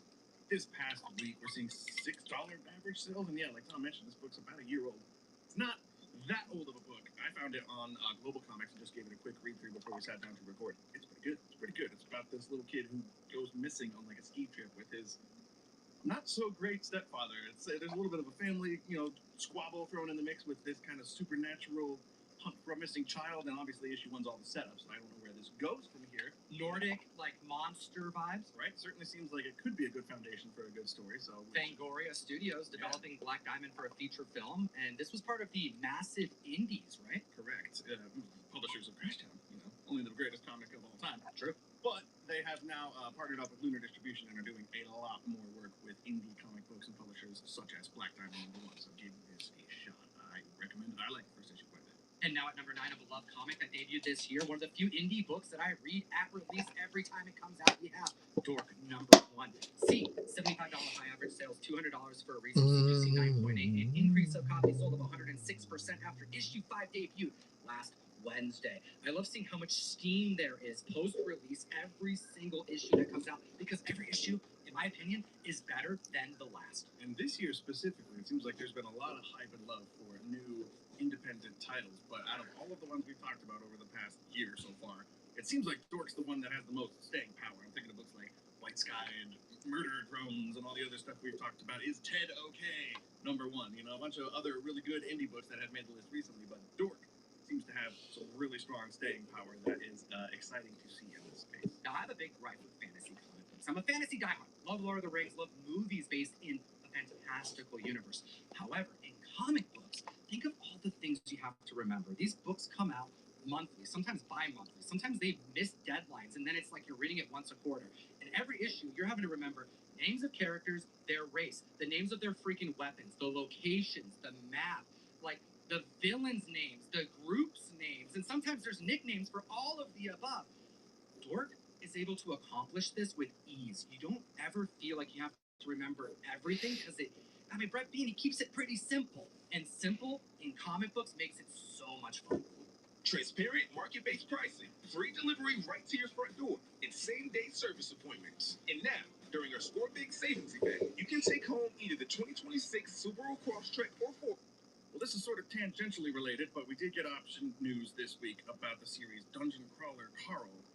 That's come to Peacock, produced by Seth MacFarlane from Family Guy, of course, so there's good news there. But, however, Brett Bean is tied into that whole Dungeon Crawler Carl world. He worked on the comic book adaptation. So, if/when that becomes a show, it'll probably be a successful show, since it's tied to Brett Bean and has similar DNA with Dork, as you guys talked about on this show before. If does make sense to think that maybe if that show does, rise the boat of Dork, if it comes out, it'll be successful. Rising tide lifts all boats. That's what I'm trying to say. Hit that like and subscribe. We make this video every single week and have been doing so for over 8 years straight. Number 8 on the list is Mask number 1. $15 high average sales. This is the book that came out in 1985, I believe, in the 80s. And a recent 9.8 went for $298, and that's here in June. This book was like sub $200 up until the integration into the Energon universe. An increase of copies sold of 567%. I have another gripe, Ryan. Okay, so the Mask blind bags debuted last week, and I talked about this on the show. I opened up like 50 plus of them, and I had a little bit of a concern. The collation was a little screwy. I got a lot of repeat comic books. I watched some YouTube videos of people opening these up, and I saw so much damn disappointment. Fast forward to this past week, we see these 616 Doctor Doom Marvel blind bags, $15 MSRP. 2 comic books came in there, and 1 like cutout Doom mask that you can wear. And oh my gosh, I feel like the publishers have lost sight on how to make these things awesome. Yeah. I mean, at least they tried to do something cool. Like, I don't think Marvel's ever done the mask type gimmicky stuff before. Like, they're trying to spice it up and put a cool twist on it. What collector? Because collectors are buying these things, okay? You don't just get a Dan Panosian and a Peach Momoko to throw in there as a chase. Like, unless you're selling to people who are going to collect the books, which collector is like buying a $15 product and buying the mask to wear as the primary reason? The first thing I thought of was the Death of the Family Joker mask covers. Sure. That would have been cooler. But who took those off? I never saw anybody like, actually, I'm going to take this off the cover and put it on my face like Joker did with his own face. It was like a die cut. You leave the die cut on there. You leave it on the book. It's a cool part of the cover. So, like, if they had done something like that with maybe an exclusive book in these bags or something to spice it, I don't know. Dude, Fantastic Four 258, which is also on the trending 20 on Key Collector Comics. There was a facsimile of that book in the blind bag. They did a couple facsimiles. And they're minor Doctor Doom keys, but yo, you can get FF258 for like $5 to $10 as a first printing. How is that something that made its way into a blind bag? And also, on that note, there are so many better Doctor Doom covers that they could have utilized. The first thing I asked you was if they did the Sanford Green Doom #1 one-shot cover in these bags. They did them in a different blind bag recently with some cool foil treatments and stuff. That was a whatnot blind bag. That wasn't even a Marvel blind bag. Okay, it feels, yeah, they should be, there's clear Doctor Doom covers that maybe not be, keys or older stuff. Maybe look at some of the newer stuff. That might just be my personal bias here, but that cover, I feel like, should have really been included in these bags. Speaking of Key Collector Comics, utilize code TOM101 to unlock a free 2 subscription of the best comic app in existence. I use this app like literally every day. Key alerts, which are like notifications you can have turned on. You can opt into them. My favorite part of the app. Yeah, you find out about trailers. New Spider-Man trailer dropped. I didn't know until I saw the app, the notification on Key Collector. Literally every brand new thing, any news that hits, I get notified by Key Collector before anything else in my life, and you should be too. And so much of the app is completely free, but if you utilize that code, you support the show, and you unlock all like the stuff that's gonna keep you really up to date, save you money, maybe even make you some money, because people be specking. Number 7 on the list. I think people should just flat out be specking on video game adaptation comics. Issue #1, full stop. Next time you see a video game comic book that goes into the previews catalog, you should just order multiple copies. Dead by Daylight #1 is at the list at number 7. $12 high end sales. This is pure projection. Tom's kicking himself right now. I don't know if you can pick that up through the video. I've said it for 8 years. How do I miss out on books? He's very upset that he did not. I don't know about Dead by Daylight. It's not my jam. I love horror. You love horror. This should be right up our alley. You're not a big multiplayer fan. I can't stand multiplayer video games. I want to play it by myself. I want my story. Right? There's no story in Dead by Daylight, as far as I can tell. I gave it a try like a decade ago when it first dropped. You play as 4 teenagers running through the woods, and one of the friends you're playing with is playing a crazy serial killer. But the coolest part is the serial killers over time have expanded like Mortal Kombat style to just include anybody from horror lore. You can put some really damn cool horror I definitely need to revisit this game because they went nuts and they've added like the entire Stranger Things cast in here. There's Xenomorphs in here and like Cenobites from Hellraiser and like obviously Michael and Freddy and Jason and all the stand. Nicolas Cage is in this game as himself. It's true. We actually saw it. It's actually Nicolas Cage. An increase in copies sold to 344%. For none of those reasons, there's a live-action adaptation in development from Blumhouse Atomic Monster. When you see Netflix option something, we say, yeah, just wait a little bit. Hold on. All right, when we see Amazon option something, we get a little bit more excited. We see, doing comic stuff. yeah, and they tend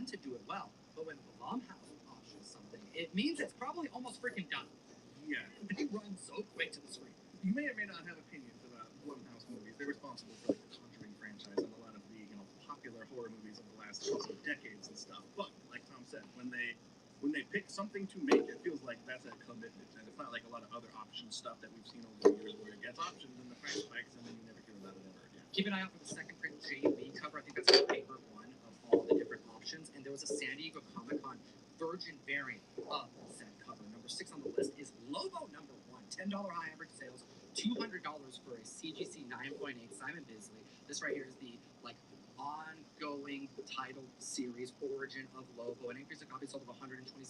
Dude, June 24th is the release of Supergirl. It's a week away. I kind of forgot, dude. Is that a bad sign? I mean, it's saying that there are positive early reviews. This is going to be a cool movie. It's just a few days away. We've been talking a lot about Jason Momoa and Lobo in particular. It seems like the marketing is leaning heavily on him in the lead up to the film's release. And he's actually, Jason Momoa has given some thoughts on the future of this character in the DCU and what the potential options are moving forward. You got to assume that the producers are already talking to him about his own solo movie. They already have. And Jason himself, he's talked to Peter Safran and James Gunn about this very thing. This is what he said. This is a quote. It's all I want, I promise. I'm just going to put this out there right now. I do not have any interest in making a Lobo PG-13 movie. Right? Right. Feels good. If he wants to be included as some other side character like he has in this movie, that's fine. But a Lobo solo movie needs to be R, and it's very reassuring to hear Jason Momoa, repeating that thought himself. Omega Man 3 First Appearance of Lobo is hitting right around $300 for a CGC 9.8 during the lead up to the movie's release. Are you going to see Supergirl? Let us know in the comment section below. While we move on to number 5 on the list, shaking the comic book industry. ASM 328. Oh, I have long thought that this book was underrated, undervalued. We got the McFarlane Spider-Man Hulk cover, an iconic cover, final artwork on the Spider-Man series by Todd McFarlane. Spidey punches Hulk in the junk. March 9.8 went for $135, and an increase in copies sold of 338% after the recent Spider-Man trailer dropped this week, and we see Bruce Banner as Savage Hulk. Like, he's coming back, dude. Thank Thor. Yeah, I hadn't thought about it for a long time until somebody pointed it out, but I think this is the first time we've seen Hulk in this form since Age of Ultron or something. That's crazy. It's been a long time. It was cool to see in the trailer, and I've said it before on this channel, but I'm a sucker for any comic book that messes with trade dress, right? And this is a perfect example of a book like that. And I can see why people are drawn towards this book specifically, because this is kind of exactly what we got in the trailer, seeing right in front of Spider-Man. Here's my first Maverick sketch in pencil form. A double covered 9.8 of this book that went for $375. That is a dope book. I want to know in the comment section below, are there any other members of the community who collect misprints, error issues? Well, we move on to number 4 on the list with Amazing Spider-Man number 20, first appearance of the Scorpion. Matt Gargan goes full Scorpion in this issue. We saw a 6.0 sell for $647. I mean, we're talking double-digit Spidey, Ditko Spidey, and we see him in the trailer fully suited going up against Spider-Man. I've been desperate for Michael Mando to come back to this franchise. I've said it over and over on this channel. They've been squandering him ever since the final scene of Homecoming, which was the last time we saw him again. I think it was over a decade ago at this point. They're bringing it back. He's shown off in this trailer in a really cool shot. I just hope it's not a quick one and done. We're going to tie him up and throw him back in jail. Scorpion's already over. There's a lot of villains in this movie. Some of them are going to get short straws treatment. There's a big time gap between the last Spider-Man movie and this one. It's years that he has gone, full friendly neighborhood Spider-Man with a secret identity. So I imagine we're probably going to get some type of, time lapse, specifically of him going up against villains. We may only see a little bit of the Scorpion. I hope not, but something tells me we're going to not see very much of him, unfortunately. Number 3 on the list is Absolute Green Arrow number 1. Oh my gosh, it's so good, dude! Issue number 2 came out this week. I'm so excited to read it. Porn Sack Feature Show, absolutely killing it. $5 high average sales, $57 for a pre-sale CGC 9.8. I've seen some of these copies go for $10, in high grade, and it's the Key of the Week on Key Collector. And what did you think? You just read it this week. I just read it today. You were taking a break before recording, getting yourself all prettied up, I'm sure. Sure. I sat down and read Absolute Green Arrow. And shout out to Raphael Albuquerque. Oh, man. We give Porn Sack a lot of love on this show, rightfully so. Shout out. But Raphael Albuquerque killed the art in this book. I was not expecting to love the art as much, but this whole story is just so good. I knew it was going to be good. I knew I was going to love it, but I can't stop thinking about it. It's only been 20 minutes since I've read it. We've talked about 8 other books right now, but It feels so different than any other Absolute title, Right. but it is still as extreme as any other Absolute title. One of the things I like about the Absolute Universe too, and it's shown off in this issue a lot, but one of the main characters, the villain characters, is Hector Hammond, who is a notorious Green Lantern villain. So there's a lot of shuffling of characters and rogues who you might expect popping up in different kinds of books. There's some stuff like that happening in Superman, The Flash, and Green Lantern too. So again, there's a lot more going on in the Absolute Universe beyond just Absolute Batman, which it seems like a lot of people are just locked in hard on Absolute Batman, rightfully so. Broaden your horizons. Check out Green Arrow for sure, but also Superman, The Flash, and Green Lantern, and Absolute Wonder Woman, and all this other stuff. Martian Manhunter. How badass is Black Canary in this game? Dude, I thought I was expecting this, dude. Yeah. I'm like, oh god, dude, comics are so good. Yeah. Number 2 on the list, we have Shadow of the Bat. Number 1, out of nowhere, get to hunting because you can find this for $1. $5 high average sales is what Key Collector's reporting for price guidance. A recent CGC 9.8 hit $127. Y'all want to be a comic dealer, by the way? Go to comicton.com. Pre-order your comic books from us. Cover price, bagged and boarded, shipped in a custom box. We're screaming. We're trying to do our best to get you badass comic books in the nicest way possible. This is the first appearance of Victor Zsasz. Did you remember that Victor actually made an appearance on screen before? And do you remember what actor portrayed him in Gotham? I did not. I had never seen. I've seen clips of Gotham with you before. I've never actually watched that show, but it continues to surprise me. For example, I did not know that Victor Zsasz has already appeared before in live action, played by Anthony Carrigan, who you may remember from Superman as Metamorpho, and of course from Barry, Nolan Hank. Shout out. When deciding to make live action Moana, that means you have to cast live action Moana. This is a character that is globally beloved. I'll never forget the day that Tommy, our director, called me and he said, I found Moana. Getting to represent the Pacific Islands is something I've always dreamed of doing. Katie, Aloha, it's DJ. I cannot wait to work with you. We're gonna. As Victor Zsasz here, though, I gotta watch the whole show. Apparently, I gotta watch all of Gotham. There's something really strange going on. Perfect storm, because okay, well, hit him with the like Batman movie rumors that are going around. It's weird because it's all happened in 1 week. There's a lot of casting announcements for this movie that have been happening in the last few months. We've got Scarlett Johansson joining. We've got Sebastian Stan joining. We got Brian Tyree Henry joining. You got Charles Dance from Game of Thrones. Lord Tywin Lannister himself. Like already, just that slate of people is super surprising. And not a lot of sometimes when you're watching a superhero casting, you can be like, okay, That's that's gonna be Bane. That's Penguin. I can pick who. Well, obviously Penguin.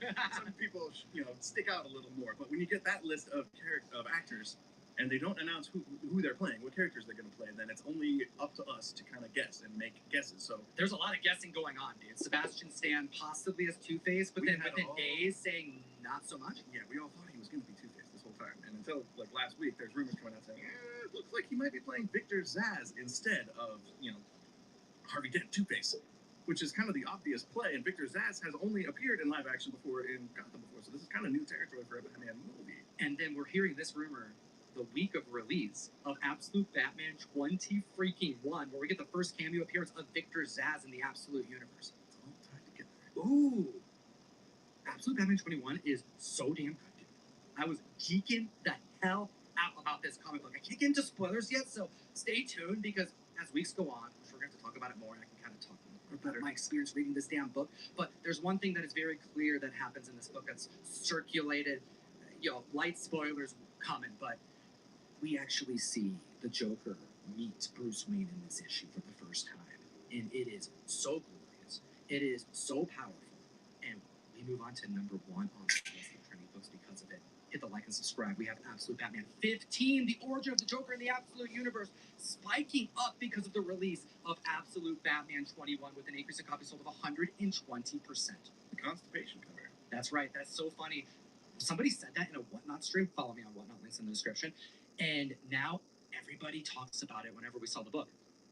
It's infected my brain. I can't think about anything else when I see that cover. I'm slowly getting caught up on Absolute Batman. I'm up to like issue 18 or 19. Whenever Poison Ivy starts to come in, I think it's 17 and 18, somewhere around there. So So I'm getting there. It's really good. And yeah, all of this whole stretch too. This issue in particular, this Joker issue.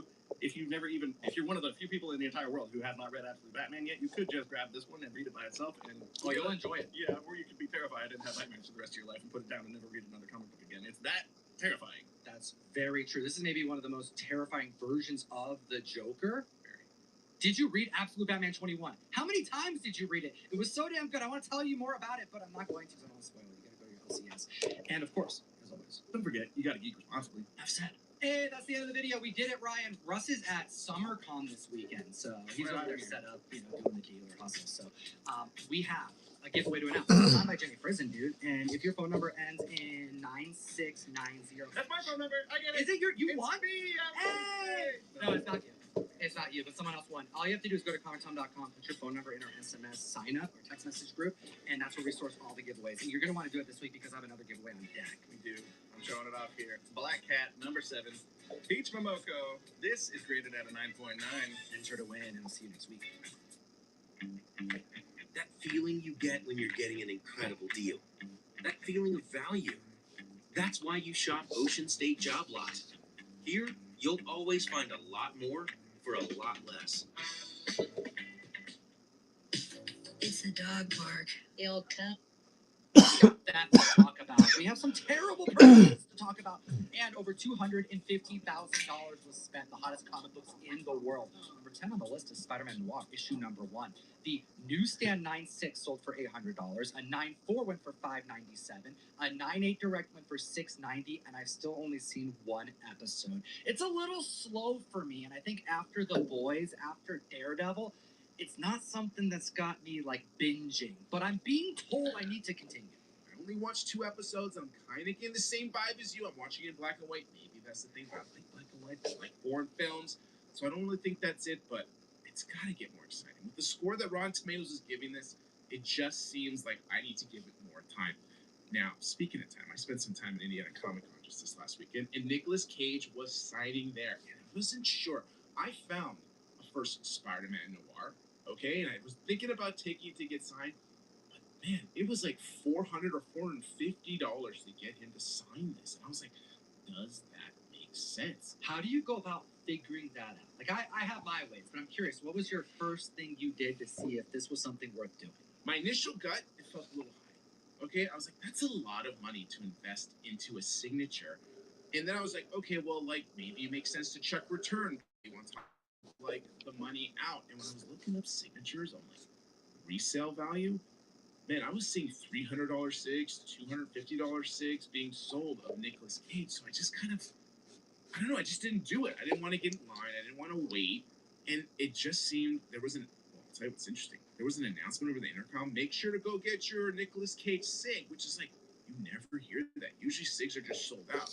Like, it just made me think that other people were feeling the same way. Yeah, I was looking up different covers that Nicolas Cage has been on. Surprised that there weren't more. I mean, too. obviously have the most recent World's Finest 19, him dressed up as Superman, you know, like from the movie, and signed by Nick Cage. It went for $315. That just happened in June. And then there's the other Ghost Rider number 1. I see that book a lot. Looks like a handful of people have gotten that one signed. Recent sale, May 25th, $250. You pay $400 to $450 for a SIG, you're getting hosed. Number 9, Dr. Solar, Man of the Atom, and we're not talking about the 90s. We're talking about Gold Key from 1962. Now you're like, why the hell is this book here? Right? And you're like, why would I even invest in this book? I'll just tell you a name. Freaking Robert Kirkman. Like, what are we talking about? What has he not been involved in that has not exploded or made you want to read? Now, he didn't buy out Gold Key, because for those of you who don't know, although it was a publishing company, as the publishing companies go out of business because they don't survive, they sell off their IPs. What he specifically bought were 3 different IPs. Magnus Robot Fighter, of course, Dr. Solar, which is why this is on the list, and Turok Dinosaur Hunter. It's like 1992 all over again. Like, what is going on? Now, these have to be different representations, right? The whole Valiant and Gold Key, it's got to be a little bit different somehow. But can I see a robot fighter in a Transformers universe?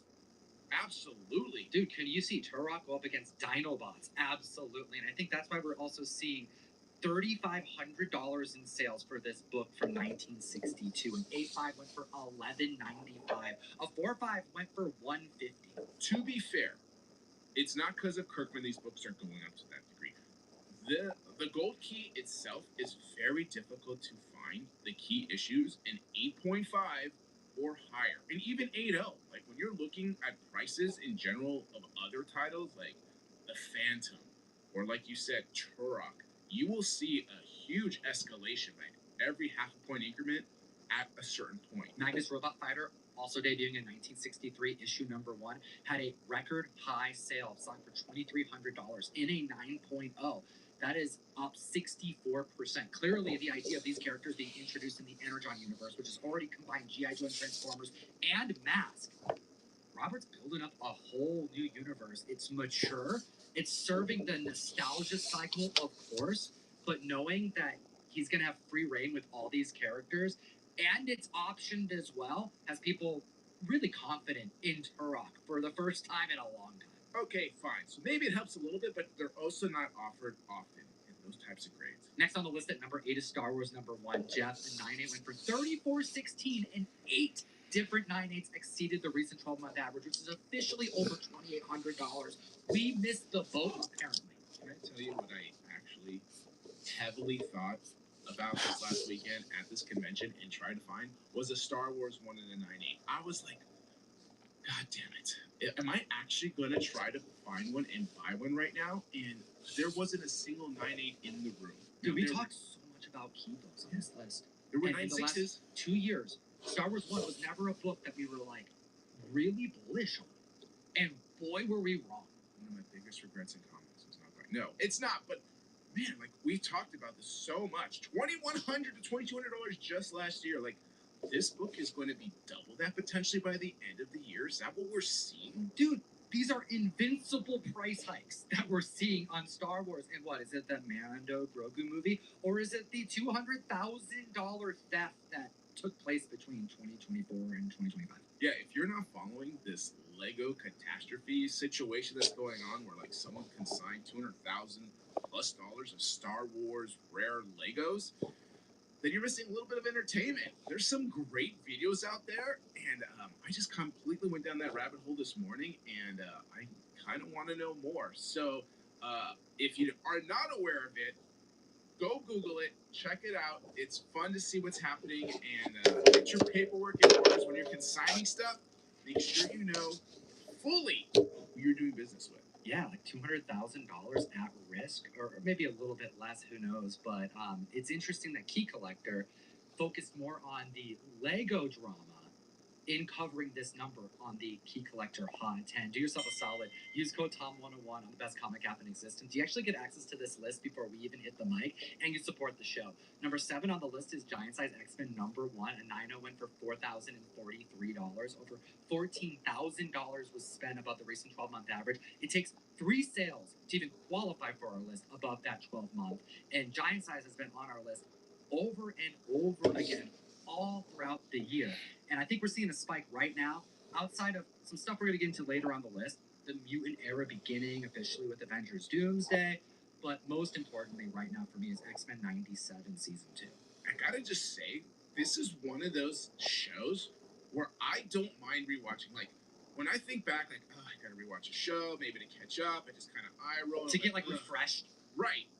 Like, the amount of joy that I'm expecting to get on a rewatch is actually exciting to me all over again, and will bring back the nostalgia of childhood memories that I haven't felt in decades. Well, we have Gambit, who is fallen as of the last season, likely coming back as the Angel of Death, maybe. The adamantium was just ripped from Wolverine's bones. We have so much stuff going into this next season. I think a lot of people are gearing up for it. But what a great way to kind of just ease into the next era that is going to be very mutant focused. Yeah, the amount of buzz for X-Men books at the convention in general was just nuts. Especially this, but again, X-Men 94, same freaking thing. That was asked about a lot. Well, that brings me to number 6 on the list with ASM 50, first appearance of the Kingpin. Spider-Man No More, $17,000 spent above the 12-month average, over 9 transactions. An 8.5 went for $53.68. A 3.5 went for $4.90. When I brought this book up, when we were kind of going over the script last night, the first thing you said was, out of all the books on this list, many of them were talked about and asked about at the most recent show last weekend that you attended, but this one reigns supreme. Yeah, it was interesting to see that even though the show had ended, that this book still continued to be asked about as much as it was. This was the It's number one of the one best asked about book comics. It's for certainly us one as of the a best group. drawn And I comics saw I've ever copies of read. this book from like 2.0s It is to a like beautiful, 7.5s, the art is and people were pulling the beautiful, trigger in whatever made sense for them and in amazing. that type of grade and Number price. 50. Would you say that the price points that they were securing are reflecting these types of sales, or are you saying that they were willing to overspend? Man, I gotta tell you, this show was overpriced in my opinion, and people weren't really grading their books, and they were just pricing them, and man, which I hate to see, but some people still pulled the trigger, and then other wise collectors who spent the time and understood that just said, nah, that makes 0 sense. Yeah, you guys got to be pricing your books, and also answer this next question for me. There is this topic of conversation you and I have been having. I think we're gonna make a video on it here, so make sure to follow us on Instagram. We like to post reels over there. We'll post them on YouTube as well, but keep up with us there. Where can they find you, Jeff? You gotta write this down. Golden Age Guru. Well, number 5 on the list is Batman 227, 1970s classic Neil Adams cover. A 9.0 went for $36.60, a 3.0 went for $5.18, 8 different sales, almost $13,000 spent. Question to the audience, because I've been thinking about this video I want to make with you, Jeff. A lot of new people get into the community, a lot of new people looking to invest. Do you do one of 2 plays in particular? Do you invest? Do you spec? Do you purchase key first appearances if you're looking to drop some money? Or do you go the iconic cover route? Because on this list, currently, all the books, this one's the one that excites me the most. And I think long term, it actually have the biggest payoff. And it's not a first appearance key. I need an answer from you. Comment down below. Let us know. On to number 4, Avengers number 4. First Silver Age appearance of Captain America. Listen, when I think about Captain America, I mean, there aren't like many like key covers that I can think about, but there are some that really stand out for me. And kind of carrying on the conversation from the last number, so many of them are straight up iconic covers over key appearances. There you got like first battles. Like that happens with Cap. But here are some of the ones that I come up out of the gate with. And I'm not even talking Golden Age, because if we talk Golden Age, we talk all day, dude. Oh yeah, we're throwing in number 74 right off the rip. Yeah, Weird Tales, baby. This is one of my favorite covers of all time. Yeah, this is when like the end of the run was coming, and they were just moving to more of a horror type vibe. So like, Cap goes to hell, dude. yeah, as my kids would say, maybe like say less. All right, well, 3 different issues that I bet you agree with that are supremely undervalued and so gorgeous are all Steranko iconic covers. Man, Right? All right, we got Cap 110. That whole cover is so sick. Cap 111, and of course, Cap 13. 113, right? Yeah. Because 13 is badass too, though. If you look about the Golden Age, that's a cool book. But there you go. Like, there's multiple covers there that I think long term have some major potential, and they're not like first appearance keys. Yo, number 3 is a doozy. Someone screwed up. Before we get to that, get ComicTom.com. Yo, comics come out all the time, but you got to pre-order them. That way you get them for cover price, and then we ship them to you in a custom box. Go to ComicTom.com, support the show. Want to be your comic dealer is what I'm telling you. Just go and see what's available, because there's some really cool comics coming out. We got your Absolute Batman, we got your Absolute Wonder Woman, we got everything you need. Just hit the site. Let's move on to number 3. Someone messed up. Amazing Spider-Man 129. All right, over $25,000 was spent on the first appearance of Frank Castle.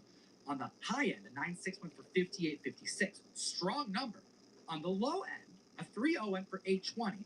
And on the even lower of ends, a 0.5, missing a cover, incomplete, went for $442. What the hell is someone spending that kind of money on an incomplete key book?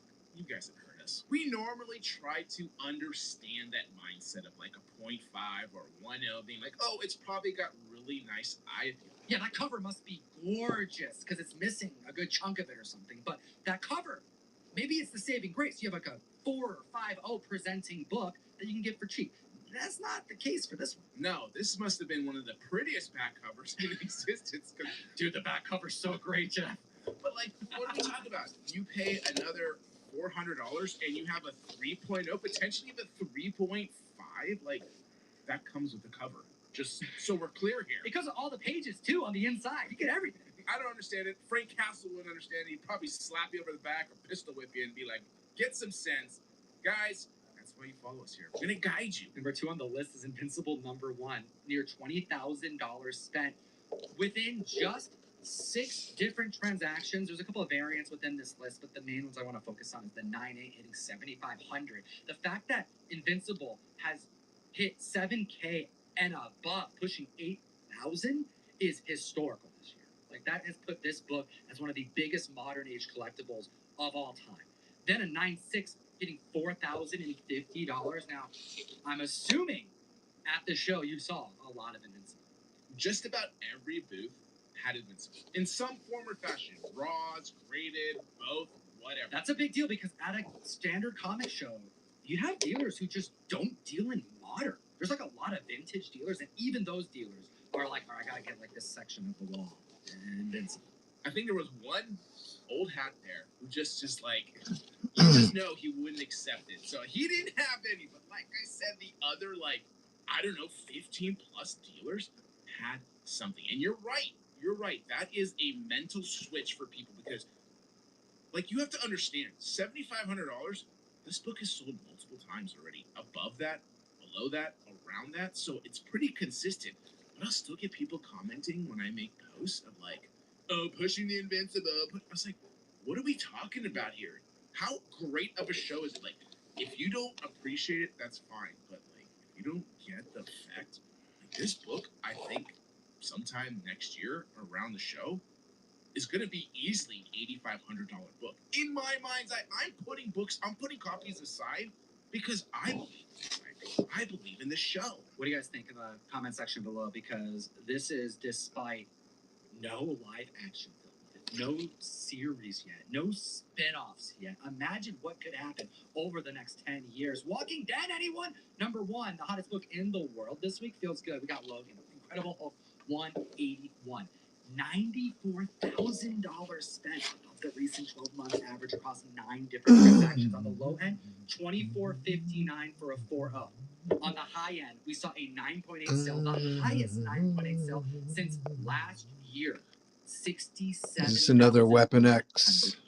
Now this book is going to probably be on this list no matter what, but did it get that extra push because we got that video game reveal? Dude, it's so crazy good, dude. Acid says Maverick. Dude, you showed it to me right before the filming of this, and I was blown away. I couldn't believe. Ange, do you know who Maverick is? I did not expect them to go as violent as they did with this. I mean, we're seeing claws through faces, man. And my favorite part is the damage that Wolverine takes and how it impacts his body. You actually see the skin start to come off. You see the muscles underneath. And when he gets really damaged, you see the adamantium. What amazing detail. That's going to please fans across the board. On top of that, you get to see the like live healing factor as it continues through the battle. It's very intense game, like you mentioned. It's bloody. It's like freaking Mortal Kombat, all like just happening there. So I don't know, man. This is gonna grab a lot of people, and I haven't wanted to play video games in a long time, but like I wouldn't mind jumping in with this game. I'm calling it right now.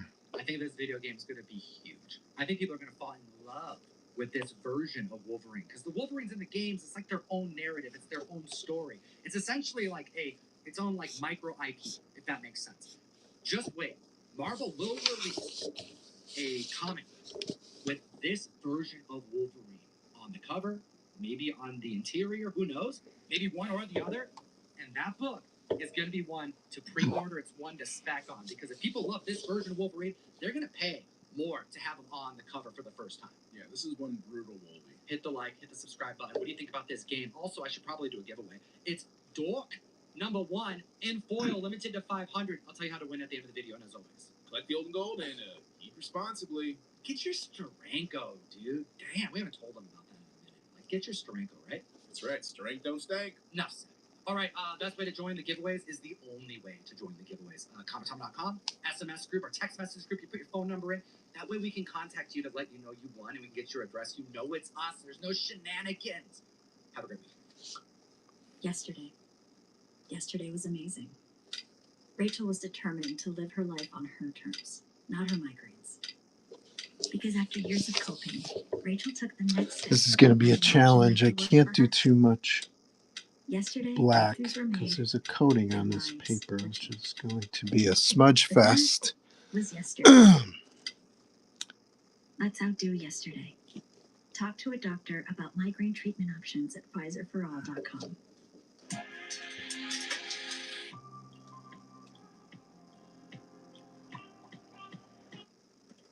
for Comic Tom on this week's Trending 10 Comics video. I'm here with my guy, Russ Bryant. How are you, sir? I'm fantastic. It's me over at No Geek Comics and Fire Guy Ryan, and I have a long list for you. I don't want to stay all the way until the end. Give a like, give a subscribe. I think we're giving something away. I got a nice shiny slot that we're going to give away to somebody. We've already figured out who gets it, so stay tuned to the end. It could be you, but first we got to talk about the comic books. Number 10 on the list, Persepolis. This is an original graphic novel. This is not a number one scenario. This was just a graphic novel released over 20 years ago, back in 2004. The largest percentage of increase this week, 1,317%, on the news that Marjan Satrapi tragically passed away. Passed away, She leaves man. behind her an incredible artistic as well as writing legacy. This book was originally released in 2 volumes, 2000 and 2003, although I think most of you would know it from the animated movie in 2007, a beautiful depiction of a childhood's perception of war and revolution and being able to move to a different country and how that affects them drastically. The movie was nominated for an Oscar in 2007. Best animated feature. It makes me want to look up, what other movies came out, what movies might have won instead of this movie, because I do remember this movie coming out. I was a teenager at the time. I was not paying attention to stuff like this or comic books, to be completely frank. Yeah. This was not on my radar at the time, but I definitely want to track down both the book and the movie at this point. It seems topical in more ways than one lately. Let's move on to the next book on the list. We've got X-Men number 25. This came out in 1993. We're seeing $15 average sales for this book. And that kind of holds true on eBay, too. We're seeing sales go for about $10 to $15. It's a pretty common 90s book with a little holographic square of Magneto. Is this the Magneto one? I think so. We should know better. There's than so this. many. There's so many. Get them all. All those holograms are cool, but don't put them in the sun because that fades it and it ruins the whole look. A 140% increase in copies sold this week. Now, I was told the reason that this was spiking was because there's a bad guy hanging out in Wolverine named Adamantine who's going around and collecting the adamantium, and he's been a bad guy in the Marvel Universe for a while. But he's finally trying to catch up with Wolverine, rip out his adamantium-laced bones. Speaking of adamantium-laced bones, though, that is not why this book is on my radar this week. I am still recovering from the 7-minute gameplay reveal trailer we got this week of the Wolverine video game, during which, when you get damage in that game, by the way, you can see through to his skeleton. You can, in real time, it will chip away at his body. You can see the gross adamantium underneath. So there's adamantium there. That game looks awesome. My jaw hit the floor, from second one when he starts cutting people up. It looks graphic. It looks intense. It looks like there's going to be a lot of X-Men Easter eggs in there. That's going to be a cool game that drops September. However, there was more Wolverine news this week, technically. We got the trailer for X-Men 97 Season 2, which actually is coming out in just a few weeks, July 1st. That will start dropping on Disney+. And it made me remember at the end of Season 1 how he got this whole comic book plot line played out in Season 1 of X-Men 97 with Magneto ripping out the adamantium from Wolverine's skeleton. So it's going to be... I think there's multiple reasons why this book and Wolverine in general might be on people's minds lately, but X-Men 97 is definitely the most closest upcoming thing we can see the character in a couple weeks. So nostalgia from these comic books drives comic book sales, just like this next one. Number 8 on the list, Escape from New York. Number 1. This comic book came out in 2014 of the classic Snake Plissken movie from 1981. So weird. Raw sales and $38 for the 1 in 50 Statue of Liberty variant. These sales are kind of all over the place because the comic book is not a new comic book, and I think people are just kind of finding it in their back as you've been pulling it out and listing it on eBay, getting it sold.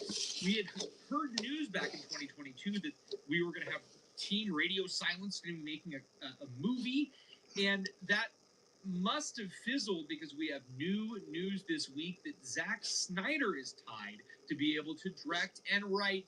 Ryan's got the post Zack Snyder Justice League face on, so yeah. I understand your apprehension. I mean, Radio Silence was cool.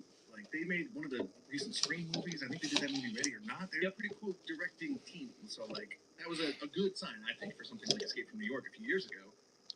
And then, you mentioned Zack Snyder this past week, and it got me thinking, what the hell has Zack Snyder done since Justice League? And I completely forgot the Rebel Moon disaster. I don't even know if you can call it a disaster. I don't know. I skipped it. Yeah, I completely skipped it. Well, okay. People don't agree with you because it's a 525% increase in copies sold this week. The original series from 2014 ran for 16 issues, and a lot of those later issues are tough to find right now. So I'm seeing a lot of high prices there. But there's some really cool variants for issue number 1. We already talked about the Statue of Liberty one. I think my favorite is probably the one from 2015 Emerald City Comic Con, which shows a destroyed Space Needle in the front. We're from Seattle. We have to like represent that. And I can't hate on Zack Snyder too much, man. I think the Dawn of the Dead 2004 movie he made is still one of the best horror movies of Okay. the 21st century. Let's break out the eraser carefully. Like spectacle and action and all the stuff that this movie would need for a reboot, a modern reboot. I think Zack Snyder you could do worse.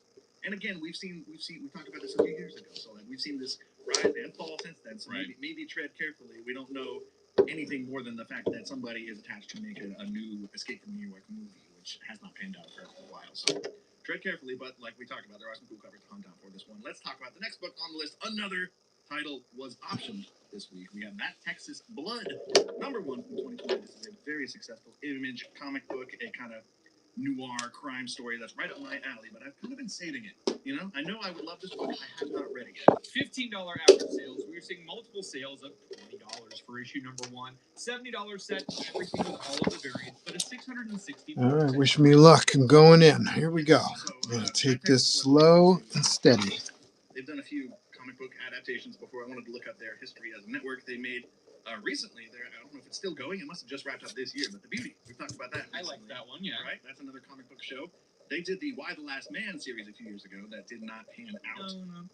As well as the show Legion from Noah Hawley. Totally underrated. Who did Fargo. Legion's fantastic. Alien Earth. Noah Hawley is one of my favorite creators. That's another show I've kind of been saving in my back pocket. I have not watched Legion, but I know I want to, and I know Aubrey I will love Plaza, 100% correct. Like, yes. Noah Hawley is amazing. That's a whole separate conversation. Yeah, But That Texas Blood, it is actually coming back. They ran for 20 issues a couple of years ago, and then issue 21 was just solicited for it later this year. So I might just be a helpful coincidence at the same time the show was announced. Sure. But yes, go check this book down. It's written by Chris Condon, he's maybe my favorite writer at the moment. His run on Green Arrow that just ended over at DC was my favorite book at DC Comics while it was running. Damn shame that thing got canceled. Number 6 on the list, Action Comics 544. This is the first time we get to see Lex Luthor's war suit, his power armor. Aren't you excited? This is the one thing I knew we were talking about this week. After seeing all the footage and the set photos leak out of this war suit over the last few days, makes sense to see this book here. We got a 380% increase in copies sold of this book compared to last week, and a 9.8 sold back in March. I'm seeing here for $180. That's a few months ago though, so it doesn't look like there's a whole lot of at least rated sales of this book recently, but I imagine that will change. There are a ton of this book out there. It's selling for $20 raw, and this is the type of thing that I will get collections that have these DC books from the early 1980s. It's in all of these collections. Every single person has a copy of it. You can get a raw copy for not a whole lot. And we've talked about this before because last time we had the Superman movie came out. So far, so good. It was rumored that we were going to be seeing more stuff. Looking good, looking good. Yeah. So this is actually coming to fruition, and set photos caused a good amount of spike this week. When James Gunn officially announced the Superman sequel, he used a drawing of Lex Luthor in the war suit with Superman, and then after that, I think the spec kind of switched gears to like Brainiac and like the villain of the movie, and I think a lot of people, myself included, might have just forgotten that the whole war suit thing was basically guaranteed almost a year ago. But seeing it in action is something different. Seeing Nicholas Hoult like in the suit, knowing that it's not going to be some CG thing, it's giving me like Hulkbuster energy from Avengers: Age of Ultron. And my first reaction was looking good so far. Looking good. Not a lot of smudgy. Seeing like a slimmer I'm liking it. in a thinner metal suit. But you look in the comics, the war suit's huge. Lex Luthor's huge, and it makes sense. It's got to be big if you're going to take on Superman. I'm so excited for this movie. It comes out just over a year from now, July 2027. It will fly by. So stay tuned for that one. I'm excited. Number 5 on the list, we've got Spider-Man Noir, number 1. This is the actual number 1 from 2009. $180 average sales over this past week, as well as a 225% increase. So far, so good. $79 for a CGC 9.8, $2,000. So far, so good. Looking good. Looking good.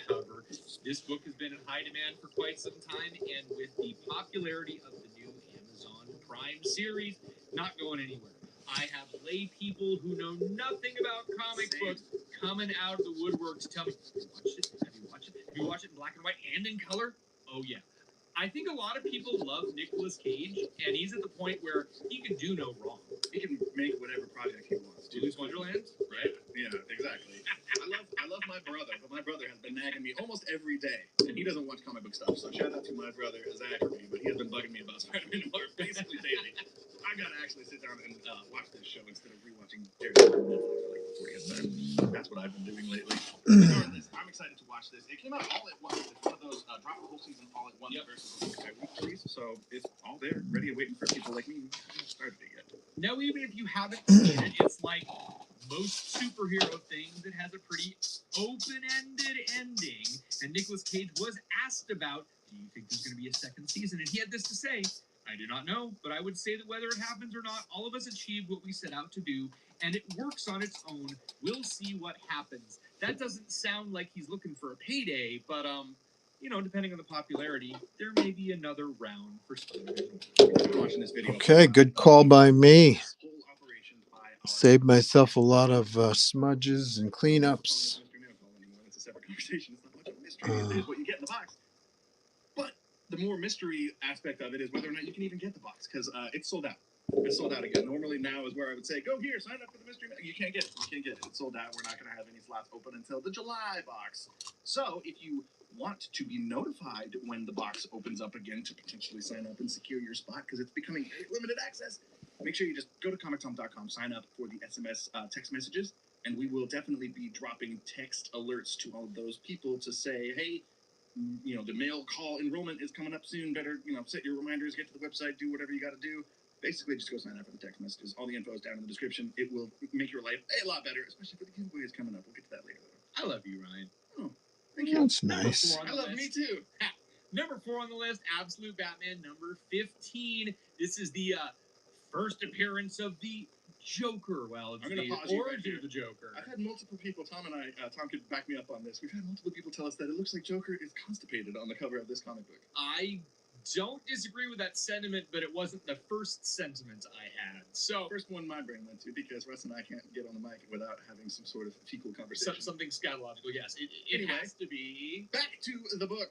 Well, the origin of the Joker in the Absolute Universe, Absolute Batman. Number 15, we are seeing $10 average sales, and there were 7 different buy it nows in the last week for a CGC 9.8 between $38 and $63. These are out there. People are dumping them. People are selling them. You can find them if you are patient. They just have a bunch of them. It's a 138% increase in copies sold this week. And we know that Absolute Batman number 21 is coming out. People have been anticipating this next one because we're going to get to see the final evolution, the absolute version of Absolute Penguin and Absolute Two-Face. But we are also going to see the meeting of Bruce Wayne and Jack Grimm, who is the billionaire serial killer, also known as the Joker. There's a lot going on in this issue. There's a lot been going on in this whole series. And if you just judge this book by the cover, this upcoming Absolute Batman book with Two-Face on the front, you might just think, oh, this is just a Two-Face story. Right. Well, no. There's Two-Face, there's Penguin, there's Joker, there's all this other stuff in there. It's going to be a lot, like every issue of this run has been a lot. More, you know, urgently, I guess you could say, we have Absolute Catwoman, on deck next week. It's dropping in just a few days, so that is the most current, recent, upcoming Absolute title. So be on the lookout for that, as well as Absolute Batman 13, her first appearance, her first cover appearance. That also made the larger trending 20 that we sourced these 10 books from. Go check out the Key Collector app. Use code TOM101 for a free 2-week trial of it. It is the best comic app in existence. We've been using it forever. It's going to up your game. It really will. We're not lying. And it's not even that expensive. And if you use the code, you get a free 2-week trial. Like I said already, just go do it. Or keep watching the list. Number 3, we got Action Comics 252. This one is also a no-brainer this week. We have the first appearance of Supergirl from all the way back in 1959. A $9,000 average sale, Russ, for this book? Does that make sense? Okay, $9,000 average sale. When we say average, we mean average, and that is why we are reporting on a sale of an 8.5, CGC 8.5 Heritage Auctions that was $18,910 at the beginning of May. And then there was another sale on eBay for a CGC 2.0 for $1,000 near the end of May. So that's why you see such a wide range when we do pricing.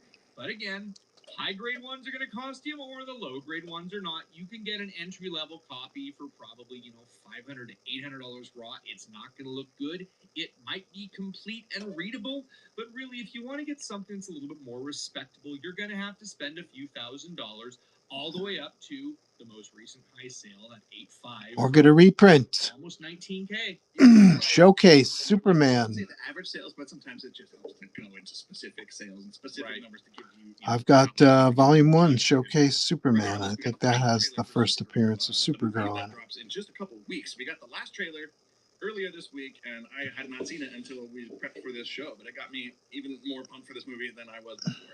I'm excited for it. I kind of get the feeling the wider comic community might not be as pumped for the Supergirl film as I am personally, but as a fan of Supergirl, Woman of Tomorrow by writer Tom King and artist Bill Conceivably, I'm excited for this movie. They're basically putting that comic into motion in live action on screen, and if you've read that book, you know why I'm excited. It's going to be cool. It's the DC movie of this year, so until Superman comes out next year, or until Lanterns comes out later this summer, this is what we get for now.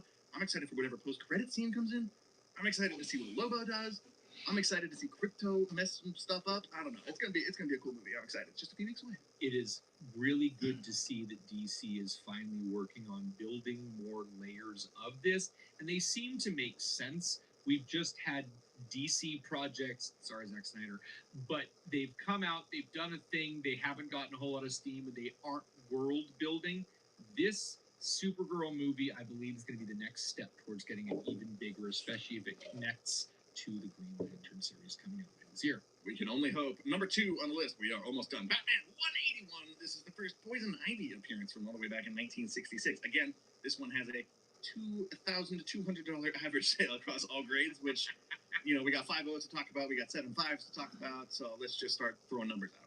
Raw copies of this can be had, for $200-$300 as well. They're out there. Check for that centerfold. It's important. People used to pull out the centerfold because it had Batman and Robin. You stick it on your wall on it. And I've had people get low copy, raw copies that have a nice looking centerfold so they can remarry it with something. But $635 for a 5.0, $1,500 for a 7.5. It's really not that much for a major key, considering how important. It's looking great, says Johnny. I'm glad. My first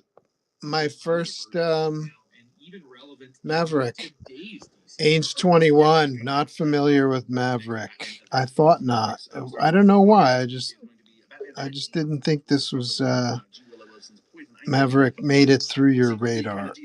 Secret weapon ever since 2022 when that run started. It's one of the best runs. Although he's not in my issue miniseries, and it has gone for. He's not in my ancient Cro-Magnon universe. He's much more recent than that. But I still, for some reason, I didn't think Ainge would know who this character was. I have to be honest, I've never read a comic book with Maverick in it.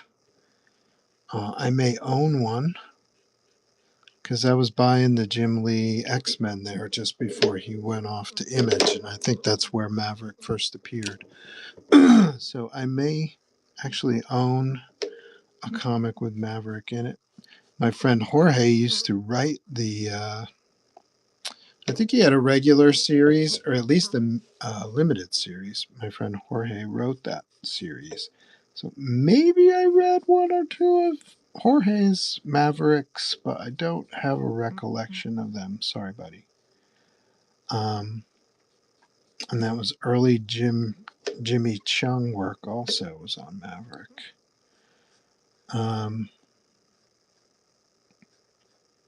So if I read any of those Jim Lee or Jorge Gonzalez issues,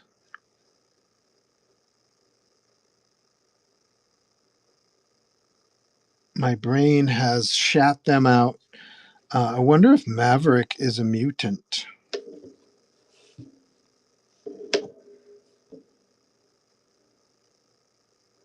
Was Maverick part of the Weapon X program? That's another question I have.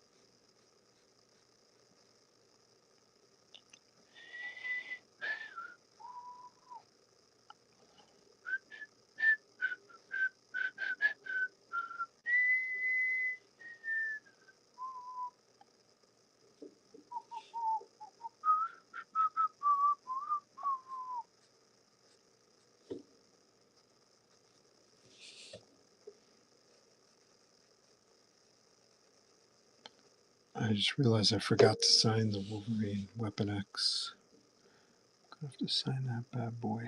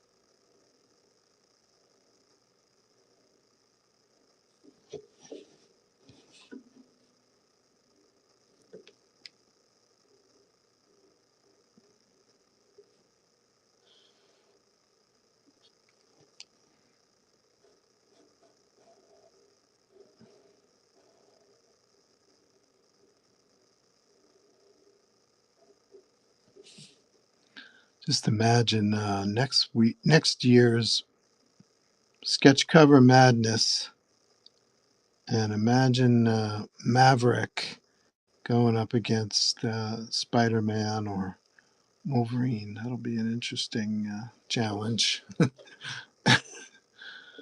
Good luck, Maverick. That's all I'm saying. But we will bust our humps to make this the most badass Maverick drawing ever made.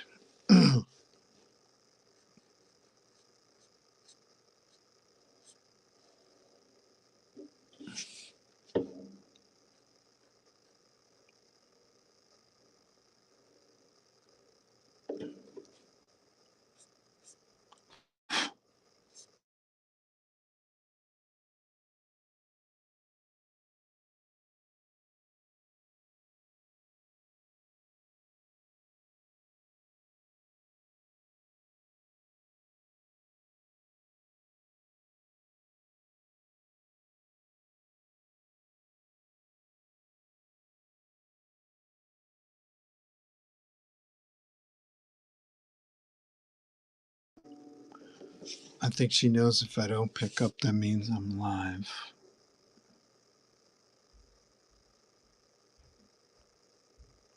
But it is a sign that we're going to have to bring this show to a close soon.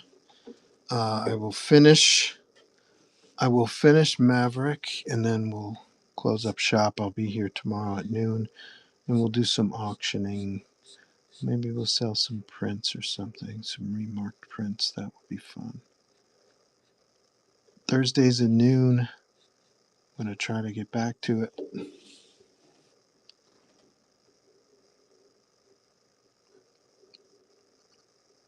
I'm going to spend the morning adding items to the bin and to the auctions.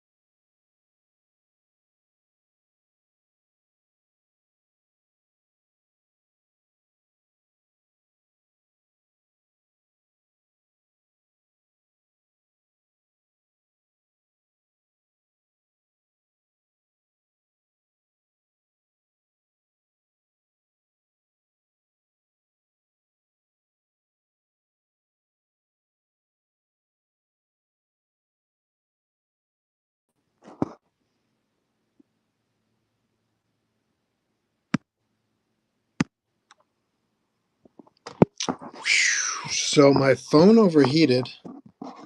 I'm going to finish this off camera, and it looks like maybe the combination of the lamp plus the temperature outside, even though I have AC on, plus, I don't know, plus me running for 5+ hours today, 6 hours. Maybe that's combining to overheat my phone. So I'm going to finish this off camera.